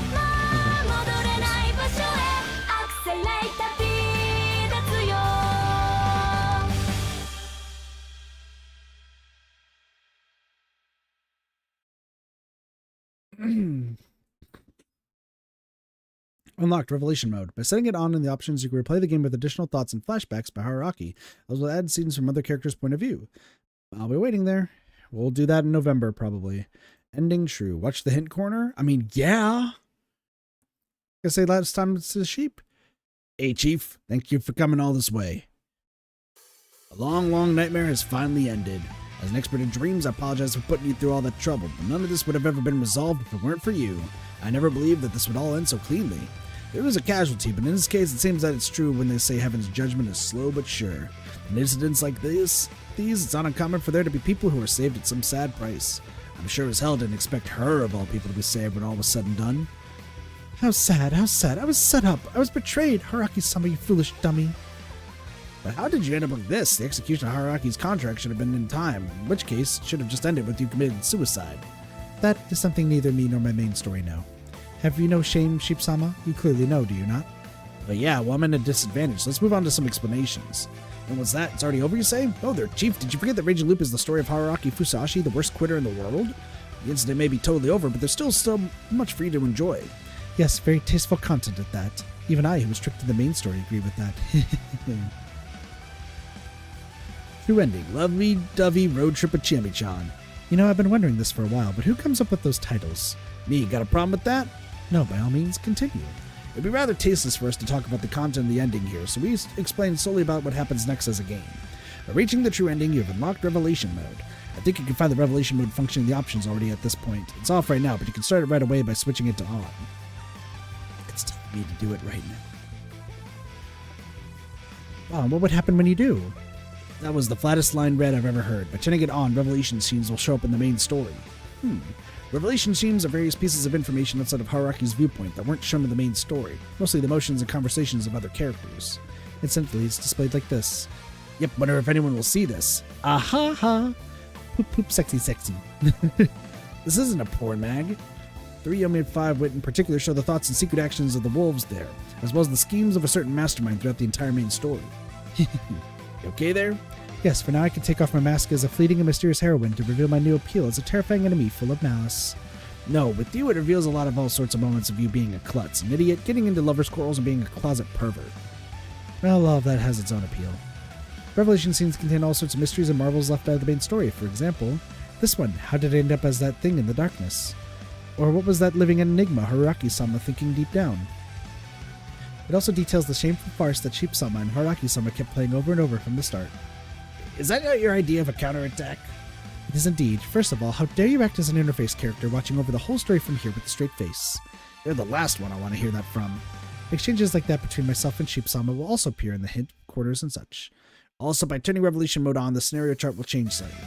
It should already have shown up by now, but when you enter each route, there should be a star marked next to chapter squares. That star indicates a chapter with a revelation scene. Make use of them if you only want to read the revelations. Oh, but when I read several, those X marks were colored in. When you enter one of those marked chapters with Revelation Mode set on, the mark becomes a colored mark. Well, it's a helpful tool to help find revelation scenes you haven't seen yet. Incidentally, read text skip will stop at unread revelation scenes, so I recommend that for chiefs who only want to read the revelation scenes. I see, so you can fly right past parts you've already read and allow you to read only the revelation scenes at your own pace, yes? Yeah, of course, if you want to reread the whole thing, they'll deepen the experience even further, but we'll leave the playing style up to the chief. However, keep in mind that red revelation scenes are marked as red when you enter the chapter Revelation Mode switched on. A star turning into a star does not mean you have read all the revelation scenes in the chapter, so be sure to read the chapter from beginning to end. Also, if you use the jump button until the next choice function, all the revelation scenes in between will be marked as red, like the non-revelation scenes. Please exercise caution there. By reading the revelations scattered all across the story, you can enjoy playing Raging Loop one more time. And there you have it, however the fun doesn't stop there. Did you ever see extra button on the title screen? There you'll find stories that serve as sequels of sorts to the main story. By completing the main story, extra is now unlocked and playable. When measured collectively, they're a decent length. Yeah, for example, there's one here.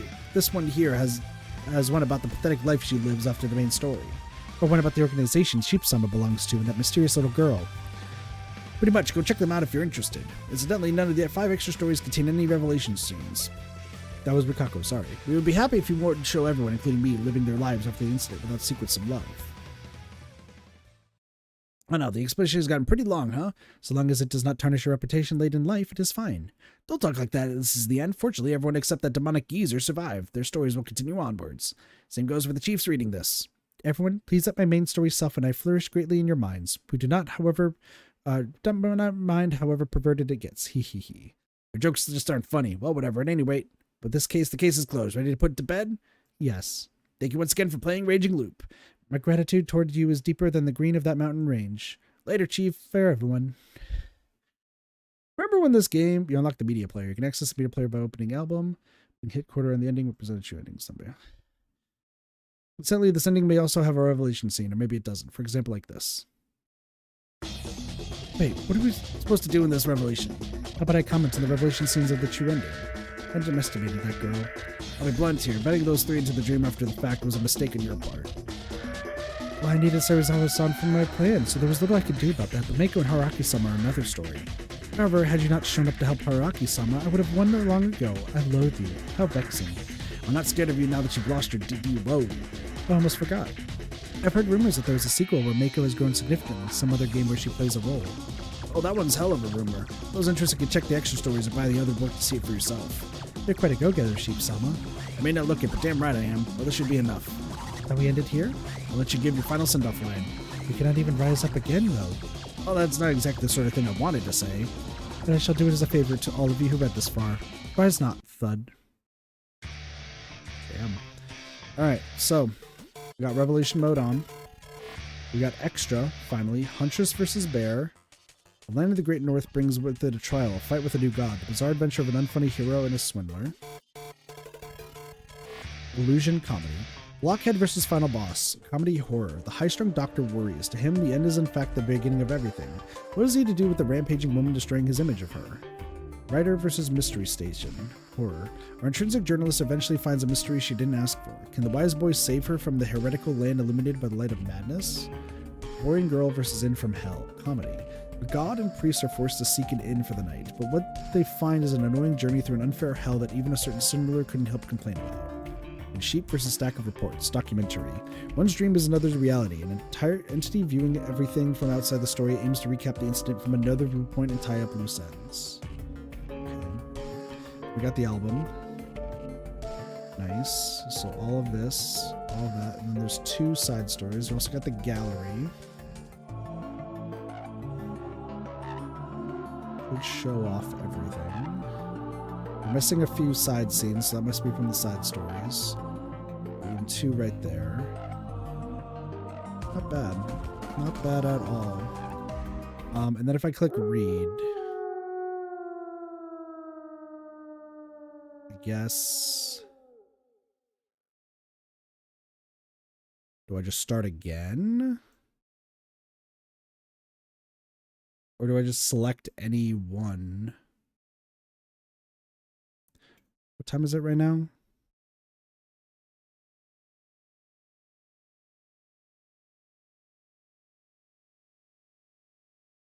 Let's load right here. So tutorial none, recall none. Oh, and then here's the stars. Okay. So we can see a lot of the star scenes and everything. Okay. So we just have to load like any single one of those. Interesting, interesting, interesting. All right, let's talk about the game. Let's talk about Raging Loop as a whole and what to expect next. Before I end off the stream. Also, it's almost fucking 1 in the morning, so I guess we're only doing another stream. Okay, so first off, huge shoutouts to Blaze, SHSL Blaze on YouTube. They also stream on Twitch now too. For recommending this game years ago. Blaze, thank you for recommending it. They gave me a whole list of like visual novels they thought I should stream because they thought I would do really well at like just reading through them and portraying them, and they recommended this game years ago. It was on my list, and then I finally got around to playing it, so thank you for that. As a game as a whole, I really did enjoy this. The werewolf aspect of it, which is similar to Mafia, Town of Salem, you can say Among Us 2, Werewolf in general, phenomenal game in that aspect. I love breaking down kind of like the psychology of it, what I would do in certain situations. I'm not gonna lie, the info dump at the end kind of sucked, but the ending was worth it, so we'll go with that. Character-wise, all the characters are fantastic. There's not really any I didn't like, and I'm looking forward to doing Revelations. I would say more, but I'm also, my stomach is killing me right now, and I need to just like sit back and like contemplate, like think for a moment. But this was a very good game. I would say in visual novel sense, it's an 8 out of 10 for me. Maybe the Revelations will add to it, and we are going to be doing Revelations mode and the extra stories in November because I'm getting to some other games right now, and then at the same time, October is Scary Game Month. I also do, if possible, want to stream this with somebody else in the future without Revelations mode, just to get their take on the game, because I think that they would really enjoy it, but we'll see about that. But anyway, with that being said, I'm going to end things off here. Thank you all so much for watching Raging Loop. I really hope you all enjoyed reading through it and playing it. People who stop before the Revelation was offered to take the story and its ending. True. Very true. So, it'll be interesting to see. But thank you all so much for watching. I'll be back actually a little bit with another stream. So have a wonderful day, night, morning, afternoon, night, or evening. Of course, my name's Katafi. I'll see you all next time for whatever's next to come. See you later. Peace. Everyone.